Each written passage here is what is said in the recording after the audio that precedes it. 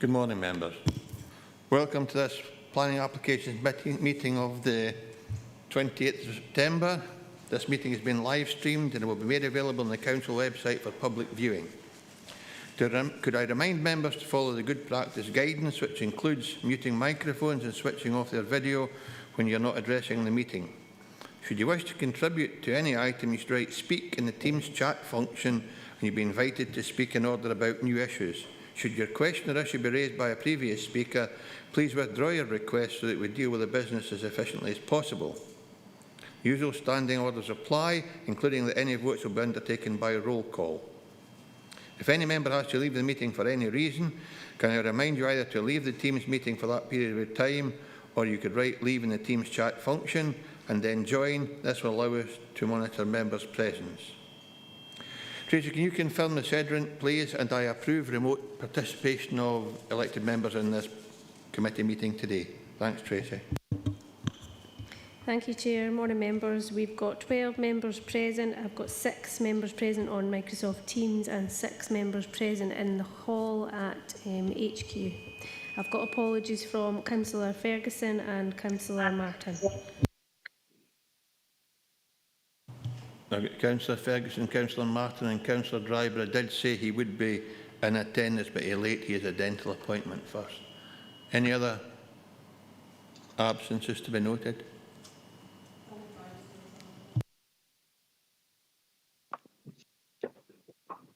Okay, members, are there any declarations of interest? Councillor Carruthers. Thank you, Chairman. I'll declare an interest in both items number 4 and number 7. And it was just, I won't be leaving the meeting. It was just I discussed procedural points with the residents for both applications. Thank you, Chair. Thank you, Councillor Carruthers. Any other declarations of interest? Councillor McKee. No, it's not a declaration of interest here. It's just a request. As you know, in the last couple of meetings, myself and Councillor Young have raised the issue of charging points when they're building new houses, charging points for electric cars. We've got an application here for a number of houses altogether. Could we put it into planning that all houses, all new housing built, have these power points put in, whether it's just a tube so that the cable can be put in later, or whether it goes the full hog or no. I'm not greatly bothered, but at least we address the issue.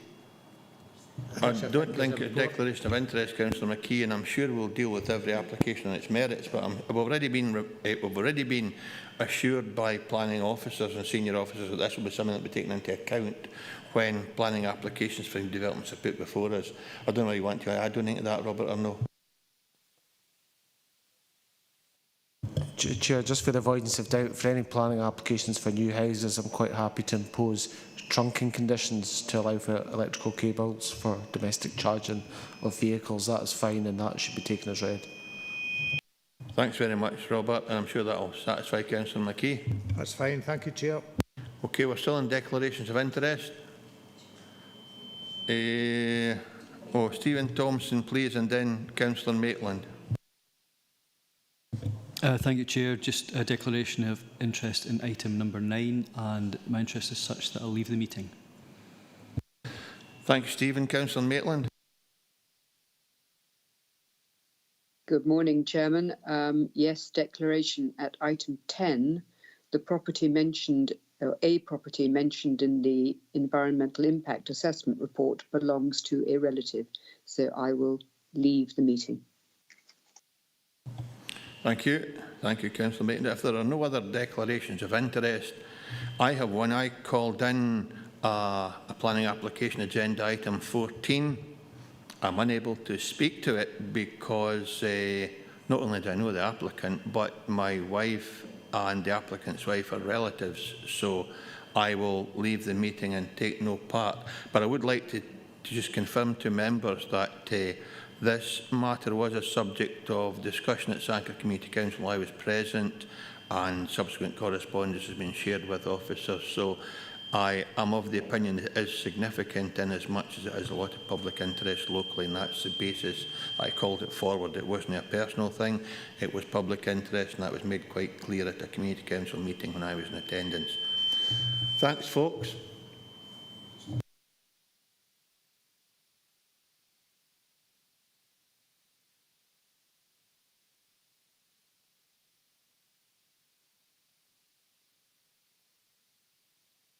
I'll switch mine off just in case it's it.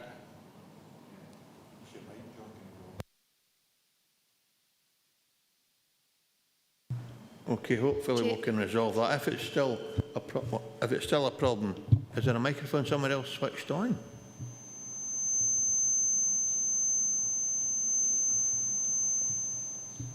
If not, I'll switch mine off altogether. Sorry, Chair, just for the minute, can Councillor Thompson just confirm what his declaration of interest is for item 9? Councillor Thompson, please. Yes, so I'm getting attention of many people at the moment. Yes, it's declaration because I have I provide a service which I charge a fee for to the applicant.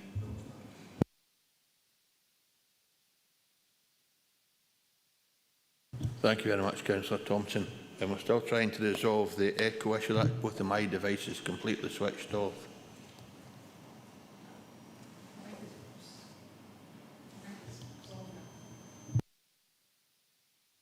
Super, thanks very much. Thanks for that, Fiona. Okay, in that case, members, we'll proceed. We have the minute of the previous meeting, the 25th of August 2021, for noting. Members happy to note that minute? Thank you. And we'll now ask our clerk to outline the procedure to be followed at the meeting today. Tracy, please. Thanks, Chair. The Planning Applications Committee will consider each application in turn as detailed on the agenda. The case officer or other appointed officer will make a short presentation addressing the determining issues accompanied by digital images. Any late information, amendments or corrections will be reported at this time. Members may ask questions of officers following the presentation on points of clarification. The Chairman has been provided with a list of eligible representatives who have registered to speak at this meeting within the period specified in Council policy. No other persons will be allowed to speak. The Chairman will individually invite those who have registered in advance to speak to make their presentation, after which they may be questioned by committee members. No questions may be asked of members. The order of eligible parties being heard will be as follows: third parties objecting to an application, third parties supporting an application, statutory consultees objecting to an application, elected members of Dumfries and Galloway Council who are not members of the Planning Applications Committee, and such members should withdraw from the meeting after making their presentation, and applicants or their agents. In line with the Coronavirus Scotland Act 2020 Schedule 6 Part 4, covering the exclusion of the public from meetings of local authorities, representatives were offered the option of joining the meeting remotely to deliver their presentation or to provide a written statement to be read out on their behalf. Presentations will be strictly limited to 3 minutes per person, excepting for national and major developments, which by their very nature are more complex, and the time limit will be 5 minutes. The Chairman of the Committee will ask you to come to a conclusion if you take too long. Representatives are encouraged to use the time allotted to clarify any points they consider material and address the determining issues. Certain matters are not normally material planning considerations and will not be taken into account by the Council when deciding on a planning application. Representatives should not raise any new matters without explaining why they were not raised earlier with the case officer. Please do not repeat what is in the report, as members will have already read the report. After all the representations have been heard, the committee is then in formal session and no members of the public may address the committee. The Planning Applications Committee will then proceed to determine the application. Thanks very much, Tracy. And I will remind each group of speakers in turn that we have a large agenda, and I would expect them to stick strictly to the allocated time period. So for the first one, each speaker and each statement will take up no more than 5 minutes, and the agent will be restricted to the very same time period. So we move on to agenda item number 4, An application, residential and business units development, approval of matters specified in conditions 1A, 1B, 1C, 1D, 1E, 1F, 1G, 1H and 5 of planning permission in principle 15/P/4/0277 at the former golf course Annan Road, Gretna. The approval required by condition of PIP. Applicant is Alba Group and the recommendation is approved subject to conditions. The case officer is Andrew Robinson. Andrew, if you're with us, can you take us through your presentation, please? Yes, thank you, Chair. The application is for the approval of matters specified in condition attached to a previous planning permission in principle, and the details that are required to be submitted for this application are set out in paragraph 1.4 of the Planning Applications Committee report. Just before I go on, I just want to say that I've spotted just a couple of typos in the committee report. Paragraph 1.12, the date in the first sentence should say October 2020. And in paragraph 4.31, it should say that there are 3 separate units for the business units and not 2. So, so moving on to the first slide. This shows the location of the site, which is situated on the western edge of Gretna. It was a former golf course and it's now used as agricultural grazing land. The slide shows features surrounding the site. So there's Annan Road to the north of the site with the A75 beyond. There's properties on Mallow Park along the northern edge of the site. To the east is Rydale House, the Gretna Social Club and the former Rydale Park football ground. The southeastern boundary of the site contains a burn which runs along in a southwesterly direction, and along the southern boundary of the site is Longworth Road. So moving on to the next slide, I've included an aerial view just to more easily show the appearance of the site.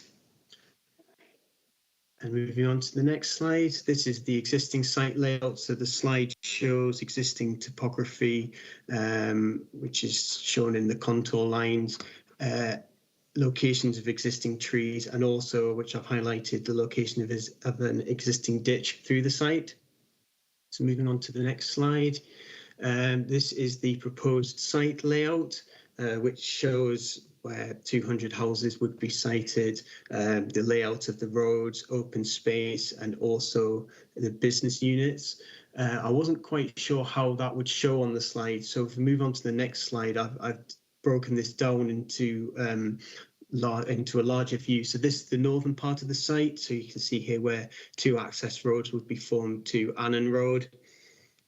Moving on to the next slide, this is the northwestern part of the site. So you can see that the houses would be served by shared surface streets in this area. Moving on to the next slide, this is the southern part. So there's an access onto Longworth Road in the southern end beside a suds basin. Moving on to the next slide, this is the central part of the site and where an area of open space would be located, and also pedestrian links along the southern part. And this is the eastern part of the site where there is to be a connection from Dominion Road to be formed into this part at some point into the future, which is covered as part of condition 1. Moving on to the next slide, this is the layout of the proposed business units. And moving on to the next slide, this shows the proposed approach to the phasing. So as there's 200 houses proposed as part of this development, it's proposed to be phased over a 10-year period, starting with phase 1 in the northern part of the site, of which the suds basin in the southeastern corner of the site would also be constructed as part of this phase. And then development would go around in a clockwise direction, with phase 3 forming the affordable housing element.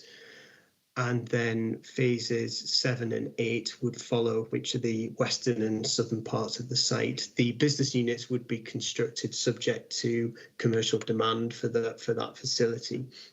So moving on to the next slide, this shows the locations of the proposed open space, which is highlighted in green. Can you just pause a minute, please, Andrew? We seem to have lost the images. Just give us a minute, please. It says back, Andrew. Okay. So yes, this slide is showing the open space layout, which is highlighted in green.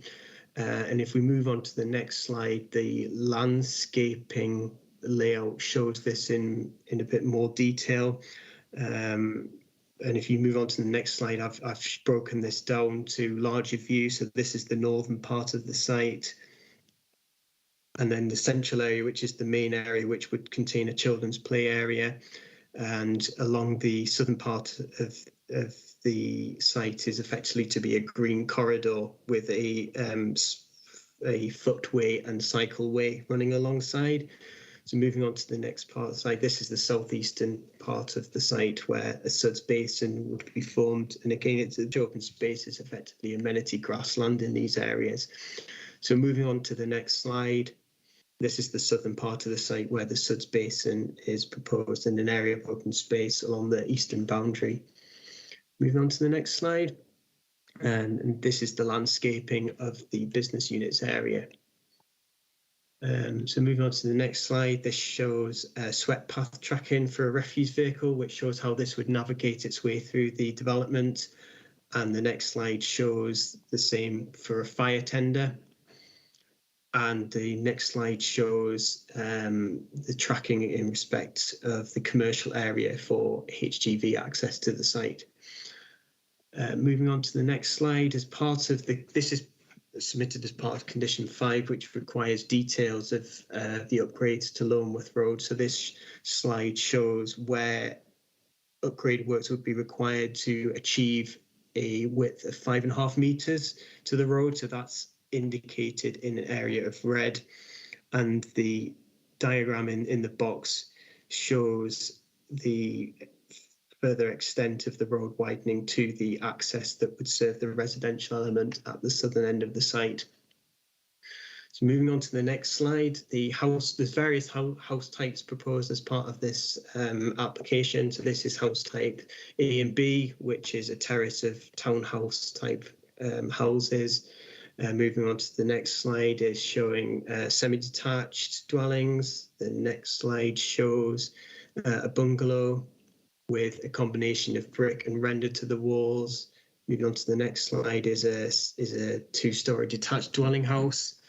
Moving on to the next slide shows a bungalow with integral garage, and the next slide shows the same, but the southern and the front and rear elevation swapped around. Moving on to the next slide is a detached dwelling house, and the next slide is a bungalow. Moving on to the next slide shows the proposed affordable housing, so a terrace of two-storey properties with a combination of brick and render.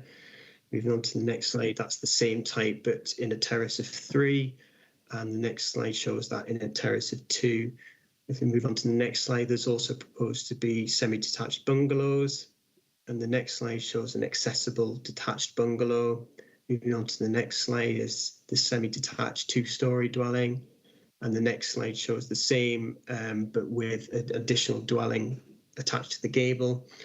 And the final house type is a two-storey terrace of 3 dwellings.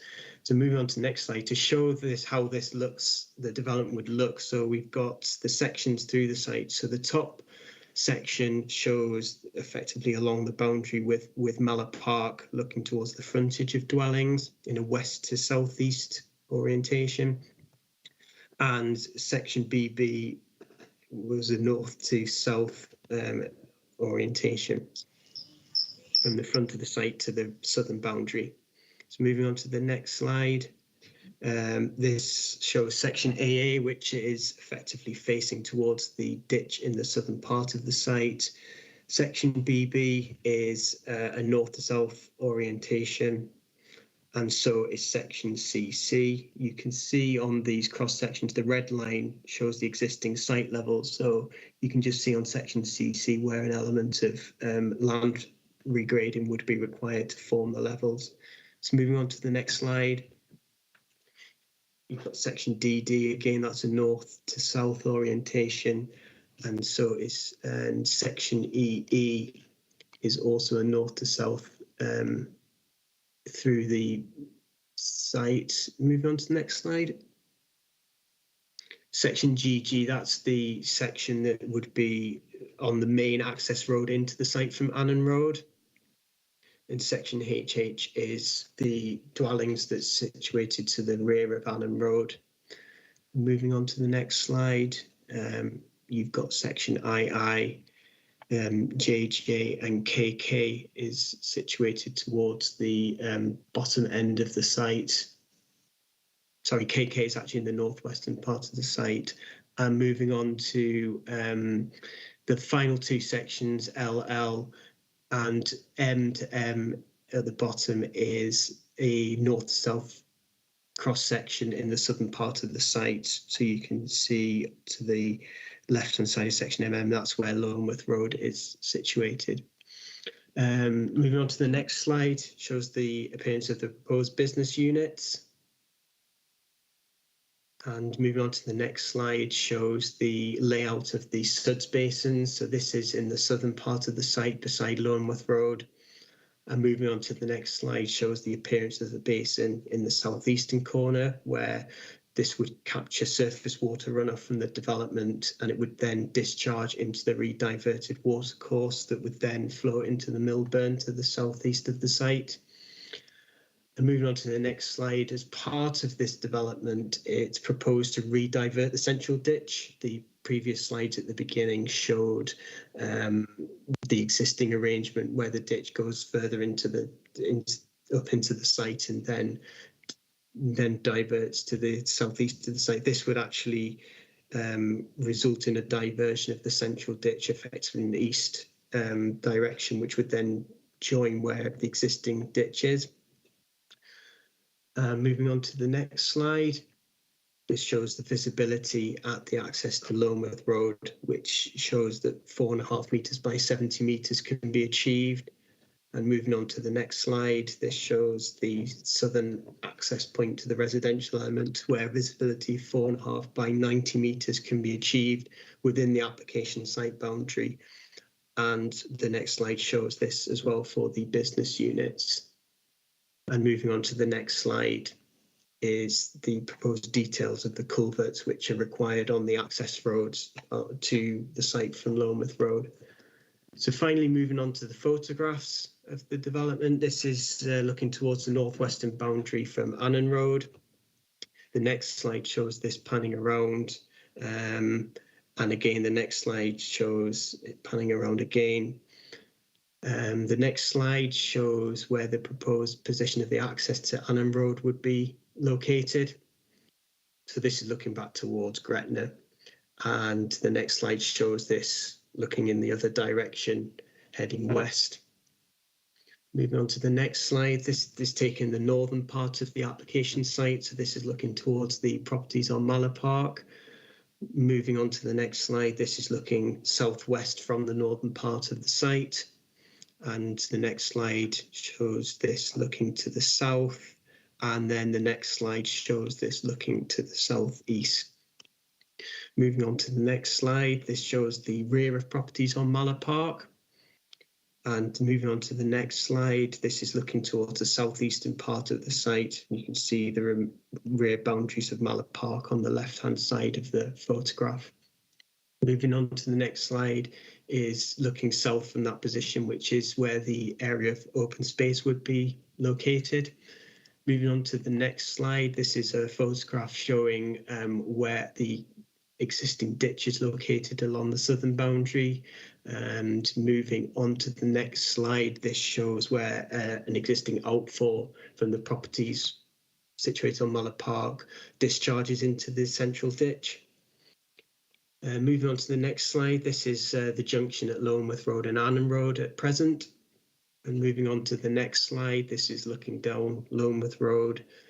And the next slide shows looking up Longworth Road. And moving on to the next slide, this is where the proposed access to the business units would be located. Moving on to the next slide, this is the area where the business units would be located. So you can see where the land levels rise upwards into the remainder of the site. So panning around into this position, again, this would be where the business units would be located, and then panning around to where the business units and part of the residential development would be seen, and this is where looking towards the residential element.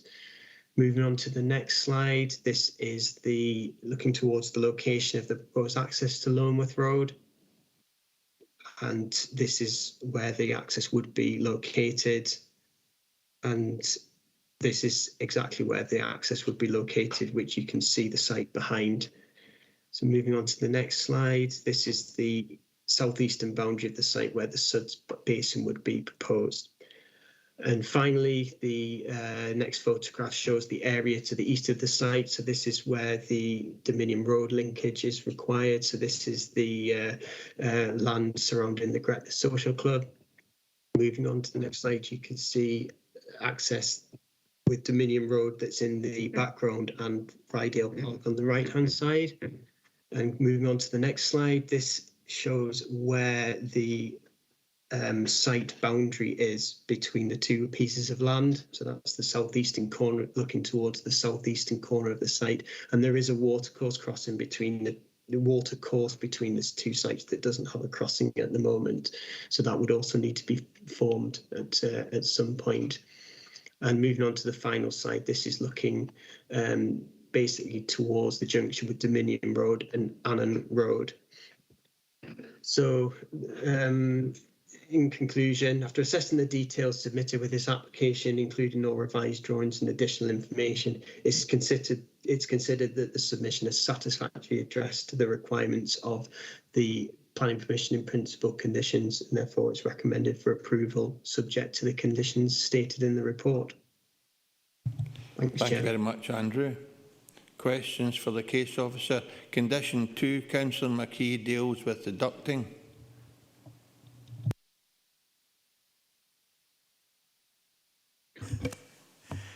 I was going to ask about, you spoke about accessible housing. Now, I would assume that bungalows could be easily converted, put the appropriate fittings in for accessible use. Is that what you were talking about, or is there specific houses that's been identified as being accessible? Andrew? Yes, that's. I'm just looking at the. I'm just obtaining the floor plan now for this particular. It's been identified as an accessible housing unit in the drawing, so that's why I've referred to it as an accessible unit. So that's why it is referred to that as such. Thanks, Andrew. Thanks, Councillor McKee. Councillor Young? Thanks, Chair. Thanks, Andrew. That's very interesting. Elected members were able to attend a very interesting seminar last week on digital connectivity.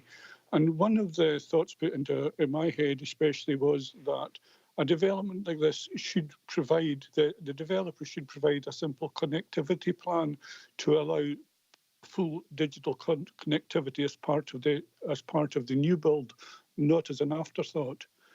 Have we any way of asking the developer to consider or to work with a provider like Openreach to put together a digital connectivity plan for a new build such as this?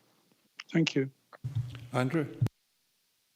Not at present. The reason that I've requested that the electrical vehicle charging provision is because policy T2 in the local development plan to specifically encourages that. I don't see any policy at the moment that requires us to ask for that as part of the submission of a planning application at the minute, or detailed matters.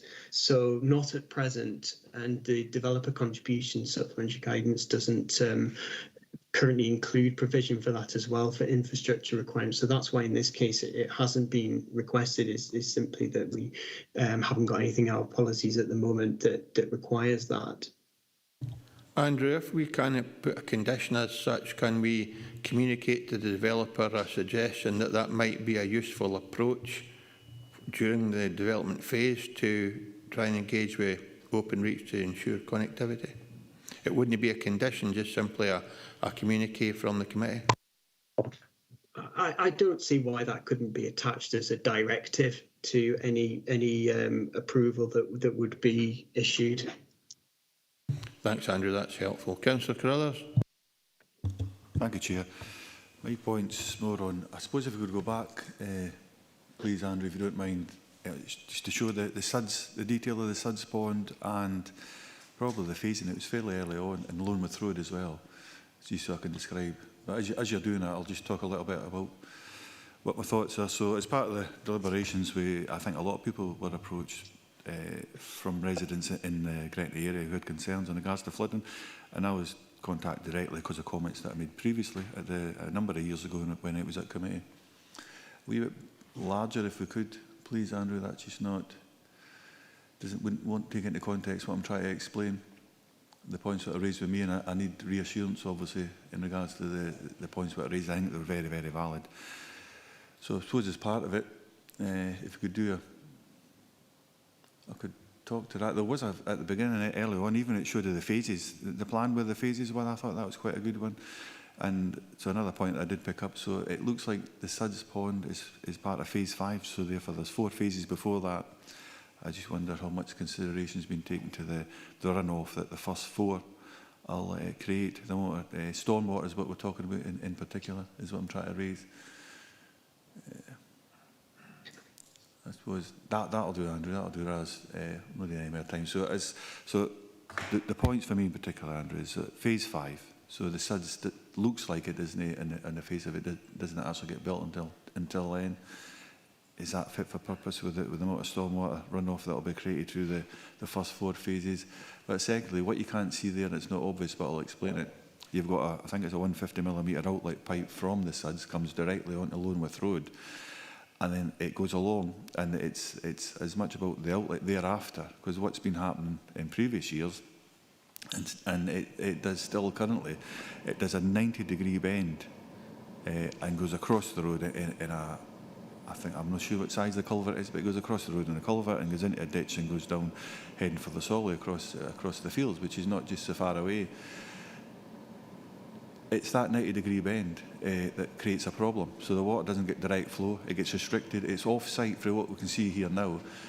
It gets restricted, and the water then comes up onto the road and goes down and floods some of the houses, the garden and towards the houses that are further down. I don't know if that may well come up later in as people get a chance to speak in regards to this, but that's a concern for me.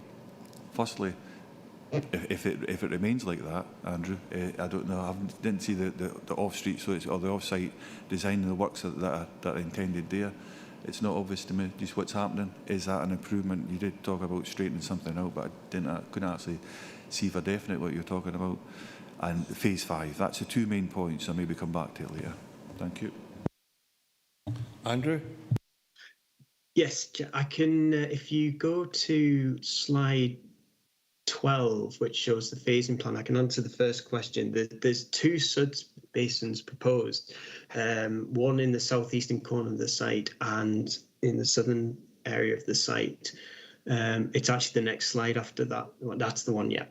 So phase 1 would actually include the dwellings in the northern part of the site and also the Suds basin in the southeastern part. So I've drawn a line to show that. So there would be a Suds basin that would serve phases 1, 2, 3 and 4. And that would be, the southeastern basin would be constructed in phase 1.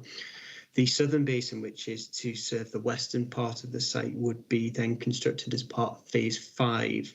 And then 6 and 7 would then, and 8 would follow afterwards. So there is to be the southeastern Suds basin that would be constructed as phase 1. In terms of the Lonemouth Road drainage, the submission has been accompanied by drainage calculations, which our roads officers have studied and provided advice on that and have confirmed that they're happy with the drainage calculations. So that's being considered by our roads officers in that point. I'm aware of the comments that have been made about the current drainage requirements. Effectively, what this development needs to ensure is that it doesn't exacerbate that flooding, and the drainage calculations have shown that it wouldn't, and that's the advice that we've had from our roads engineers.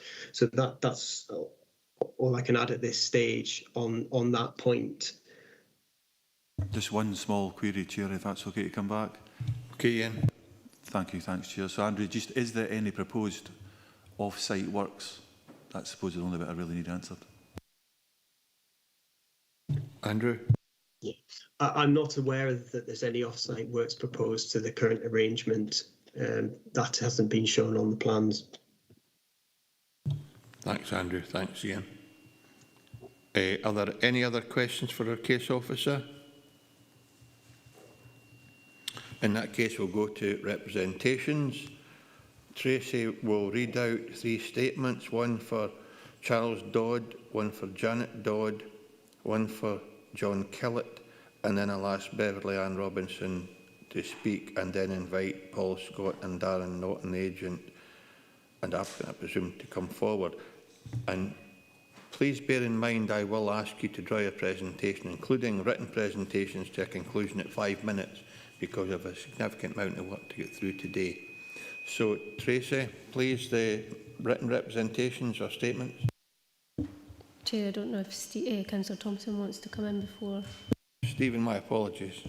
No, my apologies, Chair. I wasn't quick enough off the mark with my typing skills there. It was just a question on the improvements to the roads as outlined in the officer's presentation. A specific question for Andrew? Yep, thank you. It was actually to do with at what phase would the widening of the roads be, as variously sort of outlined in the report? Would that be before phase 1 was complete, or are the improvements to the roads phased as well? I think that's what I'm trying to get at, Chair. Thanks, Stephen. Andrew, can you help Stephen with that?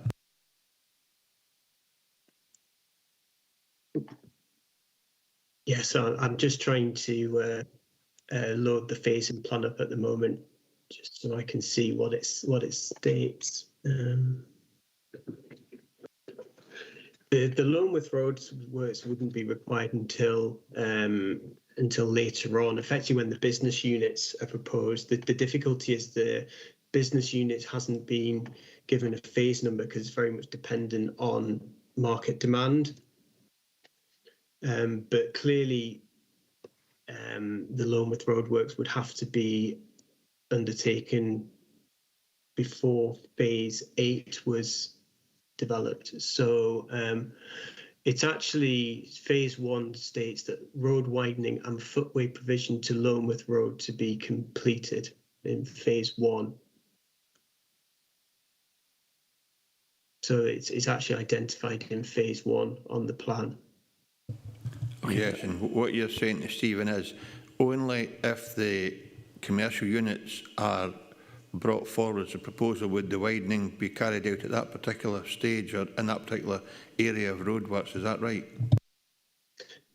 It's actually indicated in the phasing plan in phase 1, where it actually states road widening and footway provision to Longworth Road to be completed. So the phasing plan actually includes it in phase 1 of the development. All right, so that bit the outset. Stephen, did you want to come back in? No, that's very helpful. It was just, I think I wasn't sure if it was tied into the commercial development. So if it's happening at phase 1, then that's satisfactory. Thank you. Super, thanks for that, Stephen. No other questions for Andrew at this time. Tracy, can you read the statements, please? Thank you, Chair. First statement from Objector Charles Dodd. Good morning, ladies and gentlemen. I wish to raise objection to the following points which are of great concern. 1. The application. The public and neighbours were asked on 21st of May 2021 to make representations on the above application before the 4th of June 2021 and a large number raised objections. Since the closing date, over 160 items and email string have been added to the portal, including the final master plan recently added on the 16th of September. Time has not been granted for everyone to assess or report on the additional items added since the 4th of June. I'm very concerned at the quality of plans and reports submitted to planning.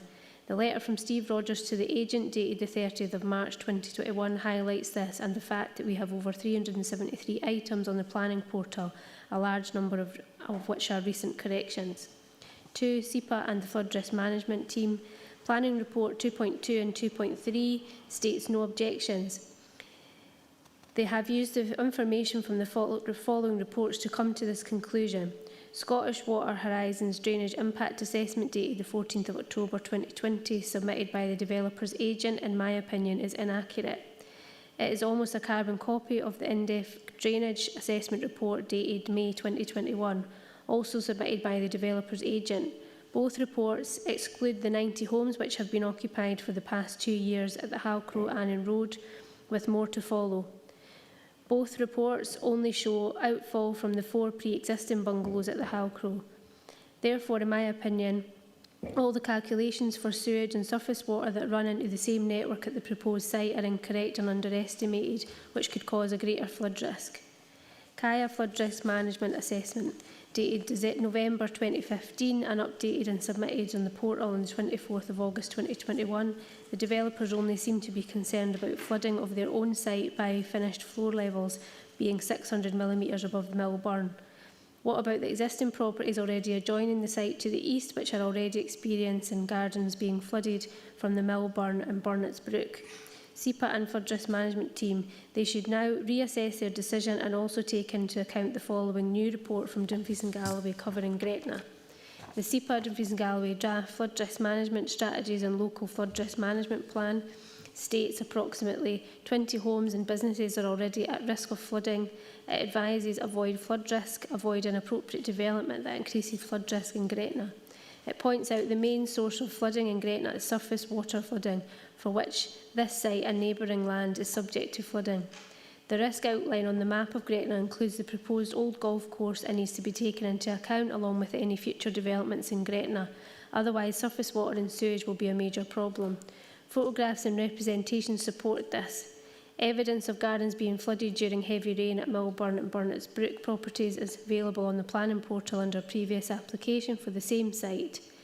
Reference 20/0395/ARC, representations dated the 14th of May 2020.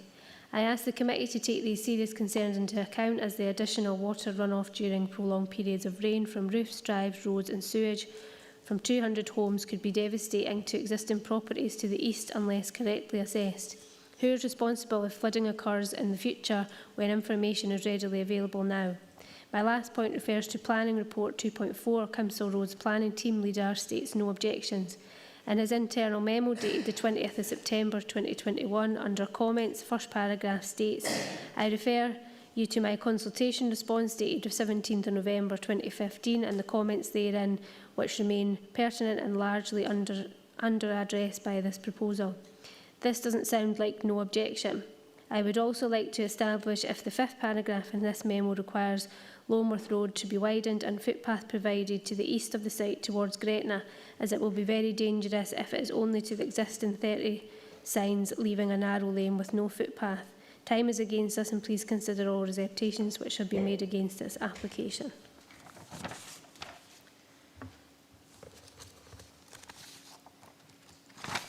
The next statement is from Objector Jeanette Dodd.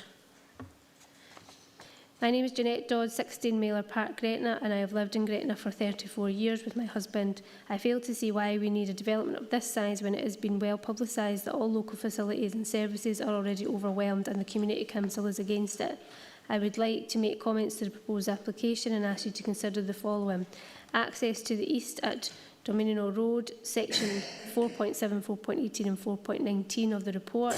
It is imperative that access is provided as per the conditions in LDP Planning Permission 15P40277 and the Planning Report 201818 ARC.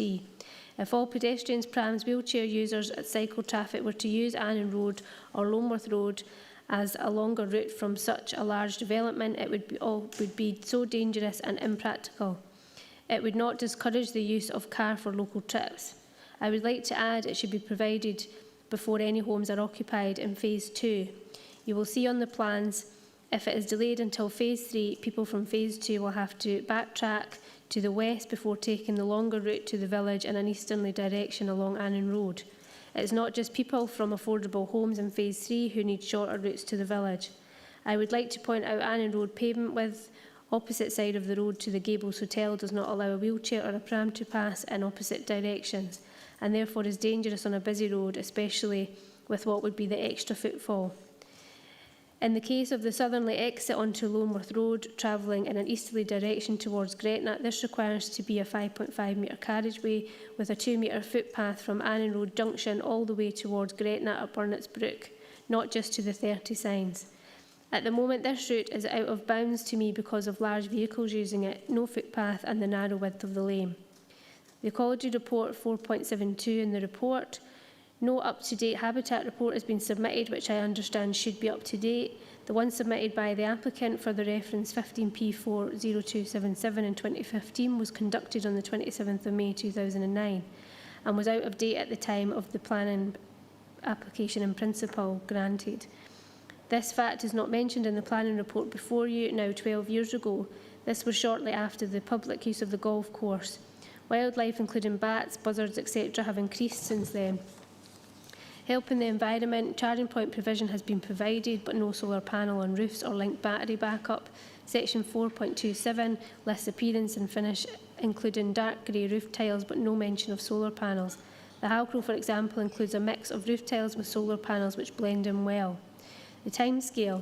If the developer states 9 years to complete the development, which is a long time, if granted, 9 years should be a condition. Otherwise, it would drag on to be a building site with inconvenience for years to come. It should be returned to planning for an extension beyond this time and reapplied for. I ask the committee to please consider all representations which have been made against this application.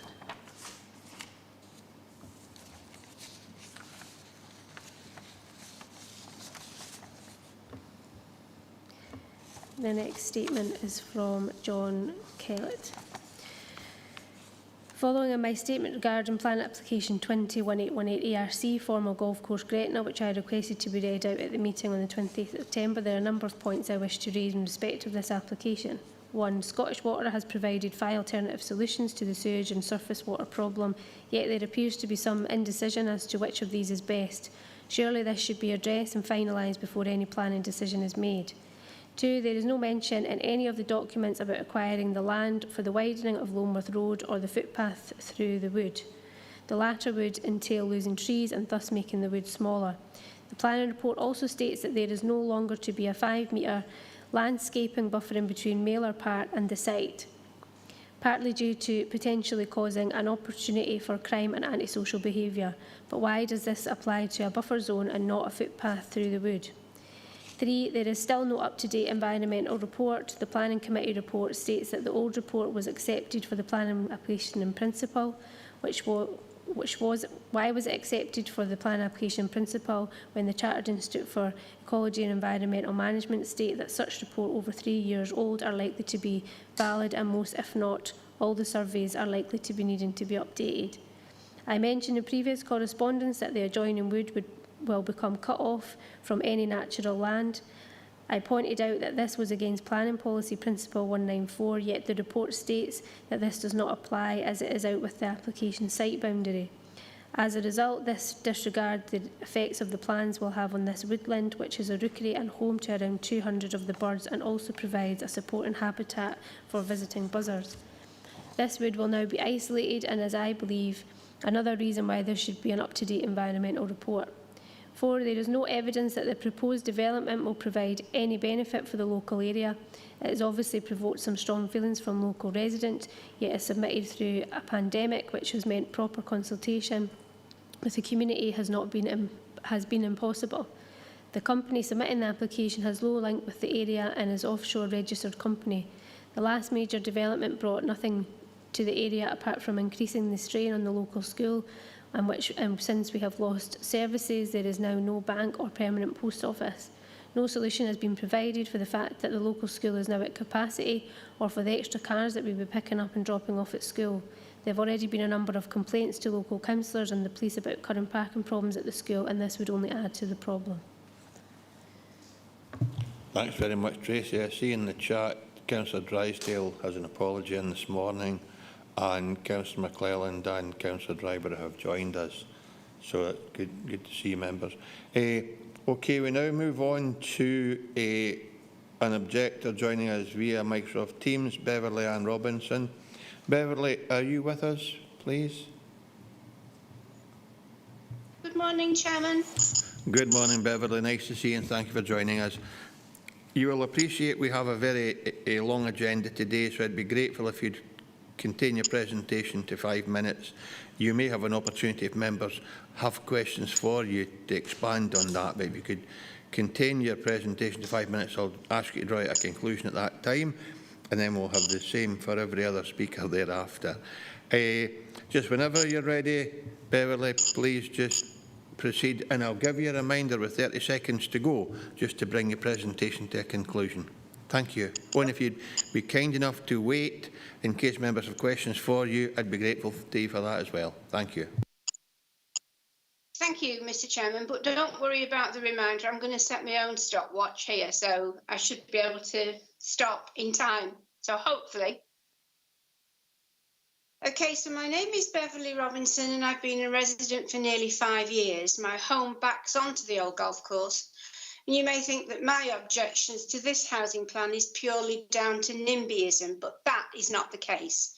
A petition in June 2020, where over 93 signatures were obtained, the concerns were possible lack of primary school places, oversubscription to the doctor's surgery lists, lack of water pressure. People told me that the pressure is so bad that their electric upstairs showers won't work at certain times of the day. Lack of amenities for all ages, closing of the police station and no bobbies walking the beat, complete lack of secondary school, children have to be bused to Annan and even Dumfries in the case of college education, indiscriminate parking outside school gates and dangerous parking on the north side of the traffic lights. Their other concerns have been the danger of walking the triangle, which is Annan Road down to Lonewath Road, then on to Dominion Road. Lonewath Road, in its greater part, is merely a lane out with the 30-mile-an-hour zone and has regularly 12-wheeled HGVs in and out of DX and agricultural vehicles travelling at excess speed. Alba have totally and constantly been misleading in their descriptions of this site, even down to publishing incorrect photos of the old golf course showing an unused and overgrown field, where in actual fact the land is grazed yearly by more than 50 head of prize breeding cattle. The land is regularly fertilised and cared for by the lessee who pays his rent to Alba. This leads intelligent people to believe that they are either incompetent in business or strangers to the truth. Alba claims that this development will bring employment prospects by making part of the site over to business units. Now, according to the phasing as set out in Planning Applications Committee report on the 22nd of September 21, these business units are to be delayed until market conditions improve. There's very little employment in Gretna. Alba have to include a proportion of social housing, which is said to be situated in phase 1 and 3. Their partner is said to be Cunningham Housing. However, Cunningham Housing have yet to complete their own development over at the Hellcrow site, which has been stopped for over 18 months. It mentions in the Planning Applications Committee report about the number of objections that's been raised in connections with this plan. These are serious objectors who have the right to be listened to. The committee report confirms that the Protected Species Survey is out of date. This survey is at least 11 years out of date and only had a lifespan of 3 years. This was first completed for an original application in May 2009 for 200 homes and a care home, and this was refused planning. The drainage statement of 2019 submitted in April is incorrect regarding no sewage pipes exist on the site. They do exist. The flood risk management, in the documents produced by the management team on page 7 of Scottish Flood Defence Assessment Database, it states the evidence is clear. The main aspects of climate change is flooding from surface water. On page 8, under potential vulnerable areas, the link on the map is 2409, it's Gretna and Kirtle water catchment. On page 34, please note it says, this small village of Gretna, in the current understanding of flood risk, there is a long history of flooding in this area. On page 35, under objective reference 1321, avoiding flood risk, avoid inappropriate development that increases flood risk. The committee report takes no notice of the objection raised in connection with the 5-metre buffer zone to the rear of the properties in Mallow Park, adjoining the proposed development. Item 4.47 now states this zone is not considered necessary as it could give rise to potential public safety, and by creating potential dead spaces which could create an opportunity for crime and antisocial behaviour. Please be advised that we have not had these problems before this plan was initiated, and it's a damning indictment of the situation and yet more reason to refuse this application. There is evidence showing in May 21 Dundee Council, who originally gave Stuart Milne Homes permission to build on an old golf course, then later at phase 2, after 76 homes were under construction and more than 50 objections received, permissions were withdrawn by 17 to 5 majority. The objections were due to over-school capacity and NHS capacity. You have 30 seconds to go, Beverly Ann. Another development now. Does this sound familiar? It's also setting a precedent that original plans for recommendation can be overturned for the good of the community and not the developer. Finally, to close this presentation, this is a plan for major construction in Gretna. Indeed, I believe it's the largest it has seen since the First World War. It must be presented to the whole of the community, and all the community must be allowed to have their say. I beg you all to take your decision seriously. After all, you were elected by the communities you represent, and they put their trust in you to do your best for the community you serve, not do what's best for higher authority or commercial interests. Thank you, Mr. Chairman. Thank you very much, Beverly Ann, for being so concise and sticking to the allotted time. I'm grateful to you for that. Do members have any questions for this lady? I see Jim writing. Is that Jim McComb? No. Oh, sorry. If not, Beverly Ann, thank you very much for joining us today, and thank you for your presentation. Thank you. Do I switch off now? You can either leave or you can remain and listen to the debate. That's entirely up to you. Thank you. Thank you. The last speaker on this item is a joint presentation with Paul Scott and Darren Norton, agent. You will have 5 minutes between you, gentlemen, and I'll remind you with 30 seconds to go to bring your presentation to a conclusion. And if you'd be kind enough to wait in case members have questions for you, I'd be grateful to you for that. And just whenever you're ready, folks, thank you. Good morning, Convener, Councillors, ladies and gentlemen, and thank you for the opportunity to present to the committee this morning. My name is Paul Scott, and I'm a planning consultant acting on behalf of the applicant Alba Developments. I'm accompanied this morning by Darren Norton of InDev Consulting Engineers, who have been advising on the application.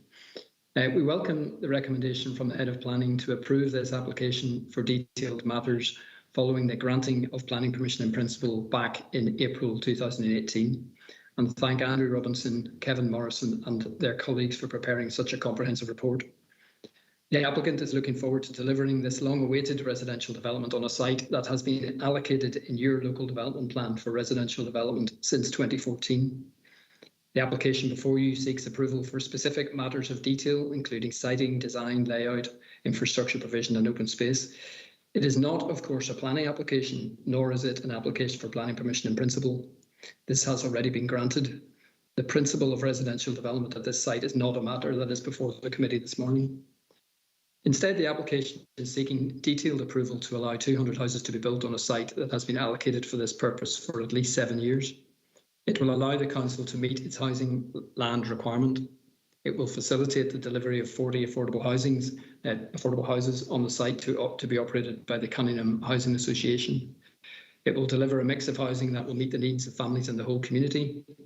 The master plan principles will deliver an exemplar development in terms of layout design, and the landscape strategy will deliver woodland, a central parkland, avenue planting, a tree-lined edge of Annan Road, and a landscape edge to the southern boundary. Open space and play provision is incorporated to levels which exceed your guidelines. The site drainage system has been designed to comply with the local authority guidance and to alleviate any flooding issues, taking account of the 1 in 200 flood year event, with an additional allowance for 40% for climate change. There is minimal flooding in this event, which will be contained within the site at no detriment to properties or roads.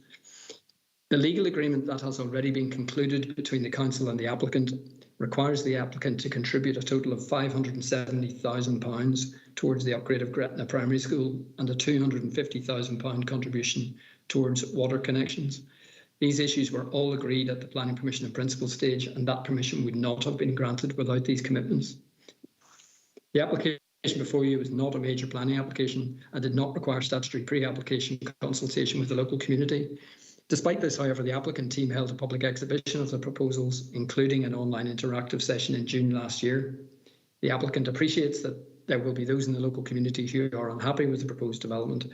However, the role of the planning authority is to allocate land to meet the long-term housing needs of its citizens, and the application before you will ensure that those needs are met on a site that you as a planning authority has supported as a housing development site for many years. The approval of this application for these detailed matters will ensure that the already identified housing need in Gretna is met, and that will allow a major commitment in the upgrade of infrastructure to accommodate the proposed development. The applicant looks forward to commencing the development of the site as soon as the early part of next year. The development is well placed to address the demand that is likely to arise in the light of the Borderlands City Deal and related projects such as the Chapel Cross project, nuclear fusion shortlist and HS2. Indeed, the applicant is already receiving many inquiries from purchasers interested in new homes at this site. Thank you very much for listening, and we would be happy to answer any questions you may have. Thank you very much, and thank you too for being so concise and keeping to the allotted time. Members, any questions for the agent or for Darren? Councillor Carruthers, please. Thank you, Chair. Thanks very much. I think you're absolutely correct when you say the principle of development is not under question here. It's been in front of the committee and the council has seen this as a viable site for a number of years through its local plans and local development plans. But you probably heard the point I raised earlier, and I think it's important that it's addressed from your perspective, and I think it's in particular around flooding on Loneworth Road, existing houses that are residential units that are already there. I've seen it myself physically there, I've seen it when it happens. And I would say the main cause for that is the restriction of flow of water from Loneworth Road to its outlet on the other side. I've asked Andrew the question earlier, is there any works to be undertaken in regards to this particular issue, off-site works? My understanding is no, but I need to hear that from yourselves as well. If that is the case, the flood risk management team haven't objected, at least it's outlined in that report. There's contrary points been raised through representatives previously in regards to what their comments are, but I need to hear that from yourselves, please, because it is a point that needs addressed. Paul, just when you're ready. Paul, I can answer this one. Hi, everyone. As the flood risk assessment was carried out, and there is no off-site works required for the surface water discharge from the site. So it'd be just restricted release from both suds basins into each ditch, and there would be no off-site works required. Councillor Carruthers, you want to come back quickly? I'll do that. Thanks, Chair, for the opportunity. Just a small point, and it needs reassurance in regards to the flow off the site. Have you got any? I think I've read it. In fact, I have read it previously, but I've not got it in front of me. The level of flow coming up, predicted level of flow coming from that in the southwest, the suds in the southwest part of the site. That's where the problem will occur if it's any increase in flow or so on and so forth. But I need that reassurance, and I think we're going to have to have an offline discussion with our roads team, Chairman. Thanks, Councillor Carruthers. Darren. The site will be restricted to greenfield release for both sides, for both suds ponds. We've designed the drainage to mitigate any or alleviate as much flooding issues as possible within the site. It's all designed to the 1 in 200 year design, with an additional 40% added for climate change.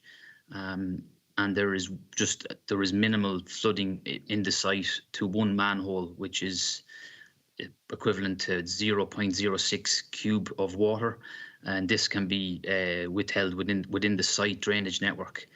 So at this moment, following the flood risk assessment as well, there is no detrimental effect to the existing burns.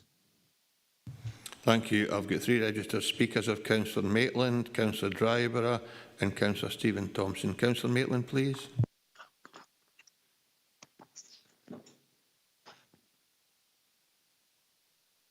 Sorry, my internet connection is slow this morning, Chairman. It's paragraphs in the conditions, condition 3 and condition 13, make it clear that were we to agree this, there would be requirements for maintenance of electrical vehicle charging equipment and cycle parking. I wonder if you could just expand on how you would propose to achieve that, please, were we to agree. Darren? I'll pick this one up, Convener Paul. Councillor, yes, there is a commitment from the applicant to ensure that the electrical vehicle cabling, which is something that Andrew has requested and added to his condition, that will be provided. And I would also just like to add actually that the reference to digital connectivity made by the councillor earlier is something that we'd be happy to discuss with you. As Andrew said, that's not something that can be conditioned currently, as there's no policy relating to it, but the applicant would be happy to discuss digital connectivity as part of that. And the cycle parking provision is absolutely something that the applicant will be delivering in accordance with those conditions. That goes without saying. Thanks, Councillor Maitland. Councillor Dryborough. Thanks very much, Chair. I'm just back for the dentist and I've had an extraction, so I hope you can hear me okay. My mouth's a bit numb at the moment. Thanks, Paul and Darren, for your presentation. You have heard from several objectors about the consultation process, and you mentioned that within your original direction, and also about roads and pathways in the Loanmouth Road area, which is not part of the application site as you rightly produced. And obviously the housing is going to be done in sort of phased sections. There's not going to be 200 houses tomorrow getting built, basically, but you're saying that there is going to be a phased report, a phased build of this. Excuse me, I'm slavering here with the. Can you advise how long that phasing is actually going to take? I mean, obviously there'll be requirement for people who wish to buy the houses and things like that, and with regards to consultation, obviously you said that you did it over and above what is required of policy, and just as part of my interest, you know, what sort of representation did you get at that? And obviously, I would like to remind objectors that this is a quasi-judicial planning application committee. It's not about councillors representing their local ward, which the ward is Gretna that I am in. It's all about making sure that building policy and planning policies is stood by. So if you can answer those sort of questions, I'd be happy, to listen to them.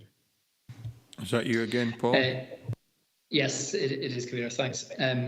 So the site, as you know, Councillor, has been the subject of quite extensive consultation for many years, actually, mainly or initially as part of the local development plan, and it was allocated eventually in 2014 in that plan, but it would have been mooted and put forward as a proposed residential development site, many years before that, probably as early as 2010, if not before that. I wasn't involved at that stage, I'm afraid to say. So there have been a lot of discussion about it, and of course there was this difficult balance between meeting the needs of Gretna in terms of its housing land requirement and its housing need, and of course protecting its setting and its environment. And your planning team have been through that process for many years, culminating in the approval of Planning Commission in Principle in 2018. And at that time, that would have been the major development. That was the subject of very comprehensive pre-application consultation, etc., before Planning Commission in Principle was granted. To get to the approval of matters specified in conditions, which is what this application is all about, I was simply pointing out in my presentation that there is actually no statutory requirement for consultation because a lot of the matters would have been discussed previously.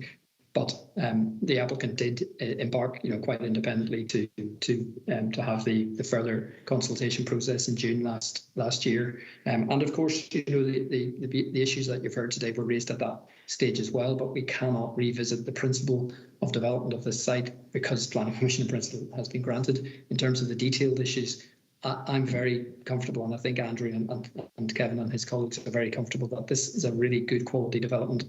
The details that you're approving today could not have been more thoroughly assessed by your team, and we've undertaken a lot of amendments to ensure that your planning colleagues and roads colleagues are comfortable with them. So I sympathise with the fact that the principle of this is gone, but this is a very high quality development that's coming forward. I'm sorry, you might need to remind me about the other part if I haven't answered the other parts, Councillor. You said it was going to be 7 phases, and how long? Sorry, yes.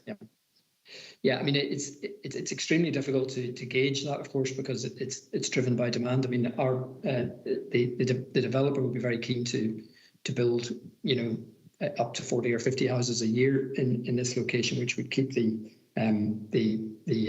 build programme to a very modest, for 5 years.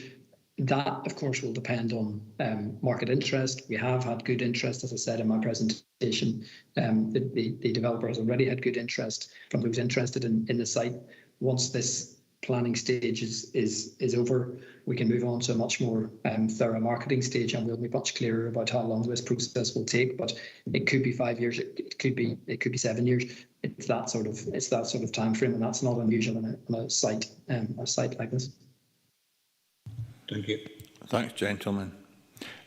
Stephen Thompson had a question that's been answered and he's very kindly withdrawn his request. So if there are no other questions for the agents, Paul Scott and Darren Naughton, thank you very much for your presentation, gentlemen, for being with us today and for being helpful. It's encouraging to know that you'd be willing to engage with the Planning Department in relation to connectivity, and you'd be happy to accept a directive for a discussion, which is extremely useful. Thank you for that. And thank you for being here, gentlemen. That concludes your opportunity to address the committee. Members are now in session.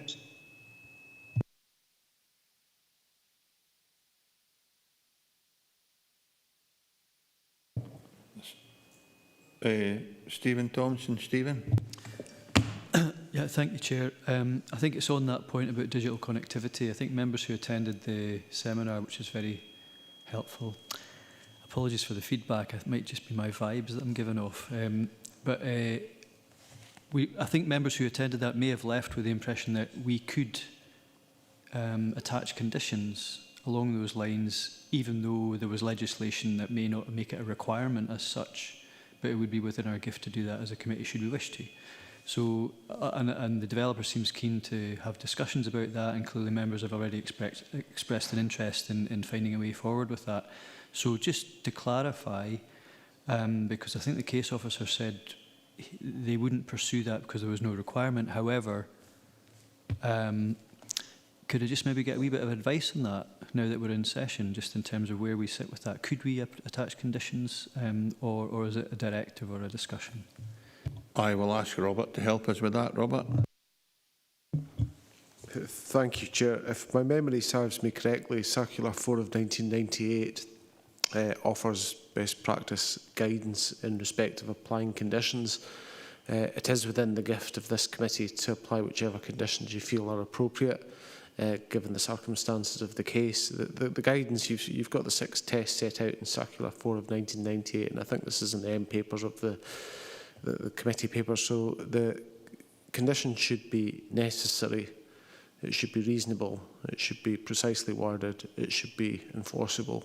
It should be relevant to planning. So in other words, planning matters and not other legislative matters.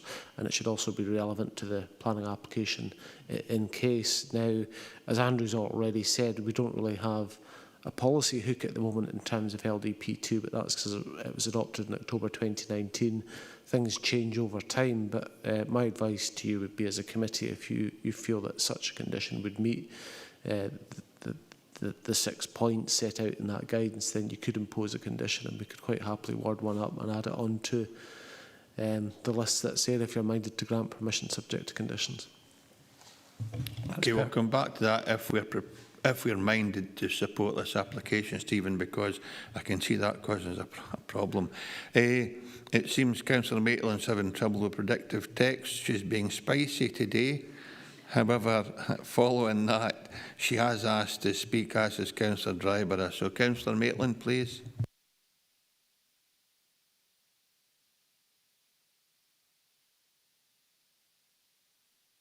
Thanks very much.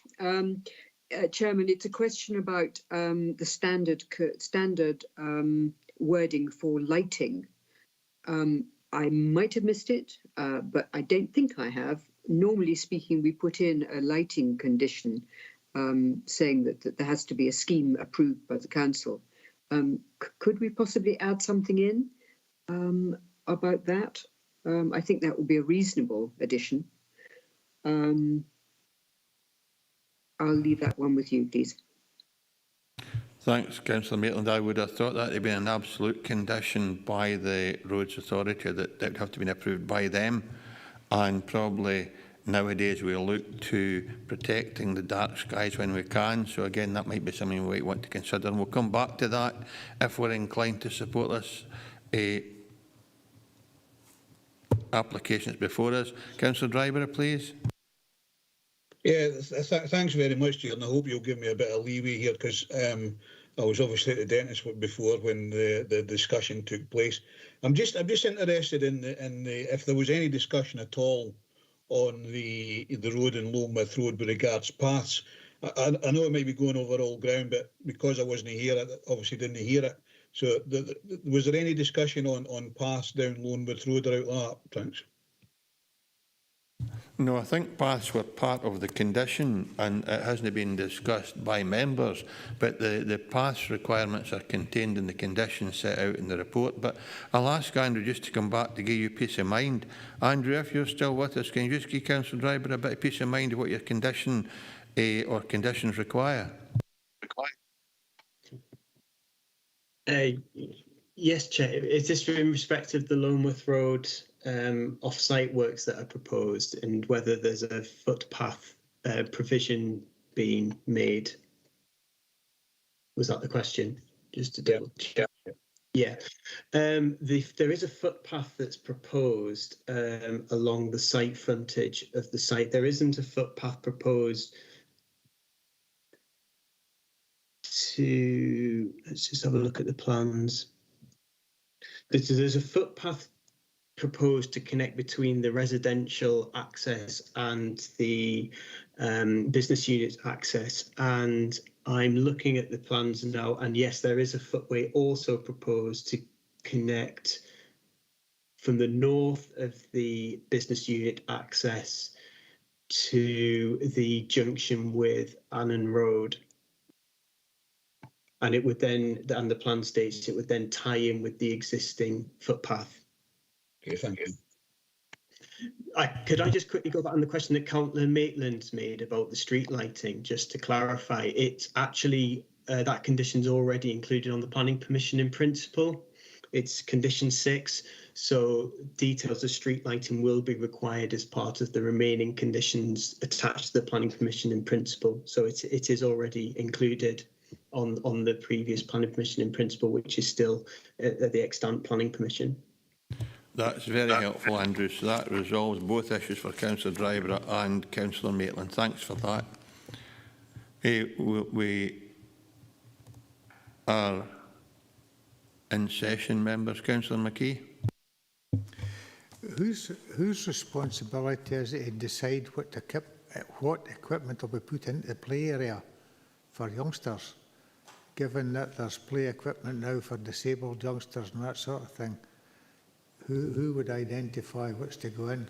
I guess that'll be a devolved matter, and discussions between the planning department and the developer themselves. There'll be a sum allotted or allocated, and then we will determine what we require to be put in place. But Robert, can you help with that?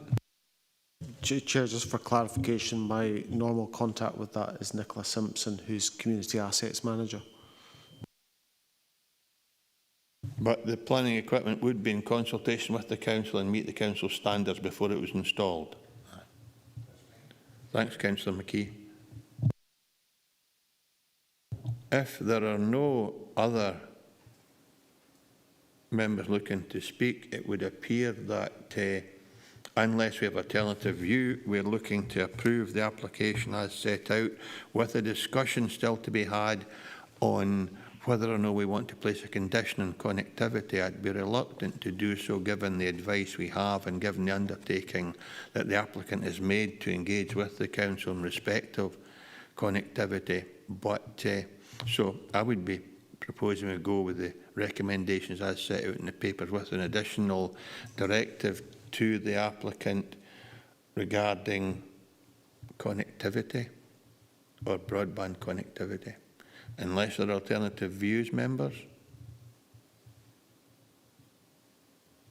It's something I would have thought, given they're wanting to put business units in there as well, that sort of connectivity would be required by the users of the business equipment. So it's something that we should be doing. It's something that should be rolling out anyway. You shouldn't need to specify it, I would have thought, but that's suit with our remit, I suppose. I think my understanding is it's a private arrangement with businesses between whichever BT it will be or Openreach to introduce the equipment, and then they will hire their services. And I think that's normal practice, unless I'm understanding that wrong, Robert. And what's being suggested is that we might want to introduce a requirement instead, whereby there'd be equipment installed pre-construction. But the advice is it's no a policy at this moment in time. Ian? Thanks, Chair. I think you're right by saying that a directive is the way forward, because there's no detail at all. Is it fibre to the house? What does good connectivity mean? So I think because of the lack of detail, that's the safest manner in which to approach it. Thanks very much. That's really helpful, Ian. Okay, if there are no alternative views, I can take it as a unanimous decision of this committee that we approve the application, including a directive on broadband connectivity, and that will allow us to engage with the developer when that opportunity presents itself. Agreed. Okay, we move on to agenda item number 5, members. An application for the siting of 13 static caravans and associated vehicular access, parking and landscaping to form extension to existing holiday park at Coastal Kipford Holiday Park, Kipford, Dalbeattie. This is a full application, reference number 19/1957/full. The recommendation is to refuse, and the case officer is Judith Turnbull. Judith's not able to join us today, so Robert Duncan will take us through Judith's presentation. Whenever you're ready, Robert, please. Thank you, Chair. For the benefit of members of the committee, you should note that I haven't been out to this application site, but I do have a script with which Judith kindly prepared, so I'm just going to stick to the script that she wanted read out today, just so that I don't make any errors.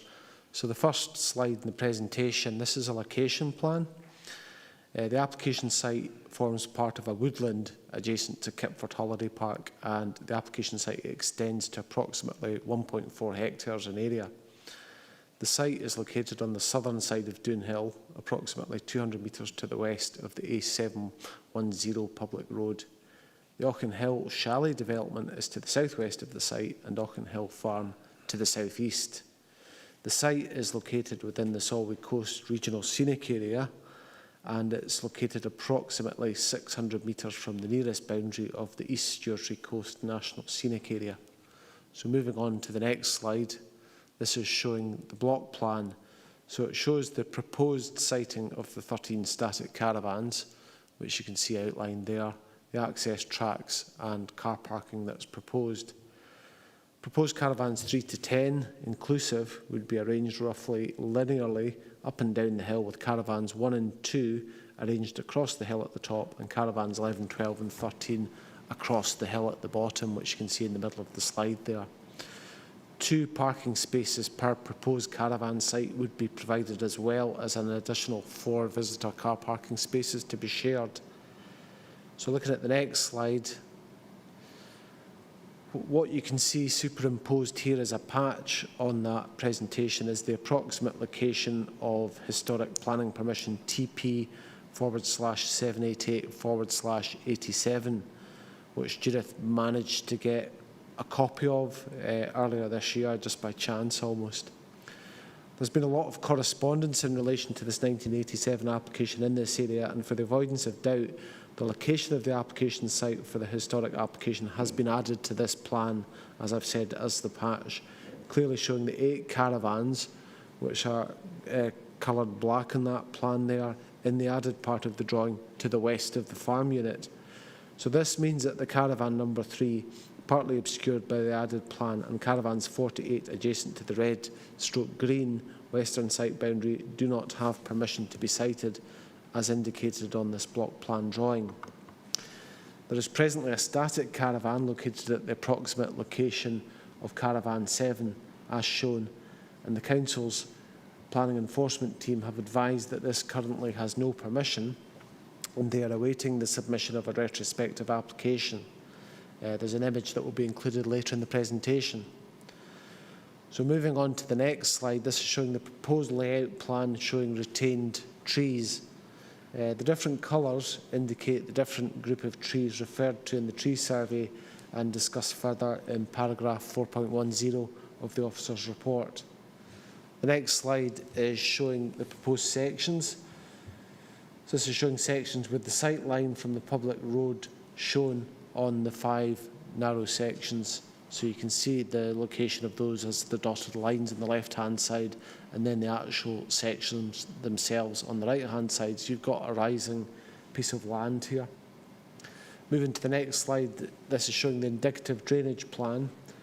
So the proposed caravans in plots 1 to 5 would connect into the existing wastewater pipework for the holiday park, and the remaining plots would drain to the same pipework via a pumping station in the southeast of the application site, as is shown.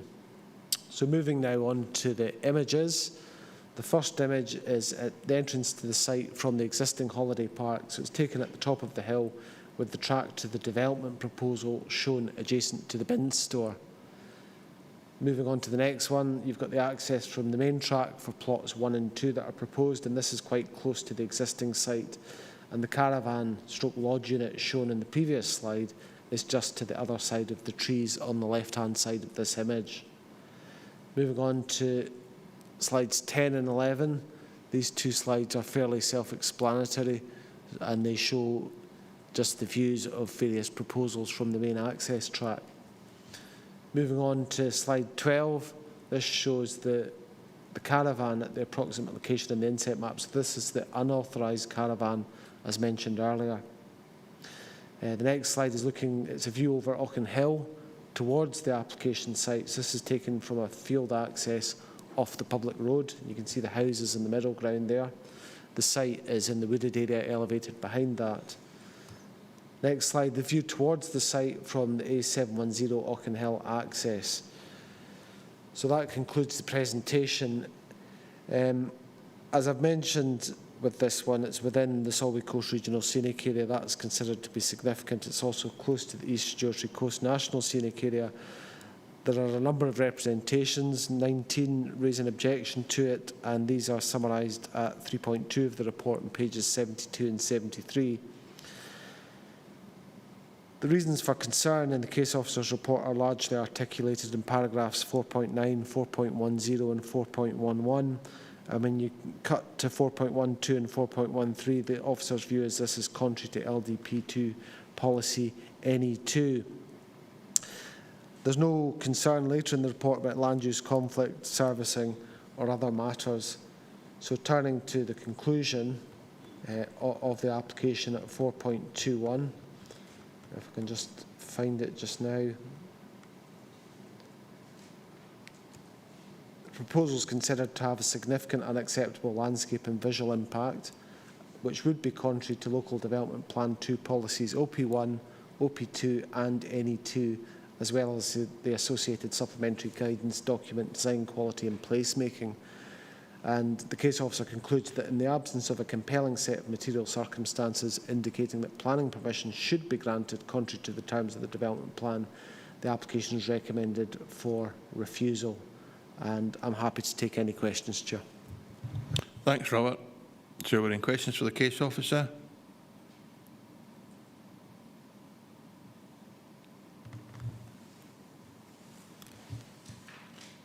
In the absence of any questions, we have two representations, both statements to be read out by Tracy.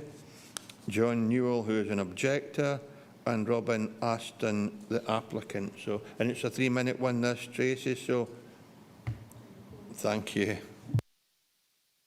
Oh, Councillor McComb, please. Thank you, Chair. Chair, I'm having some difficulty following the map here. It is printed very, very faintly in the papers. But my question is, are the caravans to be inserted into the woodland, or is the woodland to be felled to create space for them? So is the woodland to be felled completely, Robert, felled partially for them, or are they being inserted into the woodland as it exists?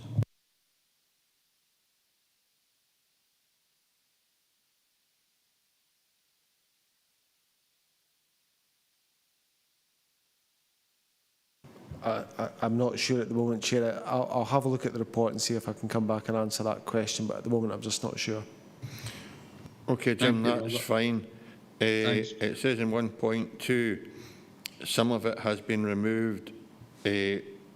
It's natural self-generation. I realise you're talking about a bigger woodland than the self-generation stuff. So, Robert, I'll come back to you on that, even if it's after we're in session before we make any determination. We'll make sure that Robert has some advice for you. Thank you. Councillor Lever.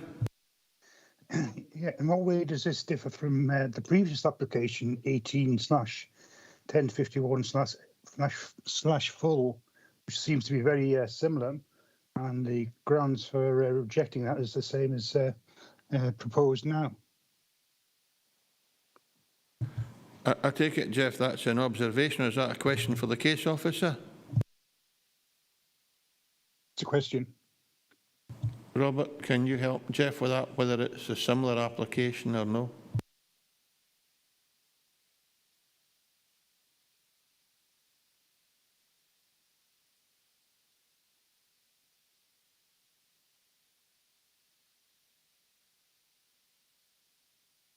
I'm afraid I'll again need to have a look at that one, Chair, and come back to you once I've had a look at that particular planning application, which I can do just now.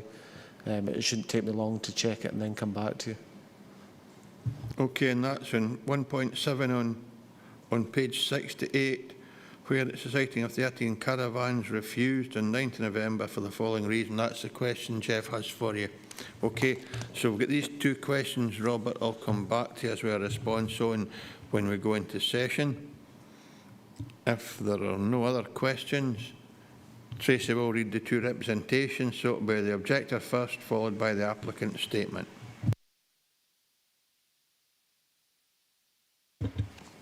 Thanks, Chair. First statement is from John Newell and Gail Newell. We support the Planning Officer's recommendations to refuse this application for the reasons and on the basis of the local plan policies set out in the report. In addition, however, we would like to draw the Planning Committee's attention to paragraph 3.2c of the report in regard to loss of amenity and loss of privacy. The proposed caravans would be in close proximity to dwellings on the land adjoining the application site to the southwest and would look directly onto these dwellings from a higher elevation and in prominent view of them. This would have a significant detrimental effect on the amenity and privacy of those adjoining properties, contrary to LDP2 policy OP1.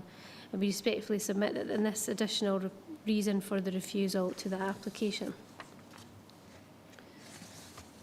And the next statement is from Robin Aston, the applicant. I have 10 comments to make. 1, we have already have planning consent for 6 two-storey holiday lodges at this site, including permission to fell the substantial area of woodland.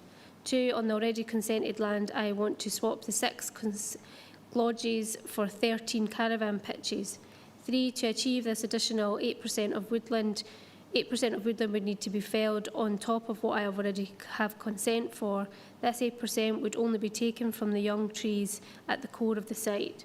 4, no woodland clearance of the mature trees around the edges of Doon Wood is needed, so there is no loss of screening. In addition, I own a substantial area of woodland immediately outside the presently consented area to the south, east and north that provides screening of Doon Wood from these directions. 5, my chartered landscape architect prepared a landscape and visual impact assessment. He concluded that there would be hardly any difference between the overall landscape and visual impacts of my proposed 13 caravans compared with the 6 lodges I have already permission to build. 6, the planning officer has not stated why she believes that caravans will have a greater landscape and visual impact than two-storey lodges. She has been in possession of the impact assessment for over a year. Although there are more caravans, they are single-storey, smaller, and will benefit from just as much screening woodland in and around the site. 7, as far as I am aware, the planning officer has not consulted the council's own landscape architect or experts at Nature Scot before settling on her opinion. 8, the planning officer has counted 19 objections. I would like to stress only one of these is a local resident. The rest are from owners of the timber holiday chalets to the west of Doon Wood, which addresses given as their holiday chalet and or their main residence elsewhere. 9, I note that many of these objections relate to an existing consent for 7 caravans just over Dyke adjacent to mine at Drumwinnie, which I do not own and is not subject of this application. 10, loss of residential amenities given as a reason for objection. I question whether this should be a material consideration given that these particular holiday chalets are not permanent residential dwellings and people are not supposed to be living there. With respect, the number and tone of the objections received does not reflect in any way whatsoever the opinion of my local community, and the concerns of the planning officer with regard to the landscape and visual impacts are unfounded. In conclusion, I respectfully request that councillors approve my application. Thanks, Tracy. I don't know whether that representation helped Councillor McComb or not, but clearly the applicant has permission to fell some trees and he intends to retain some for aesthetic purposes. But Robert, have you any further information just before we go into session on either Councillor McComb's point or Councillor Lever's point, please? Yes, Chair, I can come back on both of those. I'm just looking at the moment at the submitted tree survey which came in with part of the planning application, and that divides the woodland area into groups which are identified and assessed. And yes, some of the trees would be felled and some would be retained in accordance with the tree survey, so it wouldn't be clear felled. It would be more like a kind of keyholing approach. I think that was the terminology used. In relation to the comparison between the two planning applications, you have this one in front of you, and you have the earlier planning application, which is mentioned in the case officer's report. Now, I've had a look at these. It's a shame I can't put them in the screen, but the location plans are very similar. They have very similar boundaries. They're not identical to each other. The boundaries are slightly different, but essentially you're looking at a very similar proposal in a very similar location. So they're not identical, but they are very similar proposals, yes. Thanks, Robert. I'm sure that was helpful to both Councillor McComb and Councillor Lever. Okay, given that we can't discuss statements, members, we're in session. Councillor Dryburgh, please. Thanks very much. You're just looking at this one, and obviously the question was raised about a previous application. I think I would suggest that we go with the recommendations on this one, Chair. Thank you, Councillor Dryburgh. I would have to say your speech was slightly faint for the purposes of recording. Can you maybe speak up a bit, please, or sit near the microphone and just repeat? It's quite simple what your proposal was, but can you just repeat it, please? Yeah, Chair, apologies, it may be because the mouth's still swollen as well. It's to agree the recommendations, Chair. Grateful to you. Thanks, Councillor Dryburgh. If there is no alternative proposal, Councillor Sloan. Yeah, I was just wondering, are the static caravans, are they residential or are they holiday lets? Are they long-term residential or are they holiday let? I'm sure that they're not residential, but can you help, Robert? Because the applicant quite clearly said in his representation, these people don't occupy the units permanently, the 19 objectors, and they were mainly chalet owners. But Robert will be able to help us with that, please. Chair, yes, it's being treated as an extension to a holiday park, so they would be for holiday accommodation.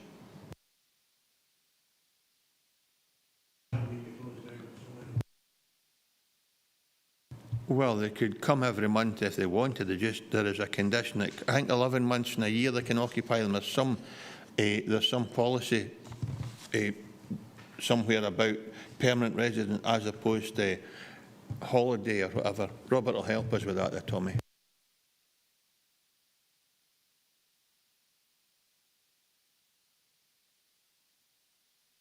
If it's a 12-month stay, council tax has to be paid. I believe they can do a 10-month stay and no council tax paid. All right, I've no idea on that. Maybe Robert can help us though. For holiday accommodation units in situations where we're granting them permission subject to conditions, we usually put a condition on which it restricts occupancy such that you can only use it for holiday purposes and not as a sole or a main residence. I think Councillor Sloan was asking about council tax. I don't know whether we'd have that kind of information or no. I can't advise on that, Chair, sorry. And it probably doesn't come into planning anyway, Tommy.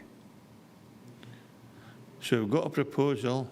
Unless there's an alternative proposal, I'll take it as a unanimous decision of this committee to approve the application as set out in the papers.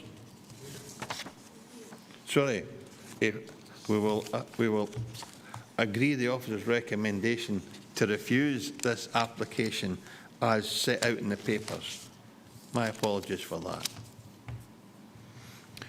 Okay, members, we'll move on to agenda item number 6. Councillor Carruthers has left the room. He had declared an interest in this. It's an application for residential development, erection of 2 dwelling houses at land adjacent to Milngate House Park Gate. The application type is planning and permission in principle. The reference number is 21/1106/PIP. The recommendation is to refuse, and the case officer is Torrell Glendinning. Is it Robert today? Thanks, Chair. Yes, I'm quite happy to cover for Torrell doing the presentation. Okay, the first slide that you see in front of you shows the location plan. So you have the application site there, defined by the red line. It's just immediately to the northwest of Milngate House. So moving on to the next slide, you've got a more detailed location plan here. It shows, again, that application site straight to the northwest of Milngate House at the end of kind of line of houses facing that road, which is the public road there. This is a much more detailed site plan. So you have Milngate House on the right-hand side. You have the existing field access in the middle there. The application site is the rectangle on the right-hand side. Notionally, and this is just indicative, it's showing the location of 2 houses because it's a permission in principle application. You have the remainder of the site on the left-hand side outlined in blue, but that doesn't form any part of this application in front of you today. And on the left-hand side, you have the property known as Bray Head. The next slide, this is moving to the pictures. This is the existing field access, so it's looking right into the site on your left-hand side, if you like, and you can see the existing hedging that has been established there since about 2015, but we'll come on to that in due course. The next slide is looking to the southeast, so this is looking towards Milngate House, which you can just see highlighted on the horizon next to that mature tree on the left-hand side. So it's in the middle distance here. The next slide is much closer, so sorry, much further away, I should say. So this is taking us back to Bray Head, looking towards Milngate House. So you've got quite a distance in between the two there, and again, this is looking broadly to the south-southeast. The next slide is looking from the end of the application site as it is now, looking south-east towards Milngate House. So that rectangle bounded by the hedge in front of you is the application site. The next slide, again, similar location. It's looking towards the southeast. You can see Milngate House in the background. You can see the other houses starting to just emerge beyond that as well. This is much further down, so this is beyond Milngate House, and it's just showing the other houses that I mentioned previously on the southern side of the road. So this is the small building group of Milngate. I think it's important, it comes out in the report, you have Cumleys and you have Milngate, but it's been recognised those are now two separate small building groups. And that is also something that came up in the recent appeal decision relating to the earlier planning application, which is item 16 in this agenda, and it is mentioned in the case officer's report as well. The next slide, this is showing Milngate House, so that's the front elevation. All the other pictures have shown the back elevation on the right-hand side, which is where the application site is. And that's the rear elevation there, and the outbuildings in the garden area to Milngate House. And again, that's just a view from the public road looking pretty much straight into it. And that's looking, just for the completeness, that's looking towards Braehead from Milngate House. So you can see the application site on the left-hand side there, that rectangle. The hedging that you see has been established in recent years, so this is a comparative picture showing the same view in 2015 in the top left, and apologies, it's a bit dark, that picture, but you can see the supporting fencing framework, and then in 2021 the established hedge. I'm fairly sure it's a beech hedge, but I think the agent will correct me if that's not the case. So this is the application site seen from a much longer distance view from the west. So you've got Milngate House itemised there just behind that tree, the application site immediately next to it, and although it's not labelled, you've got Braehead just on the right hand side. You can just see it just above that green area in the middle ground there. The final slide was just one that was submitted by the agent, and he'll probably come on to that when he makes his presentation.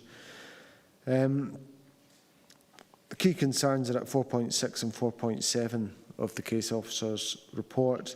It's ribbon development. It's not considered to be contained by any kind of meaningful defensible boundary in relation to the building group that you've got. It's a small building group, so we're looking at policy H3 and the associated supplementary guidance. The case officer's view is this proposal is contrary to LDP2 policy H3 and that guidance for the reasons stated in the report and as I've explained. Happy to answer questions. Thank you very much, Robert. I take it someone's got a microphone on somewhere and they've also got a phone ringing. If they wouldn't mind turning off their phones, please, while the meeting's in progress. Thank you. So I have questions for the case officer from members. If there are no questions for the case officer, we'll move on to the representatives. And we have John McCall, the agent, joining us via Microsoft Teams. Mr. McCall, are you with us?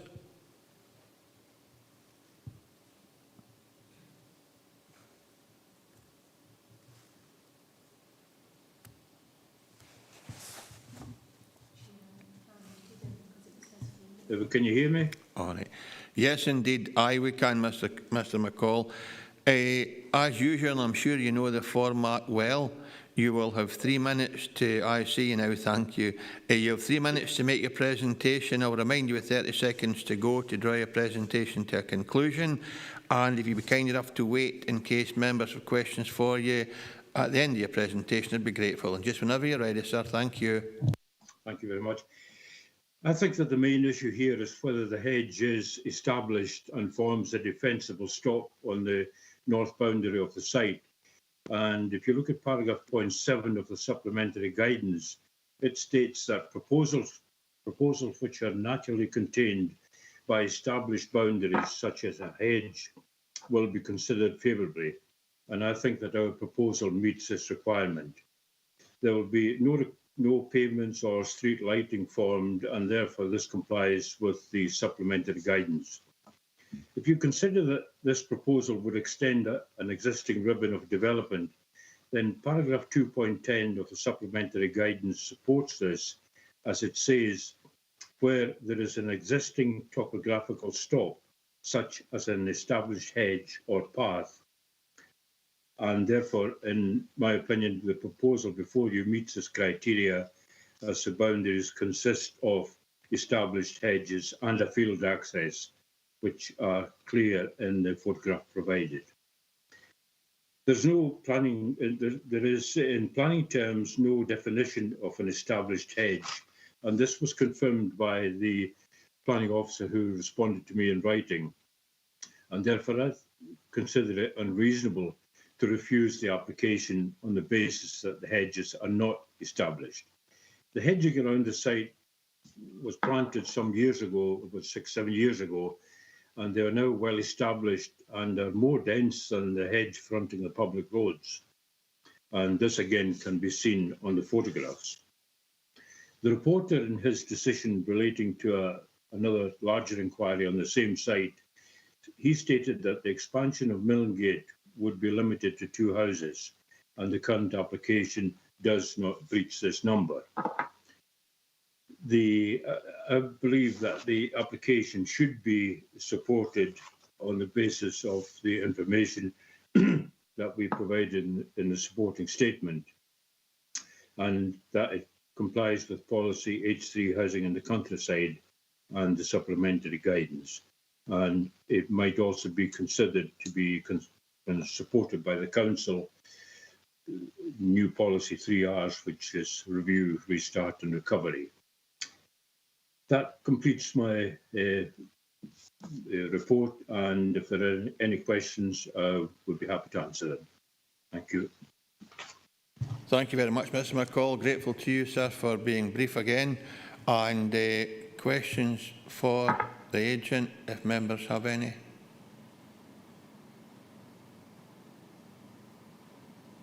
Councillor Stephen Thompson. Thanks, Chair. I wasn't sure whether to start typing or just raise my hand there, so thank you. Yeah, it was just a question on the hedge and established boundaries. In the report that we have in front of us, I suppose it gives precedence, if you like, or priority to the ribbon development as being the main factor for consideration, or one of them.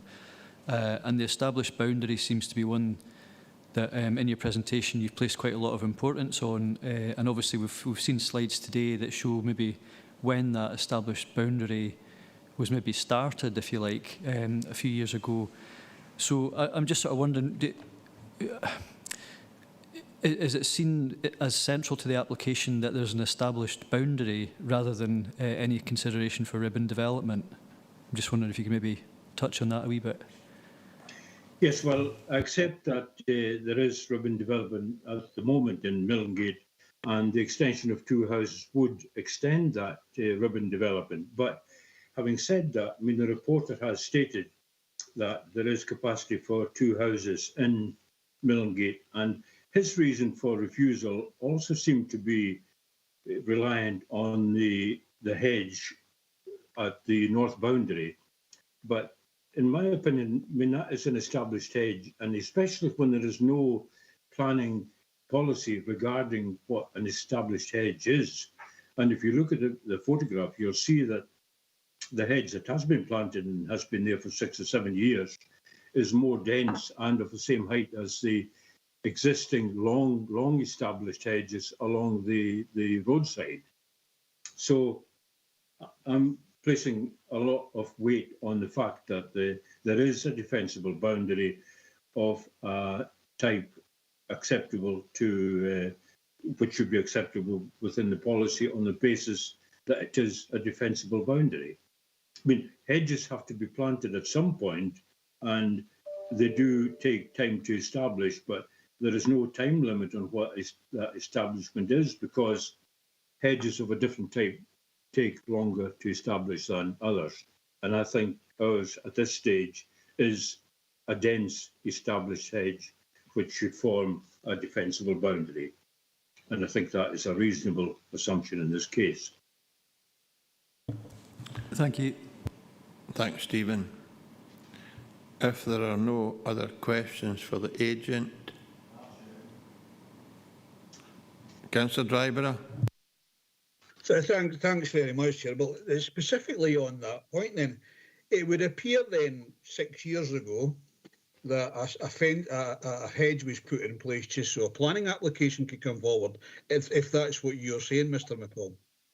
I would agree with that, because I think there was an indication, and I wasn't involved at that early stage, that had there been a defensible boundary, that the outcome of that application many years ago could have been different. So that encouraged my client to do what he did, and I think it was reasonable for him to do that. And I think he was right in doing that in an attempt to provide what the planning officer possibly suggested to him, that this may have had, the application at that time may have had a different outcome. The other thing is too that, I mean, there have been no houses built at Millingate for many, many years, and it's been identified as a small building group for that period. So I don't think it's unreasonable to try and incorporate or add 2 houses to what is a small building group. And I think that is a reasonable argument. Thanks, Councillor Dryburgh. Thanks, Mr McCall. If there are no other questions for the agent, thank you for being with us today, sir. Thank you. Members are now in session. In the absence, Archie Dryburgh again, please. Yeah, thanks very much, Chair. I've got my mouth as close to the microphone as I can on this one. Obviously, when the hedge was planted, that done away with, good agricultural land. So the situation, as far as I'm concerned, is that the hedge was put there just so a planning application can come forward, and Mr McCall has agreed with that. So the situation I've put myself into is that I believe that we should go with the recommendation in the report, Chair. Thanks, Councillor Dryburgh. If there are no alternative views, it's unanimous decision of the committee to go with the officer's recommendation, which is to refuse the application on the grounds set out in the report. Chair. Tommy? I would like to amend that to that we accept the proposal. You will have to provide us with sound planning grounds. On the basis of the hedge boundary, the established boundary. Have you seen the officer's recommendation? That case appears to have been agreed on. Have you seen the officer's recommendation that it doesn't affect policy plan 82 and H3, and none of these circumstances apply? But I will check with governance, but I'll see first if you've got a seconder. Stephen? Yeah, I'd put my name in. Just essentially, I'll now second Councillor Dryburgh, because he's that's I would go with the officer's recommendations on this one. Thanks for that, Stephen. Jane Maitland, please.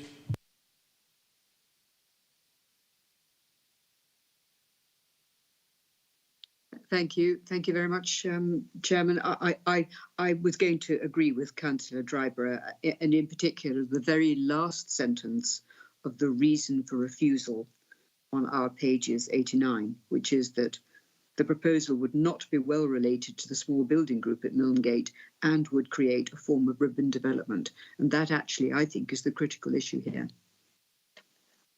Thanks for that, Councillor Maitland. But we have an alternative view from Councillor Sloan. If there's a seconder for that, I'll then ask for planning grounds to support that proposal. If not, Councillor Sloan can have his dissent recorded, and the decision of the committee will be to refuse the application as set out in the papers. So, thank you, Councillor Sloan. So the amendment falls, and it's a committee decision to refuse this application on the grounds set out in the papers.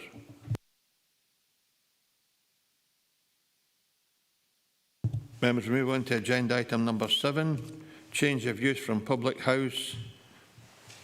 Is that sui generis, is it?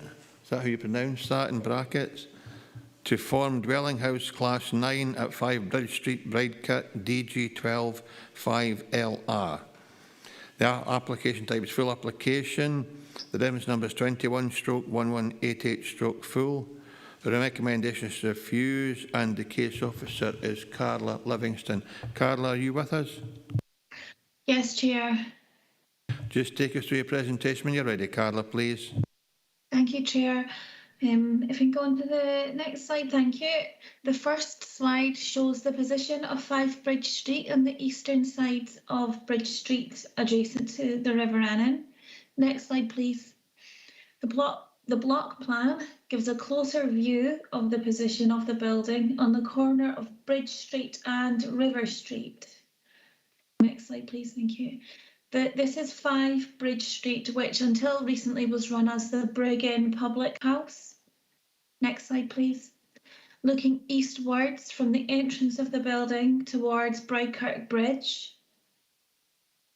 Thank you. Looking west along Bridge Street towards the High Street, you can see the outline or the silhouette of Bridekirk Parish Church at the top of the street there. Next slide, please. This slide shows part of the side elevation of the building and the retaining wall that marks the rear boundary of the building, as well as part of the rear extension, which is noted in the report as suffering from structural problems. Next slide, please. Thank you. Taken from River Street, with a view of the rear of the building, you can get a better idea of the variance in ground levels here, with the rear of the building being higher than street level. Next slide, please. And this is panning right, looking north towards Bridge Street. Next slide, please. The final slide shows the rear decking area, which overlooks the River Annan. The recommendation is to refuse on the grounds that are set out in my committee report. Thank you. Thank you, Carla. Notwithstanding that it doesn't mention it in your recommended decision, then the Economy and Environment Committee made a decision in relation to marketing properties, and whilst the applicant claims to have marketed the property unsuccessfully, does the fact that we have put a ban on marketing premises or a suspension of marketing premises until December, does that change or reflect anyway in the decision you've made? In my report, it does highlight the fact that that requirement has been removed for a temporary period, and the applicant did start to market the property before the temporary removal of the requirement came into place. Notwithstanding that, the report, and that is a material consideration, but not in itself sufficient to warrant approval on the grounds that the reasons for refusal is not because the property hasn't been marketed. The reason for refusal is that it's not considered that it's not been demonstrated to the satisfaction of the council's planning authority that the use of the building as a public house is surplus to the needs of the community. Grateful to you for that explanation, Carla. Thank you. Any other questions for our case officer?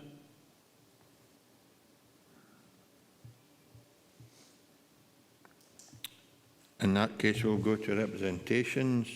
We have an objection from Sandra Fitzgerald to be read out, and then we have Dr. Anita Herdiro to address us via Teams. So if you could read out the objection first from Sandra Fitzgerald, please, Tracy. Yes, thanks, Chair. We are a group interested in purchasing the Brig Inn 5 Bridge Street, Bridekirk, with the intention of maintaining it and running it as a public house serving food and drink. We believe that the pub would be both commercially viable and a good community asset. The previous tenants have run it successfully for 17 years, 2003 to 2020. We also have considerable support in the village and surrounding areas, as evidenced by the number of letters objecting to the application. We have submitted a timeline to illustrate all the actions we have taken since the 4th of May 2021 in order to secure the purchase of the property. We have also submitted a detailed response to the planning application by the applicant, together with supporting documents. You will note that to date we have been unable to make a formal offer on the property because A, the applicant has been unwilling to allow our surveyor to inspect the whole of the property, resulting in him inspecting just 2 rooms on the ground floor. B, the applicant is only willing to offer part of the property for sale, which we believe to be contrary to planning regulations. And C, the applicant has failed to date to provide us with the details of a solicitor based in Scotland to whom we can make a formal offer. Despite this, our solicitor did write to the applicant on the 27th of August 2021, registering our interest in making an offer for the Brig Inn. This letter and subsequent correspondence was sent to various postal and email addresses, but the applicant says she has not received them and has to date failed to respond. Given all of the above, we feel that we have demonstrated that our interest in purchasing the Brig Inn is a serious one and that we are widely supported in our wish to maintain it as a community asset. We concur with the planning officer that the application fails to meet the requirements of LDP 2 CF1B and respectfully request that the application is refused. Thank you, Tracy. We now come to the applicant. Dr. Anita Herdero, are you with us?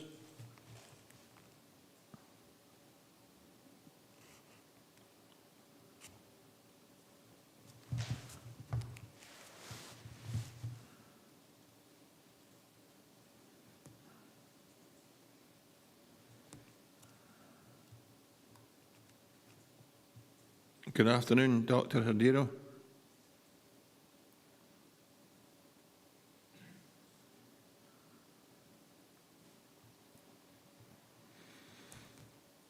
I will seek governance advice. If the applicant is unable to join us now, do we suspend this item to give the applicant time to join, or do we progress or proceed in the absence of the applicant on the basis that she hasn't been able to join us? Chair, if I can interject there, she is actually on the guest list, but she's muted. It might be that she can't get off mute. She's on the guest list, but Tracy can unmute her. Tracy has control of that, have you know? All right. Oh, she can mute, but can't unmute. Aye. Tracy's got to try and phone her. That will allow us to proceed in a reasonable fashion. So just have 2 minutes, folks, and then hopefully we'll get back to it.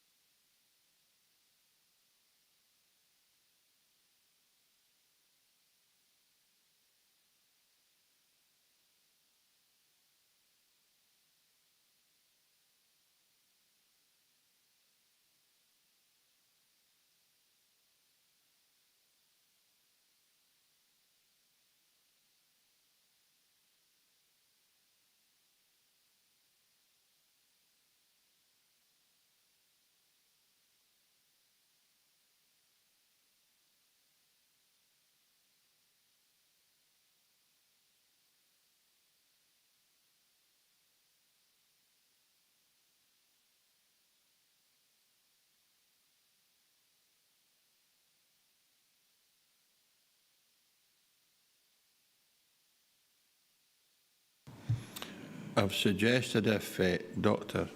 Herdero cannot get a link to Teams, that she might want to use her mobile phone, and Tracy could put the speaker up to her council address system and members would be able to hear it, although we wouldn't be able to see the lady. So we'll get a few more minutes. If it doesn't work, we will try that if she's content with that.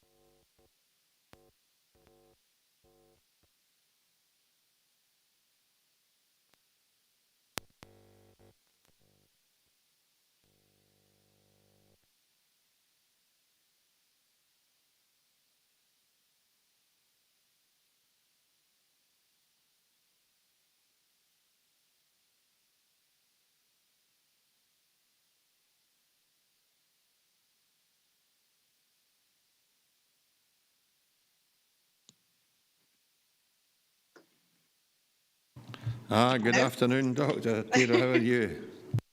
Thank you very much for your patience. I apologise. Good to see you. We're now in session at this particular planning application or your submission. You will have 3 minutes to address the committee. I will remind you of 30 seconds to go to draw your presentation to a conclusion. And if you'd very kindly wait a few minutes in case members have questions for you, I'd be grateful, and then we can let you get back to your busy life. Just whenever you're ready. Thank you. Thank you. So thank you very much for giving me the opportunity to speak. I think firstly, it's quite important that so I'm a doctor, and I was given an opportunity to work in Lockerbie general practice surgery, which is quite keen to get doctors, and so we were very, very open from the beginning when we bought the Brig Inn that we wanted to convert it to a family home. And what we did was that when we bought it back in March, we actually, as the COVID guidelines allowed us to, we opened up the property for anybody to meet us, to discuss with us, to share any interest. If they didn't want us to have it as a family home, we shared our number. We also went to Facebook, a community page, and so forth. So within whatever constraints we could, because of the COVID lockdown, we tried our very best to engage with the local councillors in Carruthers, as well as local members of the community, to show if they wanted to keep the pub or have some sort of interest. And at that time, obviously, over the 2 months, we were then advised to go to an estate agent. So we went to a estate agent, which is based in Dumfries, which is GGMW, and they started marketing the property from the 1st of May, which was just after April, when we were able to open it up. And we did have viewings. After that, we realised as time progressed that as Carla has pointed out, part of the property is quite unstable. In fact, actually, the wall is moving away from the building. So we got a structural engineer, and as well as seeking guidance from building control within the council in Dumfries and Galloway, we were informed that part of the building was not suitable for commercial use because of weight bearing. And we took the decision that, therefore, we should not be marketing that property as a pub, or that extension bit as a pub, because actually that was quite unsafe, and that was felt from the safety perspective. And we still continued to market the property and invited a structural engineer as well as a surveyor, which represented the lady who was talking with regards to objecting from the community. And on several occasions, we have actually responded to community members to invite them to give an offer or even to contact us in order to find a way forward. We haven't yet received any offer, and I have received the letters that have been mentioned, and I have actually tried to contact the solicitor. You have 30 seconds to go, Dr. Hadira. Thank you. I think it's really important to say that we acknowledge the importance of pubs, but including that this village also has a village hall, and I think that is also important to have as a community hub, and we should be using other elements of the community to work together. And I want to be an active member of the community with my 4 children and as a local doctor, and I hope I can be a successful member of the community. Thank you very much for your presentation. Thank you. And thanks for being precise. Any questions for Dr. Hadira before we let her get back to her work? Seems not, Doctor. Thank you very much for making a presentation today. Thank you. Members, we're in session. Oh, Councillor Carruthers. Thanks, Chair, and thanks for both representations that were made there. So, like I said, I did make a declarable interest in the fact that I spoke to both the applicant actually and residents. Just so I'm absolutely clear, I think I'm even mentioned in the planning statement actually as it came in. So it's when I did think hard about whether I should actually be sitting here, but I think it's only correct that I do have my chance to say I think it's a balanced, well-written report. What was demonstrated, I think, through time, which it wasn't absolutely clear at the beginning, whether there was a local desire for the actual community, for the pub or the Brig Inn to stay established or to carry on. But through time, that's been well established now, Chair. I know we did take that decision, as you spoke about earlier on, in regards to the Economy and Resources Committee, I think it was, that okay, we'd defer that for 6 months in an attempt to try and aid the delivery of and recovery of the economy. But I think, going back to the point that Carla has made, like going back to it is a well-balanced written report, is that the need and desire for this to remain as a community place, but a community pub in particular, that is still there. And I've had a number of people who are interested in purchasing it approach me, and they're coming across as very legitimate. So I think at this point in time, it's the right recommendation, Chair, and I would move that accordingly.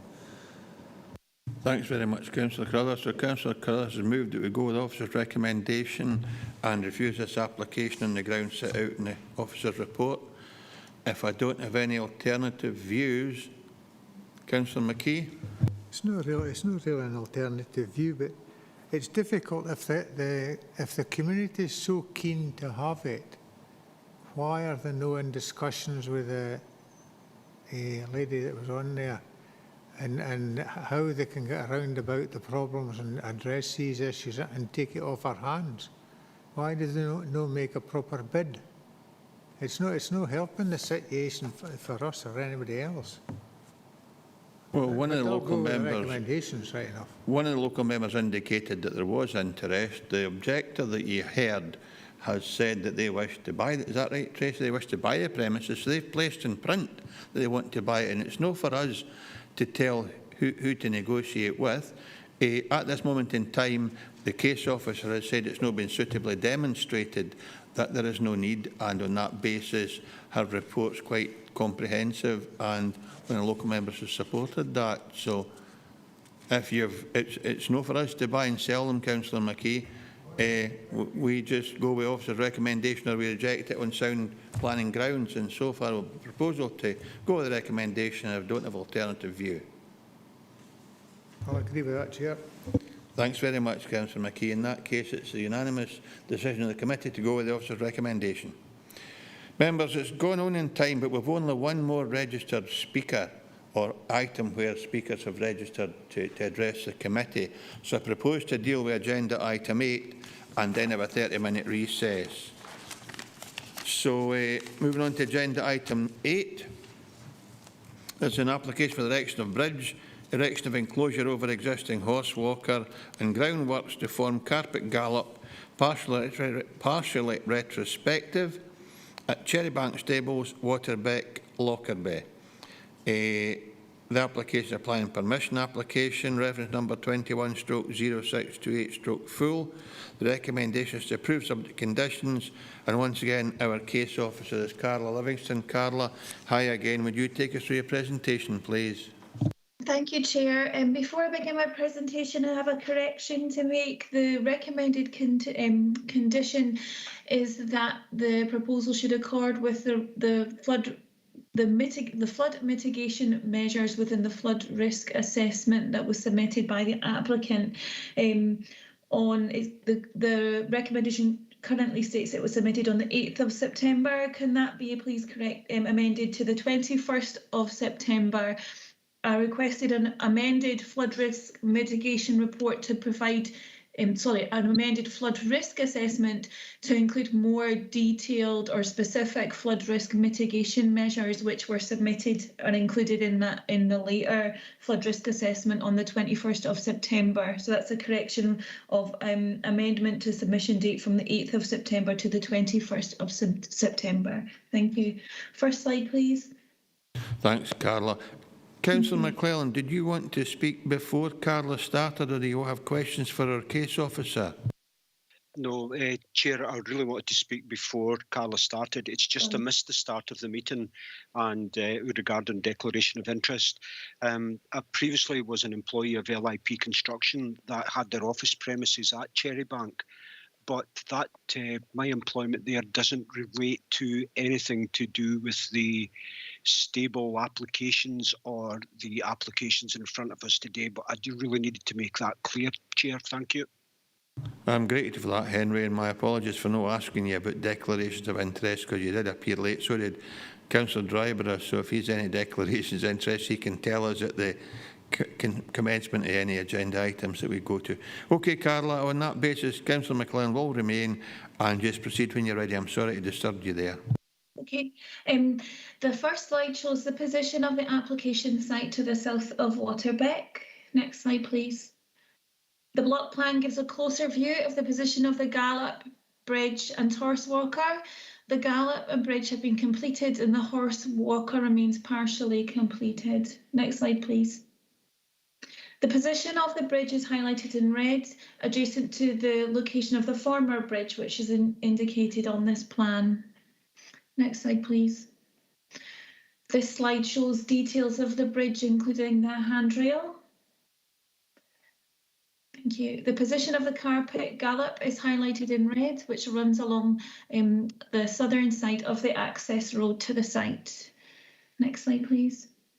The slide shows proposed elevations for the Horse Walker roof. Next slide, please. This shows the proposed roof plan for the Horse Walker.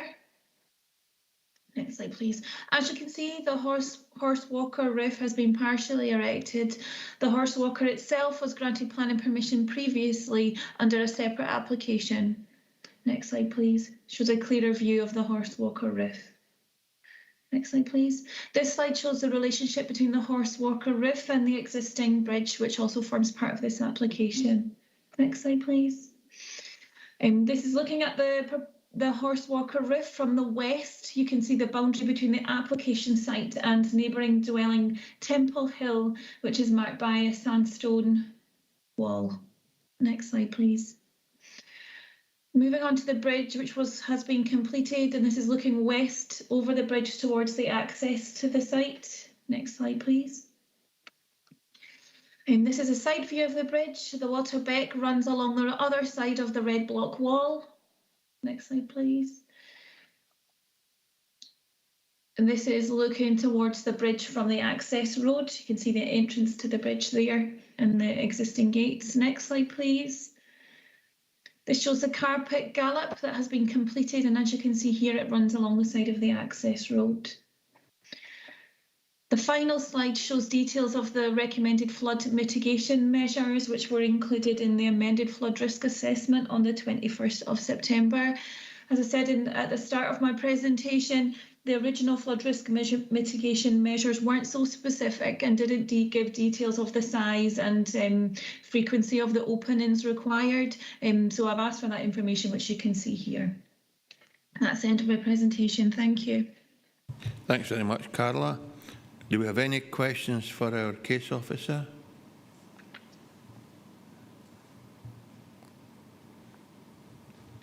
In that case, Carla will proceed to the representations or representatives. We have three. We have Alison Wilkinson, who is an objector. A statement will be read out by Tracy. Carol Wilkinson, objector, will join us in Microsoft Teams, and then Mr. John McCall again, the agent, will join us in Microsoft Teams. So, Alison Wilkinson's representation first, please, Tracy. Thanks, Chair. Dear Committee, with reference to the structure built without planning consent at Cherrybank Stables in the application name of Mr. Borg, the horse walker roof height is unnecessary. The original application granted 17th of August 2021, application 181203 FUL. This roof height on this granted application is 2,600 metres eaves, 3,215 metres pitch, overall with 36 metres.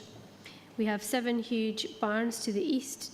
To the south, a huge new house being built, application 210735 ARC. This walker roof is now south-east of us and is 6 metres to the pitch. All I ask is for you to consider the walker roof pitch to be lowered to 4 metres, to be clad in green, not concrete, if possible screened off with planting. Both veterinarian letters state 3.7 metres to pitch. Hazel Halliday Vet 4 metres, Callum Cameron Vet. Also, the letter from British Horse Racing Authority states the same, 3.8288 metres. Please consider the impact on our home. Thank you, Tracy. We now come to Ms. Carol Wilkinson, our objector. Are you with us, Carol, on Teams? I'm with you, sir. Good afternoon, sir. Just whenever you're ready, you can start your presentation. You will have 3 minutes to make your presentation to committee. I will remind you 30 seconds to go to draw your presentation to a conclusion. And if you'd be kind enough to wait in case members of the committee have questions for you, I'd be grateful. So just whenever you're ready, sir. Thank you. Certainly, thank you. Good afternoon, Chair, committee members, ladies and gentlemen. Thank you for affording me the opportunity to attend today's meeting in respect to this application. My wife Alison and I live at Temple Hill, Waterbeck, and have done since 2004, and we feel very privileged to do so. We never take anything for granted. Temple Hill is what can be described as a special Grade C listed building. Built by the Carlisle family in 1834, it was the former estate house of Waterbeck and is rich in local history. I would like to provide the committee with a wider impression and view on the current position from our perspective living at Temple Hill. I would also like to emphasise the significant differentiation between the original horse walker roof application, reference 181203 full, that was granted, and this application specifically in relation to the horse walker enclosure, including but not limited to the design, layout and visual appearance. Cherrybank Stables borders Temple Hill's neighbouring border and gardens to 3 sides, the south, east and west. I'd like to draw the committee's attention, if I may, firstly to the fact that it seems that the application has fundamental information missing and has not been included within the application. Should this be the case, the subsequent recommendation report submitted to the committee and made public is not a true representation of the conditions and current situation. Within this application and in direct relation to the horse walker enclosure, the associated construction drawings provided by the applicant does not state the ridge height of the building. No party, to my knowledge, is actually aware of what height the horse walker enclosure has been applied for. Based on this fact, the planning committee surely should not and could not be expected to make a decision on this application today, without firstly being in a position to ascertain with absolute certainty the ridge height of the horse walker enclosure building. Given this information and when taken into account is in another part retrospective application from Cherrybank Stables, I would sincerely hope that the council may now request further information in advance of making any further decision. The subsequent recommendation report submitted by the case officer refers to the height of the horse walker enclosure based on approximation only, with a height of 5.2 metres. It would seem the recommendation report has been based on approximations only. Given the planning history and extensive with relative frequency from Cherrybank and Cherrybank Stables planning 10 years and being situated within the centre of the small village of Waterbeck, added to the increased local concern, Middleby and Waterbeck Community Council included, and now making the local press on more than one occasion, I'm confident the collective planning committee will be diligent prior to approving any further development at Cherrybank Stables, retrospective or otherwise. With this situation, I would hereby ask the council if a site visit to Cherrybank Stables by a council inspector could possibly be arranged, it would be prudent to establish the actual height of the horse walker enclosure, also providing the applicant the opportunity to include the height within a revised application. Can you, In the interim, 30 however, seconds to go, Carol. in the interim, I would ask this application now be deferred should the committee see this as appropriate given the circumstances in relation to the application.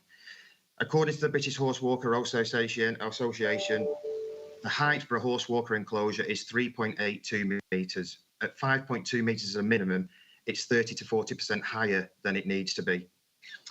For us mere mortals, we're not adverse in equestrian matters. We've had 3.7 metres, 3.82 metres and 4 metres respectively. This is between 30 and 40% less in height than what has been part built to date and approximated within the recommendation report. Can you draw your presentation to a conclusion, please? I'll draw the conclusion now. Alice and I are fortunate to be custodians of Temple Hill for as long as we are able. I'm very privileged to do so. Both Alice and I are amenable. We've contacted the applicant directly and the landowner to no avail. We've been forced to submit objections. I hereby respectfully ask that the planning committee please do consider the indefinite impact on an enclosure of this size, height, design, and in this position will have on our home and landscape. Thank you. Thank you very much, Carol. Any questions for the objector from members?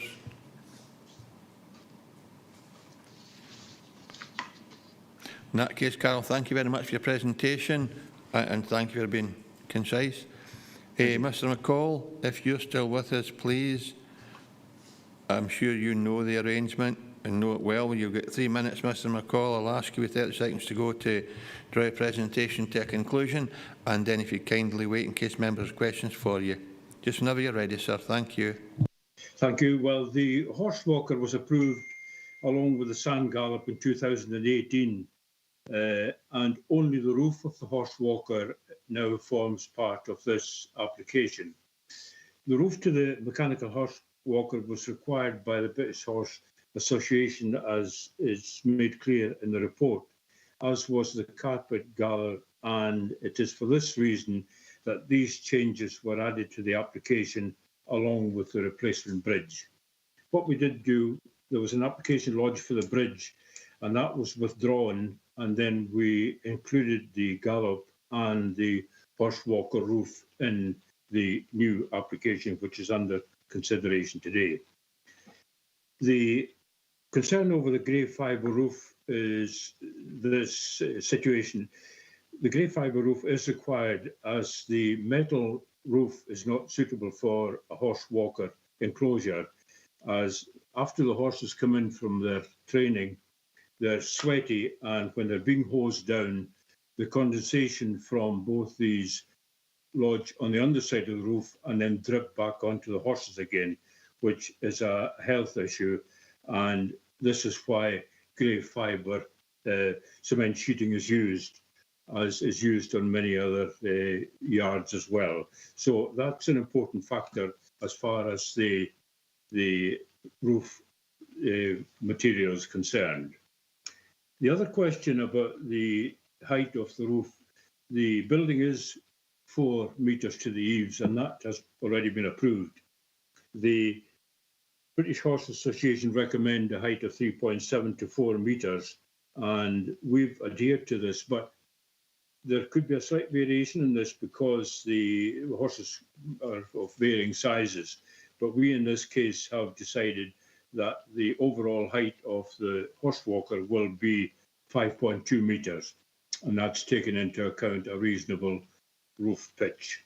So these are important factors as far as the roof is concerned. There's a combination of getting a proper pitch for the roof and also to give the horses room, because they do rear up and their legs are can be quite dangerous, so they've got to have that room. And it is also a requirement of the licence that clearance for this purpose is available to the horses for their welfare. The application. You have 30 seconds to go, Mr. McCall. Yeah, that's fine. Okay, thank you. I think I've made the points clear, but we also, when there was any breaches identified of planning consents or planning actions, the owner did take immediate action to stop that.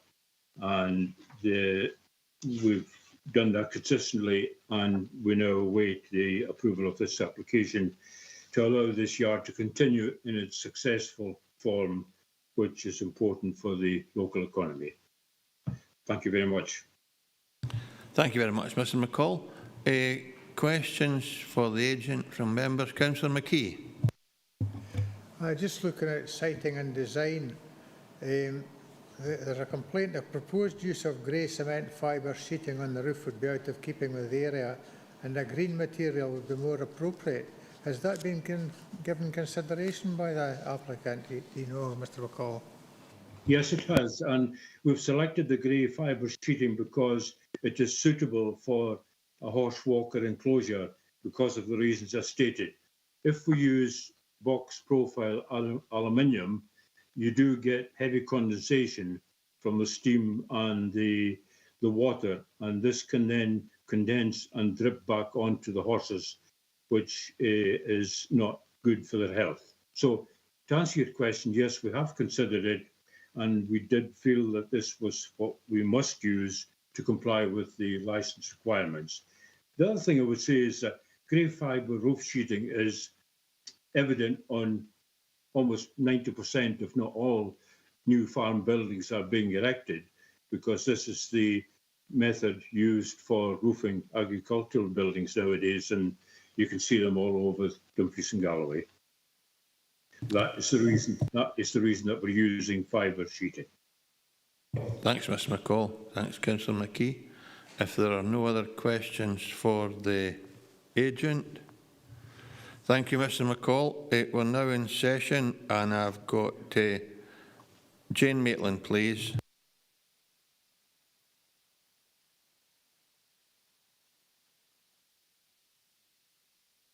Sorry, Chairman.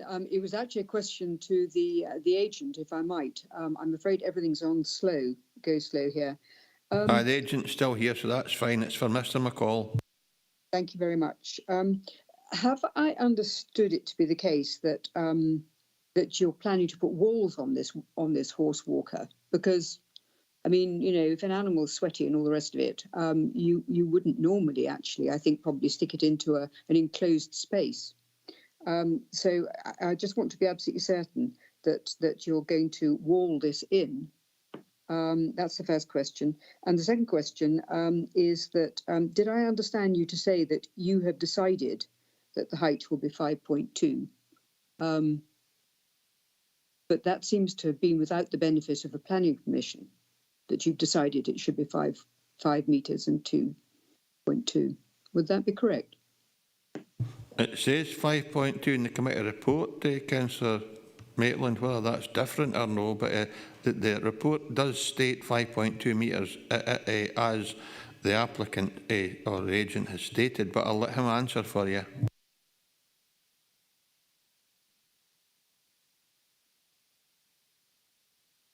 You're still muted, John.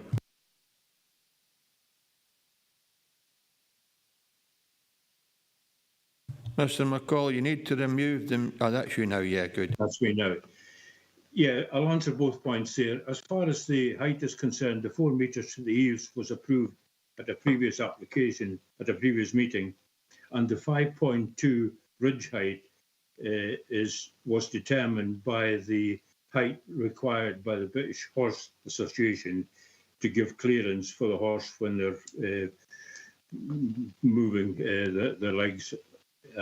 That is the height for it. So we have adhered to what the BHA require, and we have not simply just decided on 5.2, because you need 4 metres minimum to the eaves, and then we need a reasonable roof pitch, which takes us to 5.2. The second point you raise about the enclosure being walled in, the enclosure will be walled in to about 1.5 metres from the ridge downwards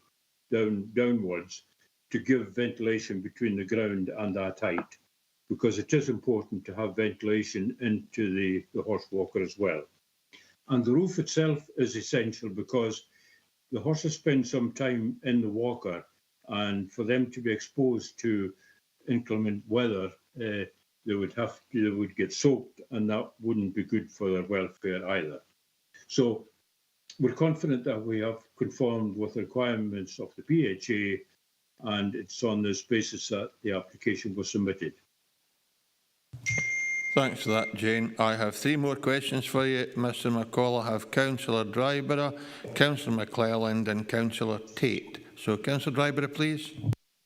Oh, sorry, Chair. My hand was, sorry, my speak thing was about when you went into session and before Councillor Maitland had that question of the agent. So has it been answered, Councillor Dryborough?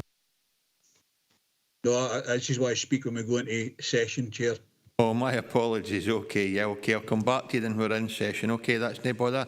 2 questions left and one for Henry McClelland, unless that's back in session as well, and if so, we'll come to Ronnie Tate. So, if there are any questions for the agent, it's Henry first and then Ronnie. I'm the same as Councillor Dryborough. I thought we were in session, Chair. Yeah, we were until Councillor Maitland explained that she was late in coming through because of poor connection. I just wondered if it was the same for other members. So, Ronnie Tate, if it's for the agent, fine. If no, you'll be third in line in session. Is it for the agent or in session, Ronnie? No, it's for the agent, Chair, actually.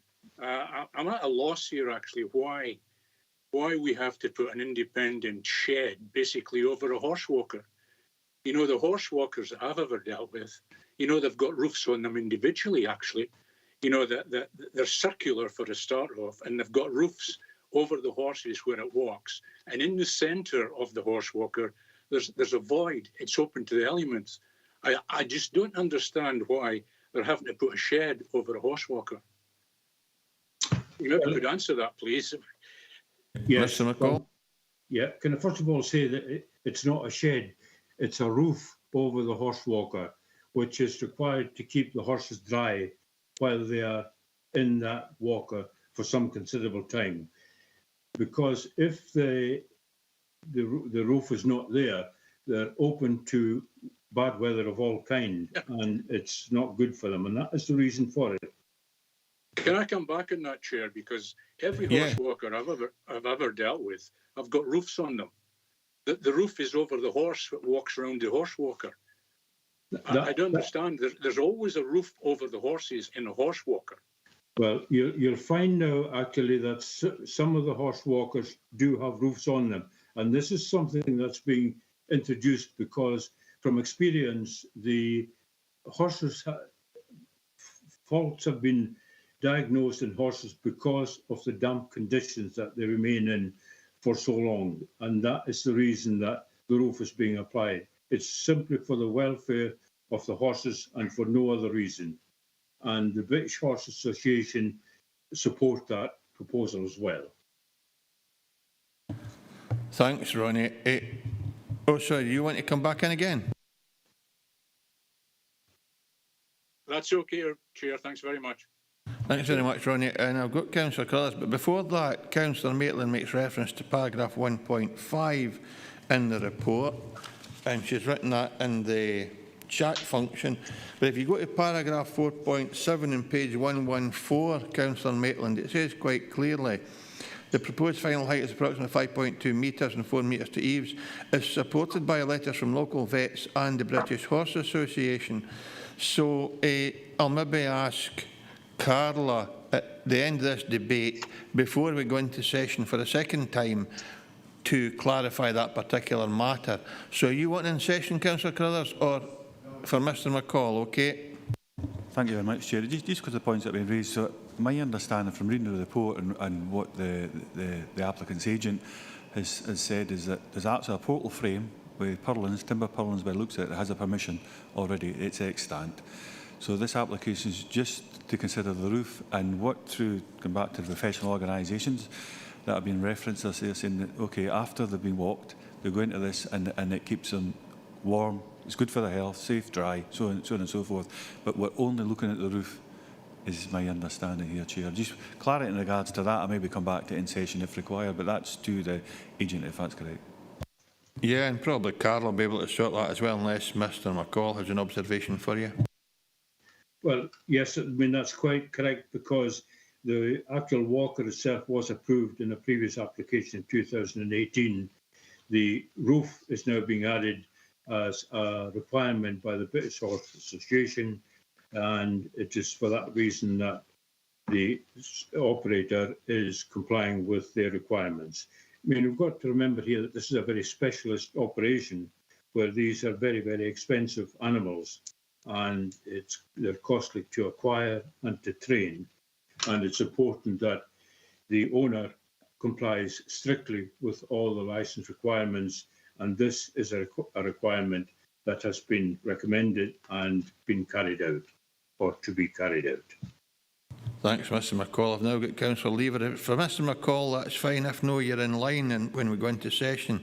Councillor Lever. Yeah. So, Mr McCall, recommendations from the BHA and the vet is the minimum height of 4 metres. So, effectively, Mr McCall and the applicants have chosen to make it 1.2 metres higher than the recommendations. It's a choice you've made. It's not a recommendation from them. No, it's not a choice, Mr. Lever, with respect, because every roof has to have a pitch so you get a runoff for water. So the increase from 4 metres from the eaves to the bridge at 1.2 is an acceptable pitch for the runoff of rainwater, etc. So it's not that we've taken a decision just to increase it to 4.2. It's an essential part of, and it's good construction to have this. So that is the requirement. That is how the roof ends up at 4.2. We did, in fact, unwillingly, without any pressure from anybody, reduce the ground level to bring the level of the building or the roof down. And that was done, and that has improved the situation. Something that we didn't have to do, but we did it. So to answer your question, the 1.2 difference is because we have to have a pitch on the roof to get a runoff for the surface water. But that's also as a result of the height of the walls, which is what you chose as well. No, we didn't. I mean, you've got to remember that some of these horses are fair height, so 4 metres is not an excessive height for some of these horses when they begin to rear up in the walker. And they also need that clearance to the underside of the ridge as well. So none of these have just been, these heights have been determined by the requirement of the horses' actions within the walker, and to ensure that we have a runoff on the roof to give us a pitch that will accept rainwater runoff. Okay, thanks, Jeff. So before, I presume there are no other questions now for Mr McCall. We've given us a particularly good airing. One question for Carla before we go into session, and it's about the height of the roof, the ridge height, and the height of the apex. It does say in 1.5, as Councillor Maitland pointed out, 3.2 metres, and in 4.7 it's quite different. So would you be kind enough, or 3.7 metres, but you be kind enough to clarify that matter for Councillor Maitland, please, and it might help other members in their deliberations as well, Carla. Okay, yes. I've received several letters of support in support of the application from both vets and the British Horse Association. The recommended height to the eaves varied in those letters from around 3.32 to 4 metres high to the eaves. So 3.32, I think, was one of the lowest. And they went to about 3.8. There were several, and I can't remember off the top of my head the exact figure for each one.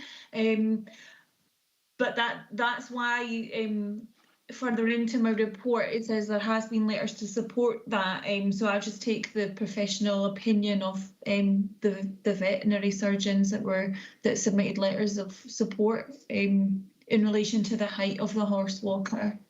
But yes, the horse walker does go to be higher than 4 metres to the ridge, but as Mr McCall said, that's in order to accommodate the height of the ridge in order to allow for a fall for rainwater. Thanks very much, Carol. And clearly you support this because your recommendations to approve, and you've been quite aware that the ridge height's 4 metres and the apex is 5.2. So, members, with that clarification from Carla, thanks, Mr McCall. That is your opportunity, or our opportunity, to speak to you over. Members are now in session. I've got Councillor Dryborough and Councillor McClelland. Thanks very much, Chair. I think my the thing's wearing off. My teeth's starting to hurt a bit now. I am a bit concerned about this, and I want to just sort of go into what the Waterbeck Community Council actually says. And this was raised at the last planning committee as well, about retrospective planning applications. And there's been a few on this particular site. So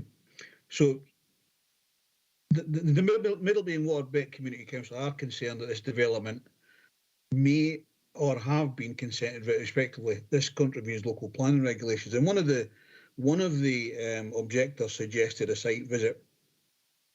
I think it would be important for the planning committee to actually visit the site and see what the situation is.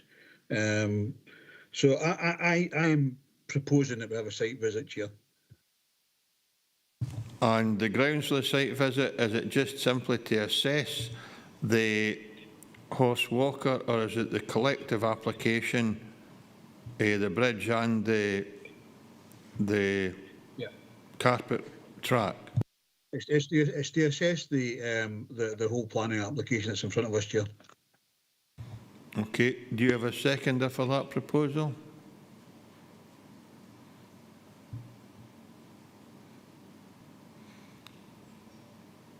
Councillor Maitland has a seconder. So there's a proposal and a seconder to have a site visit. Are there any alternative views? Councillor Carruthers? Thanks, Chair. I think it's been a good, healthy debate, deliberations. I've got quite a clear understanding myself. I don't need a site visit. I do know the area fairly well because it's not far from the community that I live. It's only a couple of short miles away. So I would propose that we have enough information to make a determination today. Thank you, Chair. Okay, is there anyone supporting Councillor Hislop? Oh, Chair, before that, I've got Councillor McClelland. The only reason Councillor Maitland came in was because she seconded Councillor Dryborough's motion. So my apologies, Ivor. It's Henry first and then yourself. Thank you, Chair. I don't believe there's any need for a site visit with respect to what we have in front of us. I think there's enough information there. And I would even go as far as saying that I would like to move the officer's recommendations, particularly following the revised flood risk assessment and the details on page 63, that those mitigation matters are actually exercised. Thank you, Chair. Okay, we'd normally stop there, but given that I'd invited Ivor to speak, I will do, and then we'll have no more debate until we have a vote. Ivor? Chair, it was just a second, Councillor Carruthers. Thanks, Ivor. In that case, we'll go to the vote. Can you just remind members what the vote is, please, Tracy, and then proceed to the vote. Thanks, Chair. So we have a motion proposed by Councillor Dryborough, seconded by Councillor Maitland, to defer consideration of this application for a site visit to be arranged. An amendment proposed by Councillor Carruthers, seconded by Councillor McClelland, to determine the application at the meeting today without a site visit. I'll proceed to the vote, Chair. Go to the vote, Tracy, please. Chair. Amendment. Vice Chair. Amendment. Councillor Blake. Amendment. Councillor Carruthers. Amendment. Councillor Dryborough. Motion. Councillor Fairbairn. Amendment. Councillor Hislop. Amendment. Councillor Lever. Motion. Councillor McClelland. Amendment. Councillor McComb. Amendment. Councillor McKee. Amendment. Councillor Maitland. Motion. Councillor Sloan. Councillor Tate. Motion. Councillor Thompson. Motion. Councillor Young, I don't think is back in.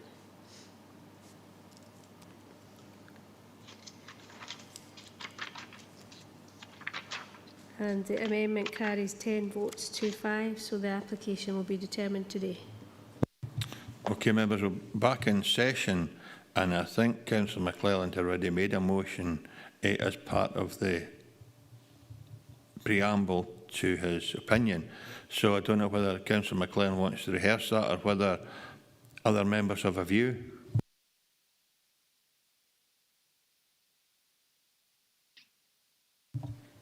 If there are no members looking to put forward a proposal, I will take it as given that it's a unanimous decision of this committee to go with the officer's recommendation. Pardon? No? No. It was when you spoke earlier, but I'm happy to have you speak now. Councillor Drivers had to leave a meeting, so Councillor Maitland, if she wants to speak again, that's fine. If no, it'll be Councillor Carruthers.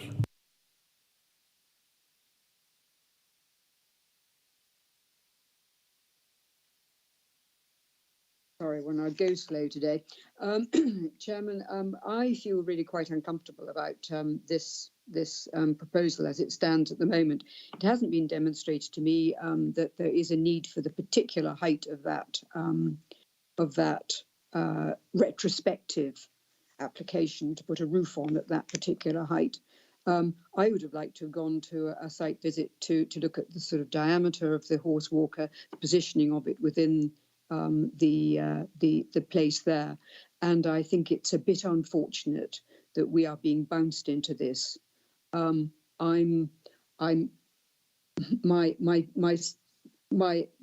reason for suggesting that we don't agree with this is because the siting and design is inappropriate, and it has not been demonstrated to me that the height is absolutely required in that position with the horse walker.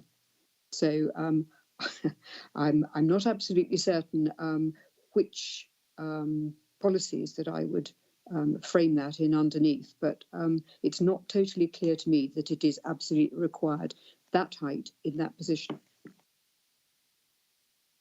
Okay, I'm sure we'll find a form of words that will support that move or that motion. So we have a proposal from Councillor Maitland that we do not support this on the basis that it has not been demonstrated that the height needs to be 5.2 metres to ridge height. Councillor Lever. Thanks, Chair. Yes, I'm quite happy to second Councillor Maitland. I've got concerns about the necessary height of the ridge. Thanks for that. Okay, Councillor Carruthers. Thank you, Chair. Thanks very much for letting me back in. I suppose in my preamble, I'd just like to justify or at least make the committee aware why I'm looking to support this. So I think, again, it's a well-balanced report like the previous one. All aspects of this have been taken into consideration. We've had representations. The only difference I probably would have made it, but because of the health reasons outlined, is the change of colour, but other than that, it has to be the fibre cement, because therefore there's no drips on the animals when they're cooling off. So there's been a topographical change in the land to lower, to make a less of an impact. We've been made aware of that. The roof height itself isn't under question. The portal frame, that's already established. It's for me, certainly, it's the roofs that's going on it, the materials that are being used and potentially the colours. For this application, Chairman, I absolutely do support for those reasons the recommendations contained within the report, and I would formally second Councillor McClelland's motion. Thank you. I don't think he's come back with his motion. It'll be a motion from you. Councillor McClelland did make an observation during the discussion, but it hasn't at this stage come back as a motion. I did invite Councillor McClelland to speak, but he hasn't come back so far. So it'll be an amendment. Oh, here he comes now. Henry. Yes, sorry, Chair. I don't know what was happening here, but I was trying to get back in when you offered me the opportunity, and it was just to reiterate what I'd mentioned earlier, that I do move the officer's recommendations and in particular the mitigation measures as per the amended flood risk assessment, page 63. Thanks very much, Henry. In that case, we'll formally present you as the mover of the amendment, and Councillor Carruthers is the seconder, since you tried to introduce it earlier on, if Ian's happy with that. So, remind members we're going to a vote. Tracy?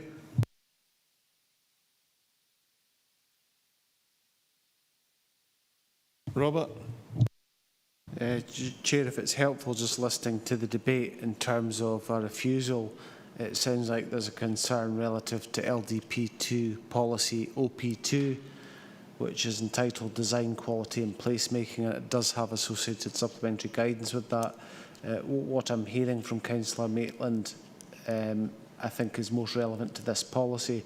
It says at the start, the first bullet point as well as the introduction says development proposals should achieve high quality design in terms of their contribution to the existing built and natural environment, contributing positively to a sense of place and local distinctiveness. And then it says where relevant proposals should, and the first bullet point says, relate well to the scale, density, massing, character and appearance and use of materials of the surrounding area, and in so doing be sympathetic to the local built forms as well as respecting the important physical, historic and landscape features of the site and its vicinity.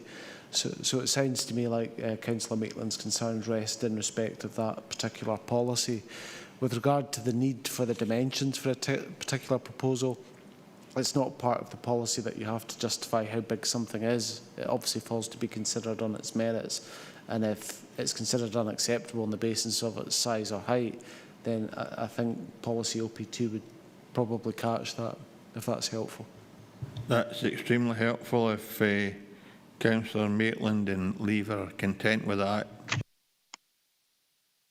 I certainly am, Chairman. I think I was bleating about siting and design, and I'm happy with that. that careful and well thought through tidying up of what I was trying to say. Thank you. I'm happy with that, Chair. Thank you, Jeff. And Councillor Hislop did want to speak, but has now withdrawn his request. So, Tracy, on that OP2, you'll no need to go through all the advice that Robert gave us, but can you just remind members what we're doing, please? Thanks, Chair. So the motion is proposed by Councillor Maitland, seconded by Councillor Lever, and that's to refuse the application as it's contrary to LDP policy at OP2, and that's with relation to the siting and design, that the height of the proposal is inappropriate. And the amendment is proposed by Councillor Councillor McClellan, seconded by Councillor Carruthers, to approve the application subject to the condition as detailed in the report, which is including the updated flood risk management assessment dated the 21st of September. Thanks, Tracy. Vote. Chairman. Amendment. Vice Chair. Amendment. Councillor Blake. Amendment. Councillor Carruthers. Amendment. Councillor Dryborough. I think he's maybe left. Councillor Fairbairn. Amendment. Councillor Hislop. Amendment. Councillor Lever. Motion. Councillor McClelland. Amendment. Councillor McComb. Amendment. Councillor McKee. Motion. Councillor Maitland. Motion. Councillor Sloan. Councillor Tate. Motion. Councillor Thompson. Motion.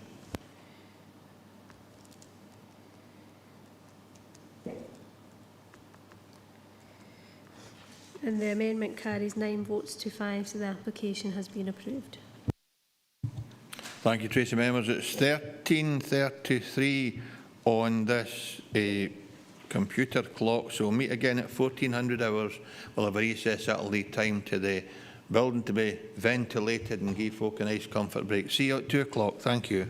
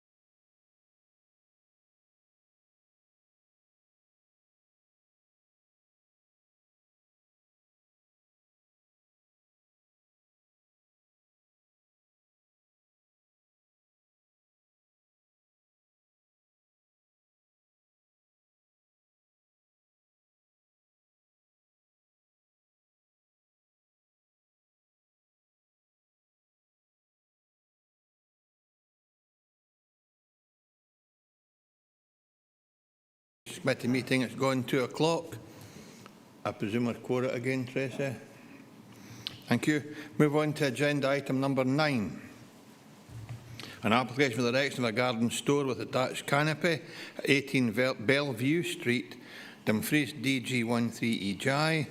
Full application, reference number 21/1437/full. Recommendation approved, subject to conditions. Case Officer Jamie Mackenzie. Jamie with us, or is it you, Robert? Chair, Andrew Robinson's agreed to cover this one for Jamie. Very good, okay. Andrew, can you come and take us through the presentation, please? Yeah, thank you, Chair. Moving on to the first slide, the application site is situated in a residential cul-de-sac situated on the northern side of Annan Road in Dumfries. And moving on to the next slide, the site itself is situated in a gap site on the street between 2-storey sandstone properties, and the site itself is effectively a garden ground associated with a flatted dwelling, which is number 18. The location of that property is highlighted in blue. Moving on to the next slide, the site itself is effectively a garden area with a garden patio and an existing concrete base. And moving on to the next slide, this shows the proposed site plan, so you can see the footprint in grey of the garden store, and to the side of the garden store would be a canopy area over the existing patio. Moving on to the next slide shows the floor plan, showing this in a little bit more detail. So there'll be 2 openings in the garden store with a door to the western side, which is the front, and also to the southern side. Moving on to the next slide, this shows the proposed north elevation, which is effectively facing the gable end of number 24 to the north. Moving on to the next slide shows the southern elevation, which is what the gable end windows of numbers 20 and 22 would be facing. And moving on to the next slide, this shows the front elevation. So it's effectively a sloping roof structure finished with cedral cladding and anthracite doors. And moving on to the next slide, this is the rear elevation. This is what would be facing some hedging, which the next slide shows at the rear of the site. So yeah, this is looking south. You can see the gable end windows of number 22 there. Moving on to the next slide, this is another view from within the site. So that's a downstairs bathroom window in number 22. Moving on to the next slide, this is looking northeast. So you can see the gable end of number 24, which is a 2-storey dwelling house. And you can see the existing boundary treatment at the rear of the site. And moving on to the next slide is looking northwest, so you can see the front street scene. And that's where the building would be sited. So in conclusion, officers consider that the scale, siting and design of this structure would be acceptable in the locality, and it's also considered that its size would not give rise to an unacceptable impact on the amenity of adjoining residential properties, and it's also considered that there would be no adverse impacts in regards to road safety and noise, and is therefore recommended for approval subject to the condition in the report. Thanks, Chair. Thanks very much, Andrew. Questions for our case officer? Councillor McKee. Could you see that picture of the frontage onto the street scene, please?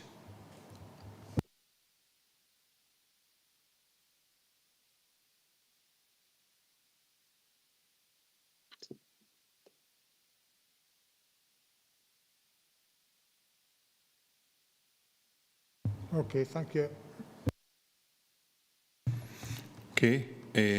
Any other questions for our case officer? There are no registered speakers, members, so we're in session. If there are no comments to make, I'll take it this is unanimously agreed that we support the officer's recommendation and approve. I don't think that's a very appropriate building to be put up in a street albeit it's an open space, and I don't disagree with that. But the outlook and what they're wanting to put in there is total, I would suggest, is totally inappropriate for that street scene. So I would object to this proposal altogether. What planning grounds are it? It's not suitably designed for the area, about language that will support that somewhere, Robert? Looking to the report on page 120, your key policies are policies, LDP2 policies, I should say, H8OP1, and then you've got supplementary guidance and alterations and extensions to dwellings. I'm sure if the concern is that the design is inappropriate relative to the street scene and it's contrary to the appearance and character and damaging to the visual amenity of the area, that would find some support in terms of those policies. Do fine, Robert. Thank you for that. So that's the reason set forward by Councillor McKee. Does you have a seconder?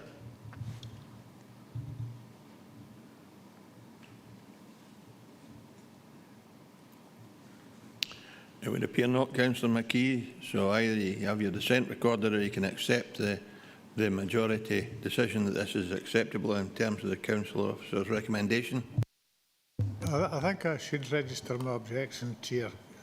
I still think it's not appropriate facing that. Fraser can accommodate that. And on the basis that there was no seconder for Councillor McKee's motion, the application will be approved as per set out in the officer's report. Okay, members, we move on to agenda item number 10. This is a consultation regarding an application made under Section 36 of the Electricity Act 1989 for proposed extension to Galloway wind farm, 11 wind turbines, maximum height 180 metres, site infrastructure and access tracks, erection of substation building and associated work. The location is Galloway wind farm, approximately 12 kilometres northwest of Kirkcowan. It's a Section 36 consultation. The applicant Scottish Power Renewables per Scottish Ministers, and the recommendation is we raise no objections subject to the imposition of conditions, and they are set out at the end of the officer's report. Case officers Chris McTeer. Chris, are you online today? And if so, you take us through your presentation, please. Afternoon. Thank you very much, Chair. The application is before members today as under the scheme of delegation applications for national and major development, where the council isn't the decision maker, are required to be considered by the Planning Applications Committee. The proposal, as the Chair noted, is from Scottish Power Renewables, has come via the Scottish Ministers for an 11 turbine extension to the operational Galloway wind farm, 12 kilometres northwest of Kirkcowan. The turbines have got proposed tip height of maximum 180 metres, which is 105 metres to the hub with a 150 metre rotor diameter. As you can see from the site layout here, the turbines are set out roughly in a square shape, and they are located adjacent to two large areas of commercial forestry to the south and west. Next slide, please. So this slide shows the where the application site sits with the wider operational Galloway wind farm. So it sits to the southeast of the existing operational wind farm, which comprises 95 turbines at 146.5 metres. They're contained mainly in the area of forestry to the west, but you can see there are some substantial numbers in an open area to the north of the application site and in the wider moorland area to the west. Next slide, please. Okay, so this one just shows the full application site. It's intended to utilise the existing infrastructure and access tracks all the way out to the A714 site entrance, which is located to the sort of northeast of the slide there.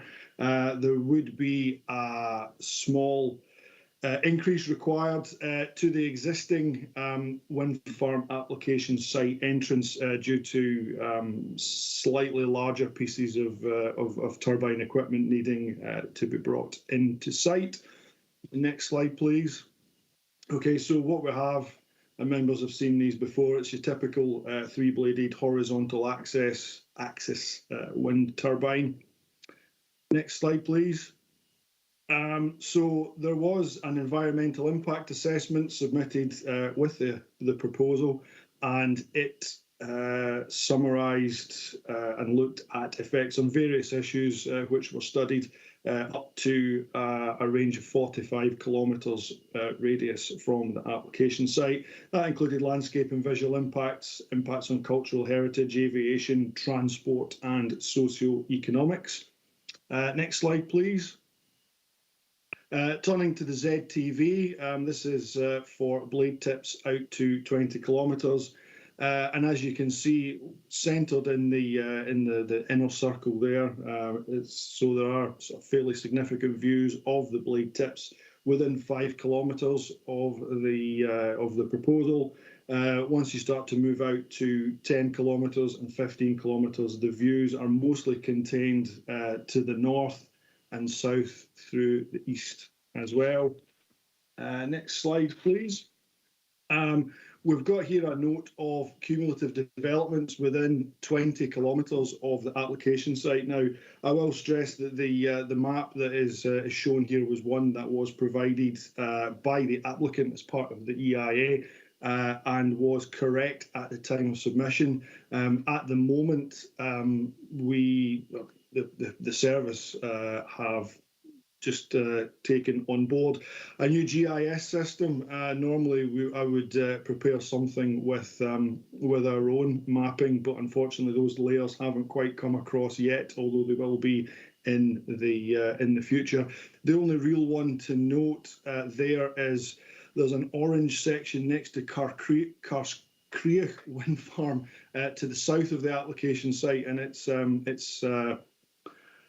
Garville and Farm. That one is actually in as a planning application. It is noted on this plan as one that came in at scoping stage, but that was correct at the time that the EIA was submitted.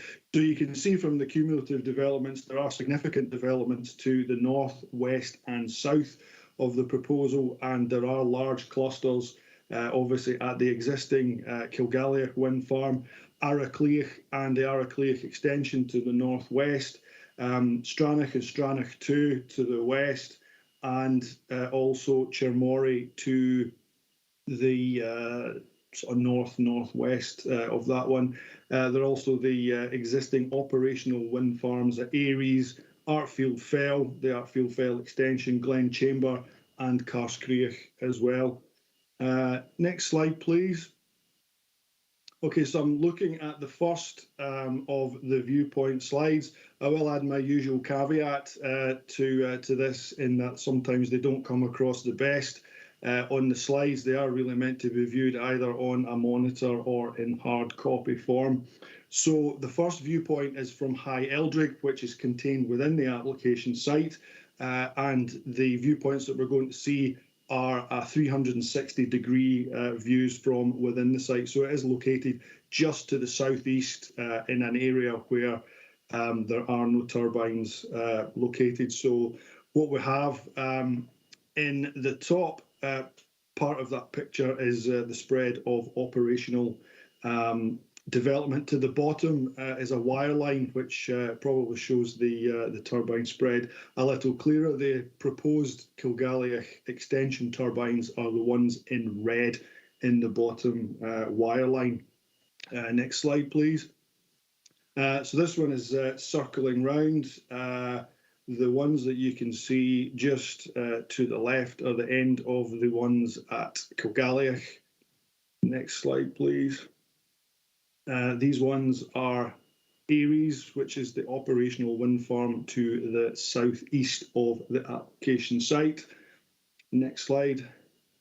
So this is just moving back round. The turbines that you can see there are Glen Chamber, Artfield Fell, and the Artfield Fell extension, which is also called Balmurray Fell as well. But for the purposes of this, I'll just refer to it as the Artfield extension. Next slide. So this is just a visual representation of the wind turbines within the application site. So you can see them here spread out across the landscape there. Next slide. Okay, so the viewpoint we have here is Knocknahouri, or Knocknahouri, not quite sure of the pronunciation. Apologies if I've got that one wrong. So this is located to the southeast of the application site at a distance of approximately 2 kilometres from the nearest turbines. Again, what you can see are the existing operational turbines at Galloway. On the wire lines underneath those are the turbines in black. The proposed extension turbines are the ones indicated in red. Next slide, please. Again, this just shows the spread of turbines. So what we have from left to right are Artfield Fell and the extension, Glen Chamber and Carscreach and Barlockert are the ones to the right, and the horizon set slightly further back. Next slide shows clear views to the west of the particular viewpoint.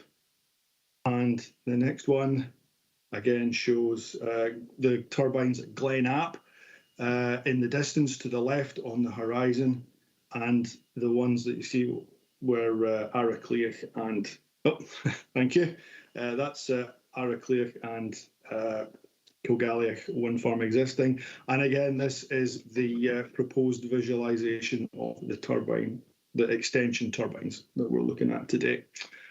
Next slide, please. So this viewpoint is on the Southern Upland Way, west of Derry. So this is north of the application site, looking south at a distance of approximately 3 kilometres.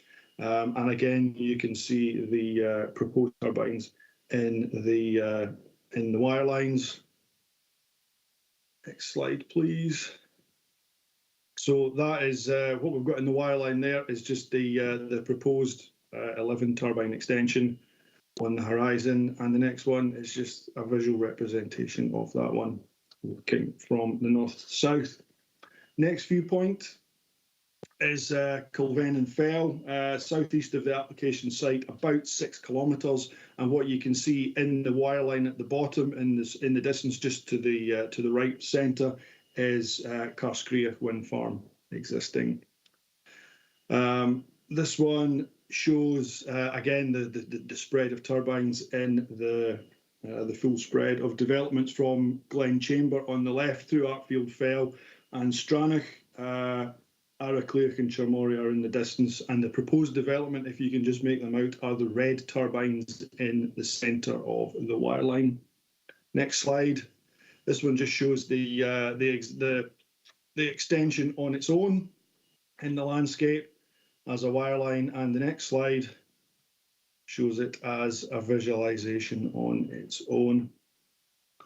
The next one is from New Luce, and that's to the southwest of the application site, a distance of approximately 8 kilometres. So over the hill to the right, you can see Stranach and Aracleach in the background. Next slide. So where are we?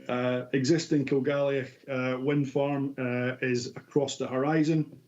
To the next slide is just the development on its own in the distance, and again, it's there just in the centre ground.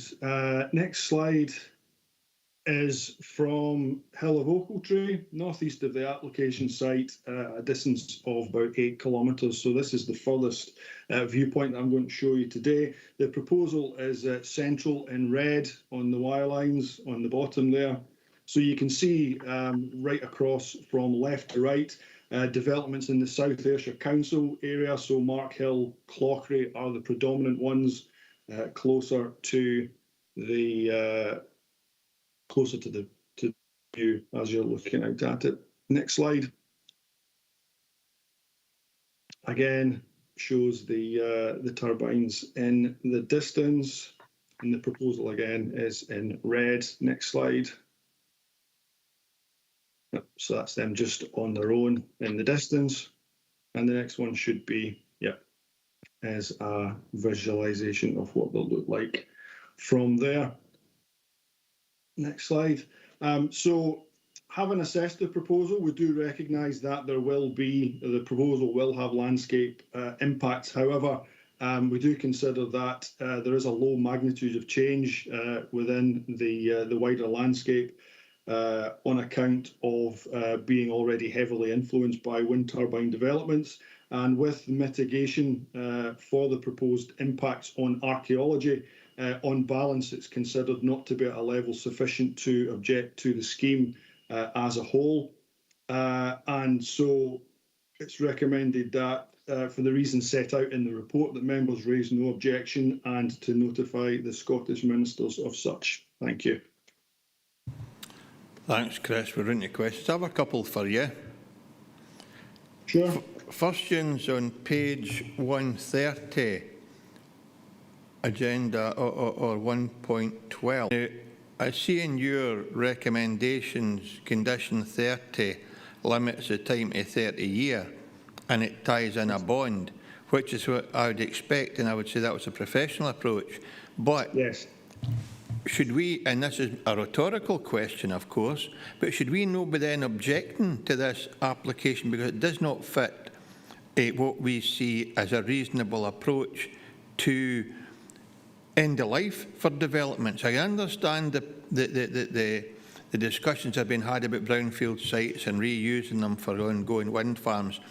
But if we allow this, we have absolutely no control, if the Scottish Government just happened to nod it through, on the length of this wind farm, and we could arguably have derelict turbines left standing on the horizon because there is no intention to provide a decommissioning scheme or bond, and that gives me real cause for concern.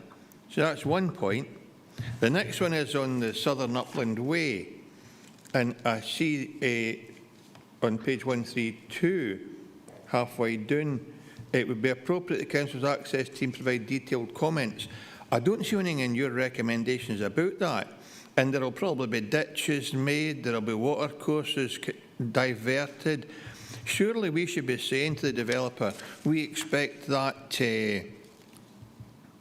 Southern Upland Way to be left open and passable at all times, and understand that maybe even it's this developer, but some of them's paying a salary for Southern Upland Way maintenance. But nevertheless, we shouldn't be saying it's suggested that, or appropriate. We should be saying the access officer should be putting in place a scheme that we expect to be implemented during the construction phase and the completion. I appreciate your views on that, because I'm really concerned about the notion of no decommissioning. Okay, I'll answer your second point first, if I may. The Council's access officer was consulted on the proposal, and his response is online. It might be helpful to go back to one of the earlier slides, I think, which showed the wider context. Actually, it shows the Southern Upland Way running. You can see the extent of where the Southern Upland Way runs through. It runs through the main Galloway wind farm site, but doesn't go anywhere near the extension. It's all located to the west and to the north of the existing the proposed development, if you will. So there won't be any impacts on the Southern Upland Way. So it's one of the earlier location plans. It's probably the third or fourth slide in to the presentation. Sorry. Next one. And I think it's the one after that. So you can see it's kind of difficult to see, but it's the solid blue line that sort of comes up from the south and crosses over through the forestry and then goes away to the north. That's the line. That's the extent of the Southern Upland Way. So you can see it crosses part of the access track now. The council's access officer would look to make sure there were no restrictions to the Southern Upland Way itself. So I hope that answers that particular aspect of it. That helps, that, Chris. Okay, right. So turning to the first point, I suppose it's a very, very good point. I mean, obviously, you'll know yourself. Over time, we have permitted wind farms on a basis where we've been able to restrict or condition operational lifespan. 25 years, 30 years. Some of the newer ones that are coming in are looking for 35 years. We can only sort of make recommendations on what we're consulted on. The Scottish Minister, or rather the applicant, has proposed to have this operational in perpetuity. I would think that the existing Kilgalleach wind farm is time limited. Obviously, it's for the Scottish ministers to make a judgment call on that. So I suppose in some ways I kind of looked at the proposal in and itself as an extension to the existing Kilgalleach wind farm. Not that I'm trying to preempt what the Scottish ministers would do. I felt it appropriate that we should follow on with our standard practice to say, well, we do consider that 30 years would be appropriate for this. But I can certainly see why you would think that we should, in theory, be objecting to it if they're looking for this in perpetuity. But we do have an influence, we do have an input on the conditions when, if the Scottish ministers were minded to approve this, they always come back to us with the conditions, and there then sort of follows a bit of discussion as to what conditions are in. And if we can change them, is that okay? Does that answer your question, Chair? It answers the question, Chris. And it's maybe I'll just maybe discuss briefly with members when we're in session, because I'm conscious that all these developers watch developments, for want of a better language, and if they see this being put forward as in perpetuity and somehow gets a sympathetic hearing with the Scottish Government, you just ken where that will go. And I would much rather, as an organisation and as an authority, we would put down a marker saying we would expect this to be no longer than 30, 35 or whatever. I see Robert wanting to come in, and it's really, we're not in session yet. I was just asking a question, and I'm sure the other members have questions, and then we can maybe deal with that in session. You want to do it in session, Robert? If no, you want to do it in new, that's fine. Oh, sorry, I'm pressing the wrong button here. Chair, it was something I was wanting to add either before or after Chris's presentation. It relates to the substance of the report. We do have an additional recommended condition which was spotted by Laura Whitelaw, the Council's solicitor, and it would be, in addition to what's in front of you, condition 32, which would be a suspensive condition requiring the establishment of and exhibition of securement of a Section 96 agreement under the Road Scotland Act 1984 to ensure adequate provision for repairs to the public road following development and assessment against prior survey. So that would be something we would recommend in addition to the 31 you've got. As far as the questions to Chris go about this case and the timescales, I've never known of a Section 36 consent which wasn't time limited to a defined period, and equally I'm not aware of a consultation response which we've sent to the Scottish Government where we didn't stipulate a time period if we weren't objecting to it. That helps, Robert, and Chris already said that anyway. You had an opportunity to go back, and I know his recommendation does say bond and it does say timescale.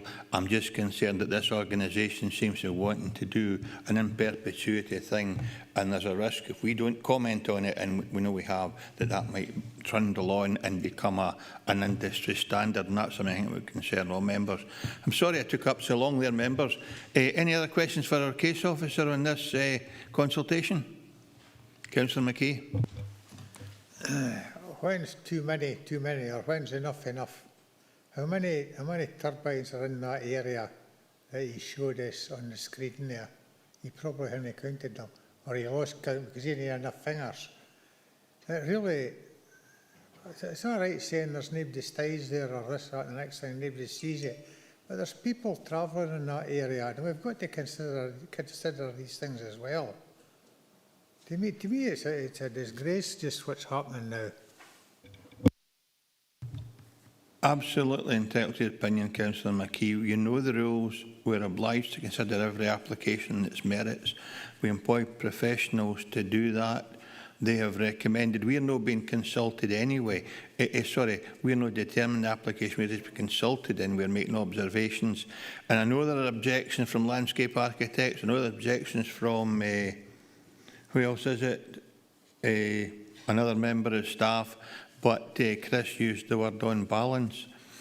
But if you want to propose, Councillor McKee, that we don't support this application and we reject it, it may be that that's exactly what members will do. But our case officer has said on balance, and that's a fair representation of his view. And we're not going to get into a debate about it. By all means, put up an objection because it's a legitimate one. My balance is no good in at all.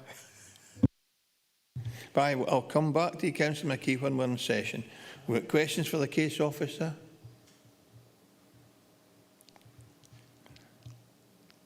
I don't know whether that's Henry back with us or no, but he says he got delayed in another meeting. I presume Henry's back with us now.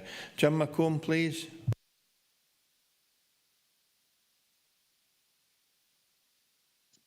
Thanks, Chair. Thank you. The Chair just a few seconds ago made the point that we have objections from two consultees, the Council Landscape Architect and the Council Archaeologist. And I look at the recommendation, which on balance indicates that there is limited significant landscape and visual effects. Now, looking at the difference in height of these turbines compared to the other turbines, I find it difficult to reconcile myself with that statement. The existing turbines seem to vary between about 76 metres and 126 metres. These ones are 180 metres. A very, very significant height difference. That's a statement so far. Have you got a question? Yes, indeed. The question, Chair, is how can this variation in height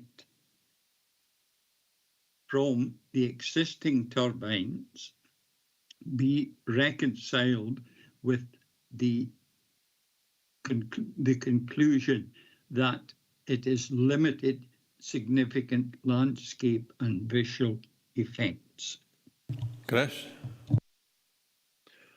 I think what we're looking at here in the wider landscape is an area where we have had substantial wind energy development over a long period of time. And you're absolutely correct. We have some of the older schemes in the region located there. So yes, there are some smaller ones there. As times went on, the turbines have gradually got higher and higher. The existing ones, or the operational ones in at Kilgalley, are in at 146.5. So they're sort of slightly in between size between what's proposed and some of the older ones that are there. I think the same comments could have been made when Kilgalley was in originally, although it has its consent, and there were concerns at the time that these turbines were going to be larger than the ones that came before them. So I suppose what we've seen is a continual increase, and you know, Councillor McComb, you'll know yourself, we've seen over the last few years turbines getting larger and larger. In terms of sort of looking at it on a sort of limited or limited significance, the area round about, and I tried to show that with the visualisations on there as well. The landscape is very heavily influenced by turbine development in that particular area. So that's how, in my view, that's how I took the balanced view that the slightly larger ones were going to have a sort of low magnitude of change overall. I think if we were looking at this as a standalone scheme, possibly in the absence of Kilgalley, the main wind farm itself, I'd be inclined to agree with you. They are quite large. We don't currently have any built at that height just now. We do have some just ever so slightly smaller than that one in the east of the region. But I think given its proximity to the existing operational wind farm, I mean, there are 95 turbines in the existing scheme. I don't have a figure for Councillor McKee as to how many there are over there, but there are a lot. So I suppose kind of taking all that in the round is how I came to the view that it is very much on balance, and I have been quite clear in the report. There are areas of disagreement that the council's landscape architect does have. It is in an area sort of more widely that is acceptable for wind farm development. It is a less sensitive landscape, but I do fully take your point on board. But as I say, it is very much on balance. But yeah, I think we've kind of had to take a view on the whole here. Thanks, Chris. And probably on balance, Jim, that's in your hands rather than Chris's. You and your colleagues will decide where we go with this. Councillor Hislop. Thanks, Chair. Yeah, I think most of it's been answered.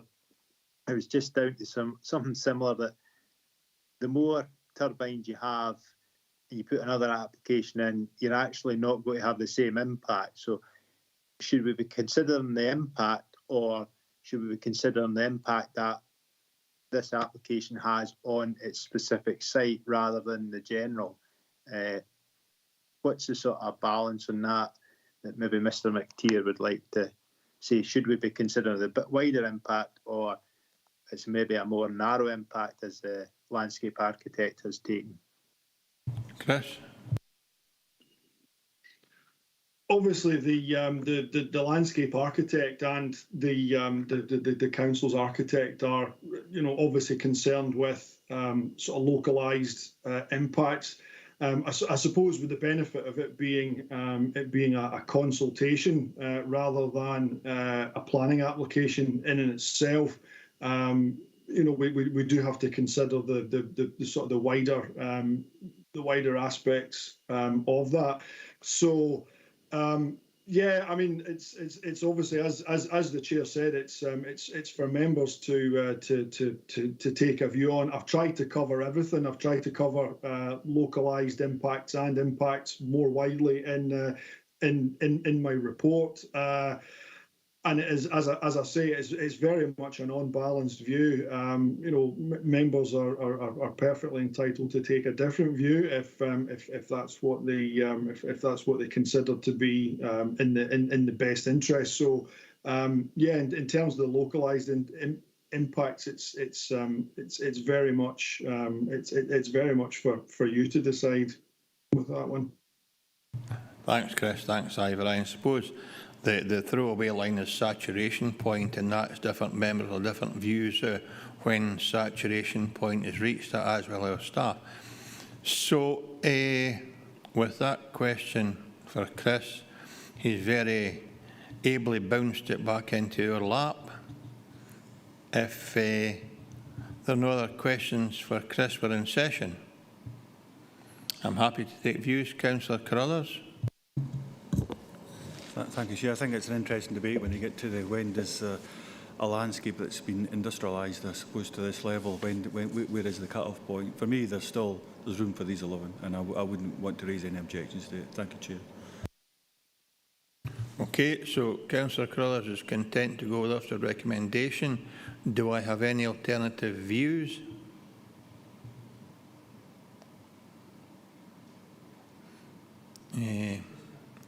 It would appear not. Lots of views, but maybe no strong enough as put them in front of members. So it would seem that there's a unanimous decision by members to support the officer's recommendation to raise no objections, but I would ask that he keeps an eye on the in perpetuity element of this particular application.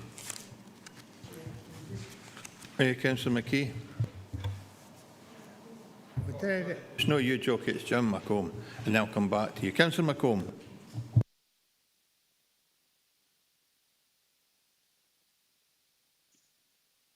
Thank you, Chair.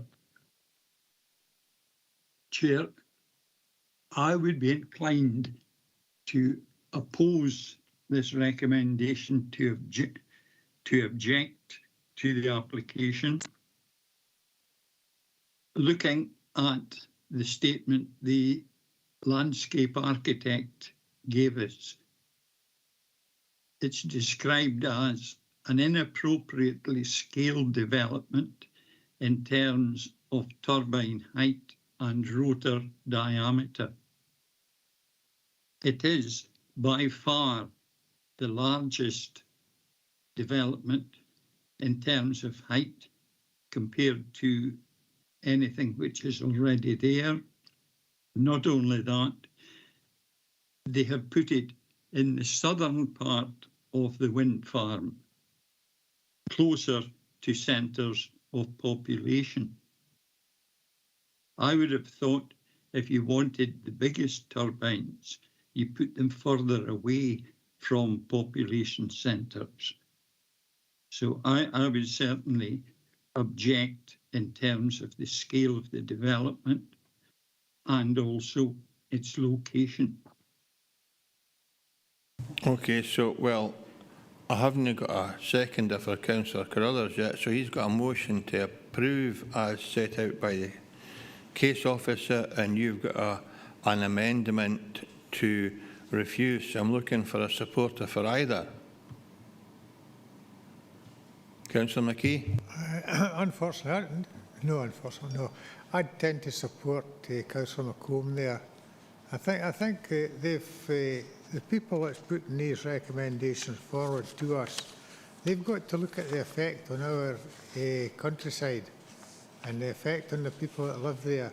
And as Councillor McComb was just saying, the size of the turbines they're putting out, are they justifiable? Are they needed at that size?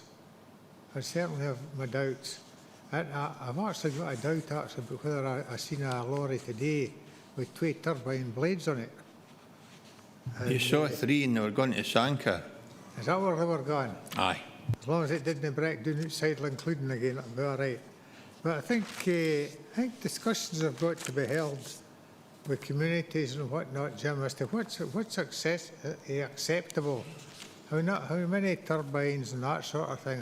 What's acceptable to the general public? They're just being landed with these things. So, you're supporting Councillor McComb and the proposal he's put forward. Now, I've lost track of who wants to speak. I've got Councillor Hislop. If he did want to speak, he'll come in now. If no, it's then John Campbell and Stephen Thompson. So, Ivor, if you want to contribute to this, or if it's something done earlier, then I'll just go straight to John Campbell. Chair, I would second Councillor Carruthers' motion, amendment as it be now. That's great. Thanks for that, Councillor Hislop. John Campbell? It was just a second, Councillor Carruthers. Okay, Stephen Thompson? Thanks, Chair. I think I'm effectively forthing Councillor Carruthers now. But just in terms of the decommissioning, I mean, when I read this, I appreciate the officers talked about, things being considered in the balance, but I think our representation does cover on page 162 in the recommendations just some of the concerns about the lifespan of the development and decommissioning process, etc. So I'm if not sort of exuberant about it, I'm sort of satisfied with that. So that would be that, Chair. Yeah, thanks, Stephen. I think that's condition 30. I talked about that, and that was just in the hope that the Scottish Government will pay heed to that, but that's fine. So we have a motion from Jim McComb, seconded by Councillor McKee, and we have an amendment by Ian Carruthers, seconded by Councillor Hislop. Can you just remind members what we're doing, Tracy? We'll go to the vote. Thanks, Chair. So I have a motion proposed by Councillor McComb, seconded by Councillor McKee, and that's to agree to raise an objection to the consultation due to the detrimental effect at this location due to the scale of the development. Robert, do you want to provide a LDP policy in relation to that? More or less gave the landscape architect. Jim's just rehearsed what the landscape architect said. Chair, just pick it up in the report.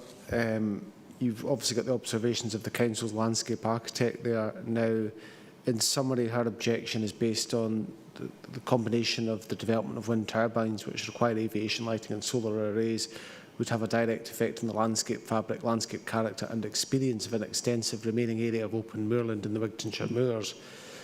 The turbines individually and in sealing combination would detract from the views and visual amenity, particularly from the Southern Upland Way and dark sky amenity afforded by this interesting historic moorland and its wider setting in relation to the Galloway Hills. I think you've also said that you feel that the turbines are far too large as well in relation to this site and also too close to settlements. I don't know if that's what Jim said. Are you happy to incorporate all of the points Robert raised, Jim, plus the 2 points about the height and close proximity to settlements? Yes, Chair, quite happy with that. I had omitted to mention the aviation lighting. Yeah, that was mentioned in the preamble that Robert had for you. And Councillor McKee's nodded his assent, so that'll form the motion. And the amendment, Tracy? The amendment is proposed by Councillor Carruthers, seconded by Councillor Hislop, and that's agree not to raise an objection to the consultation subject to the conditions detailed in the report. And can I just check if that's to include the additional condition 32 that Robert mentioned earlier? John and Ian, yeah. That's absolutely necessary given my recent experience. And I'm grateful to Laura for bringing that forward. Right, Tracy? Thanks. Chair? Amendment? Vice Chair? Amendment. Councillor Blake?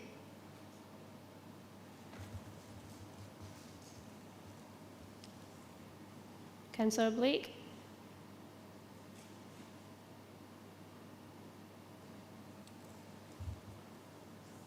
I'll come back to Councillor Blake, Chair.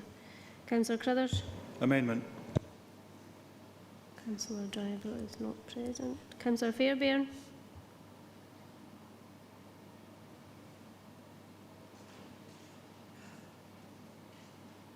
Councillor Fairbairn? Amendment. Councillor Hislop? Amendment. Councillor Lever? Amendment. Amendment. Councillor McClelland? Amendment. Councillor McComb? Motion. Councillor McKee? Motion. Councillor Tate? Amendment. Councillor Thompson? Amendment. Can I try Councillor Blake again? Yes, amendment. I couldn't get my mic on.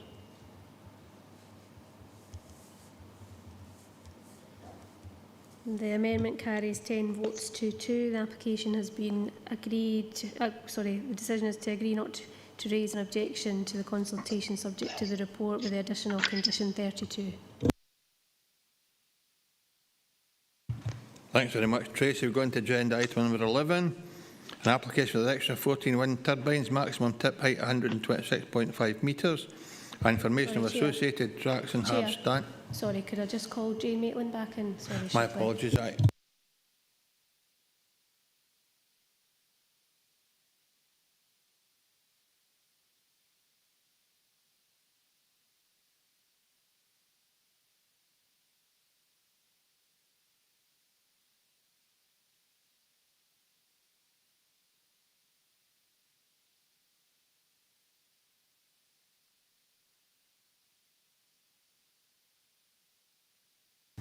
Welcome back, Councillor Maitland. My apologies, I'll start again. Planning application for the erection of 14 wind turbines, maximum tip height 126.5 metres, information of associated tracks and hard standings, erection of one permanent wind monitoring mast, height of 80 metres, one temporary wind monitoring mast, height of 80 metres, substation and control buildings, formation of temporary construction compounds and offices, borrow pits and concrete patching plant. Without compliance with condition 2 of planning permission granted under DPAA appeal, reference PPA-170-2098, to allow an extended operational period of 35 years instead of 25 years. This is Section 42 application at Aries Farm Wind Farm, Glenluce, Newton Stewart's. The application type Section 42. The reference number is 21/0645/S42. The recommendation is approved subject to the successful completion of the appropriate legal agreements within 6 months of the date of the decision, or any extended timescale as agreed by the appointed officer, and B, conditions. It's a major application, and the case officer Andrew Robinson. Andrew, take us through your presentation, please. Thank you, Chair. Yes, this application relates to Aries Wind Farm, which is situated between Newton Stewart and Newluce, to the north of the C3W public road. It's roughly about 9 kilometres to the east-northeast of Newluce. And moving on to the next slide, effectively what this proposal is seeking is Aries is an operational wind farm. It's been operational since March 2017. It was subject to a condition limiting it to a 25-year permission. What this application is seeking is to have the operational period of the wind farm for 35 years, so essentially an additional 10 years on top of what the approved permission allows. And after so no changes would be required to the layout of the wind farm or the tip heights of the turbine. Effectively, it would stay in its built form, effectively for another 10 years. So moving on to the next slide, after consulting relevant consultees and in the absence of any objections, that the additional 10-year period would give rise to any environmental issues. And also bearing in mind the general support for repowering schemes that the Scottish Government's onshore wind policy statement has stated, then it's recommended that this application is approved subject to an updated legal agreement to cover matters which are still relevant, such as restoration provisions, and also conditions carried over from the previous planning permission to ensure that conditions that require monitoring and protection of amenity and also restoration provisions are also attached to to any additional planning permission that may be granted. And that's the end of my presentation, Chair. Thanks very much, Andrew. Just to confirm to members, this will be a brand new approval, but it will have attached to it legal conditions in terms of restoration bond, etc. And all previous conditions that were attached to the existing one will be reapplied to the new one. Is that correct?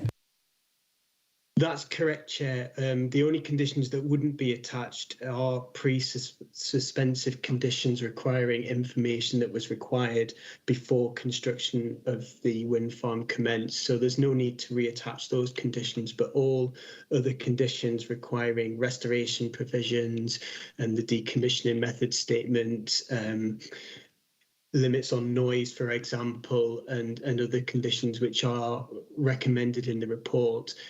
Because it's a new condition, we do need to reattach those conditions to any planning permission that's required, because it is a new planning permission, as you said. Super, Andrew. Thanks very much. So, questions for our case officer?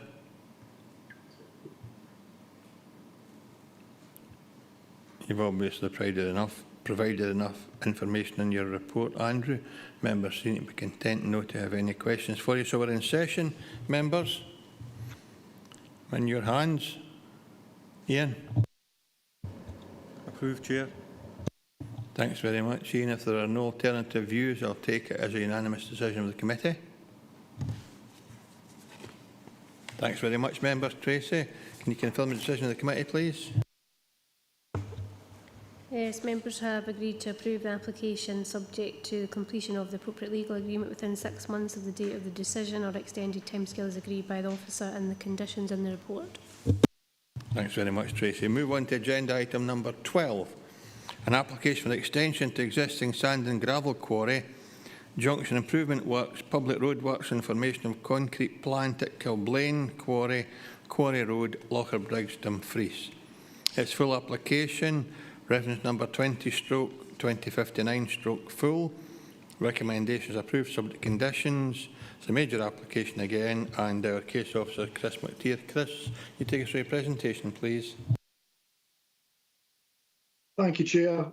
Just before we begin, I have a note for one of the conditions. It's condition number 4 on the to the end of my report. Apologies, I don't know what page number it is on members. 200. 200. Thanks, Chair.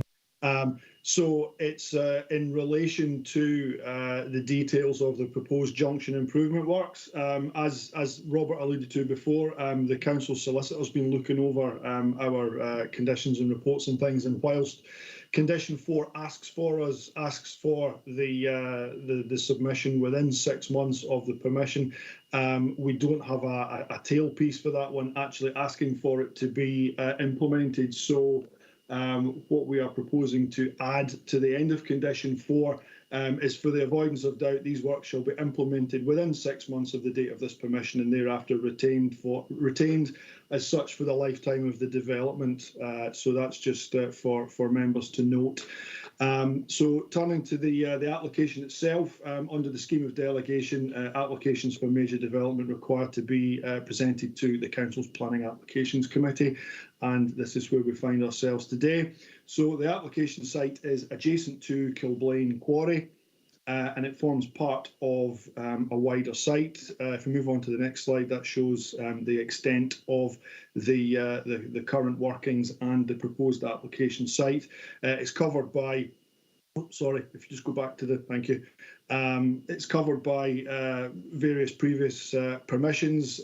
Members will remember that there was one in front of them last month, which covered the main body of the quarry, and that was just to extend working life of that one. So if we can move on to the next slide, please. So this shows in a bit more detail the existing site layout, and as you can see, the access road runs through the middle of the site, sort of roughly left to right. The landform is quite undulating, as you can see from the contours on the plan there. Next slide, please. Just take you through a few photographs. This is the existing site entrance. The land to the left of the access road there forms part of the site, and land to the right as well. So next slide. So this shows land to the east of the site entrance. You can see the sort of the undulating landform there. So that does form part of the site extension as well. Next slide. Again, that's just another view of land to the west that forms part of the application site. Next slide. So this is the public road that runs along the bottom of the site. So you can see the existing trees to the left of the photograph. So that forms the southern boundary of the site. Next slide. Okay, so this is the western boundary of the site, and as you can see, St Blaine's Cemetery is located in there as well. And the next slide. Again, this photograph was taken from further up the access roads. As I was about halfway up when I took this photograph. So again, you can see the existing landform. And the next one, and that's looking to the west from the access road. So St Blaine's Cemetery is beyond the belt of mature trees there that you can see in the background. Next slide. And that's just a view into part of the existing quarry beyond the application site that we're looking at just now. The next slide. Okay, so overall, the operations at the site are covered by a planning permission previously granted in 2014. This was identified as an area, so we're not looking at the principle of development for this. That is noted in the report. The principle's already been established, but the detail of what we're looking at had to be subject of a further planning application, of which this is. So this is for the first phase of development. Now, it's important to note this is for dry workings. So the workings are all taking place above the water table.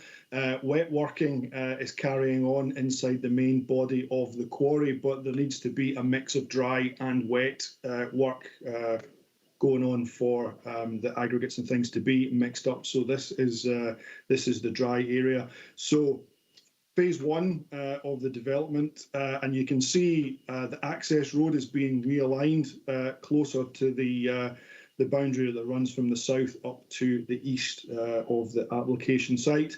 There's a concrete batching plant being located in the northeast corner to replace an existing batching plant which is located within the existing quarry just now.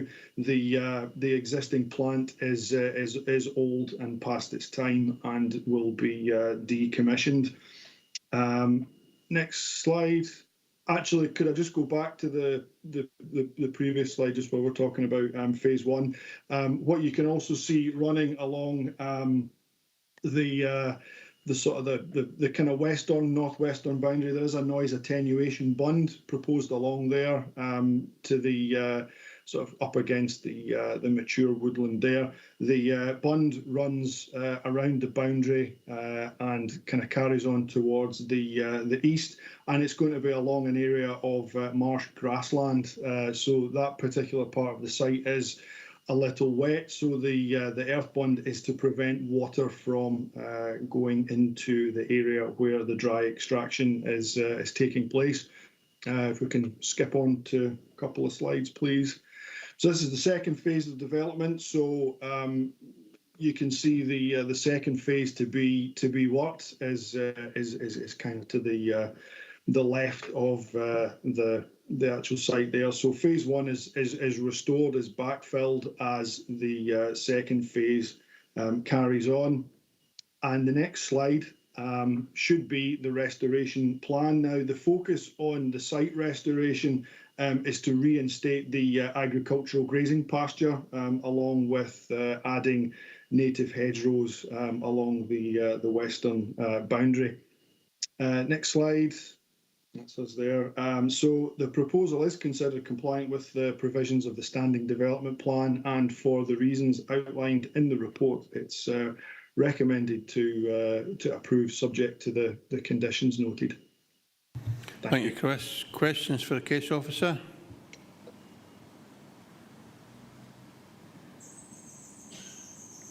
Seems to be a lucky day, Chris. Okay, we're in session, members. If there are, Councillor Carruthers. Maybe just take the words out of my mouth, Chair, but move to approve. Thank you. Any alternative view? If not, I'll take it as unanimous, members. Unanimously agreed to approve the application as set out by the case officer. Is that right, Tracy? Thank you. Thank you, Chris. Move on to agenda item number 13. An application for the erection of a dwelling house and garage and installation of septic tank site A and formation of shared lay-by access at land at Redkirk, Gretna. The application type is planning permission in principle. The reference number is 21/1489/PIP. The recommendation is to refuse. Case officer Claire Eckstein. Claire, will you take us through your presentation, please? Thank you, Chair. Right, this application has been called in by Councillor Carruthers on the Karen Carruthers, on the grounds of public interest. Some members may recall this site referred to as Site A, and the adjoining application Site B was considered by the Planning Application Committee in May 2021. Site B was approved by the Planning Application Committee under reference 210152 PIP. I apologise, there's a typo error on page 208 of the report. As this was done as a double presentation, members may already be familiar with the presentation photographs that follow.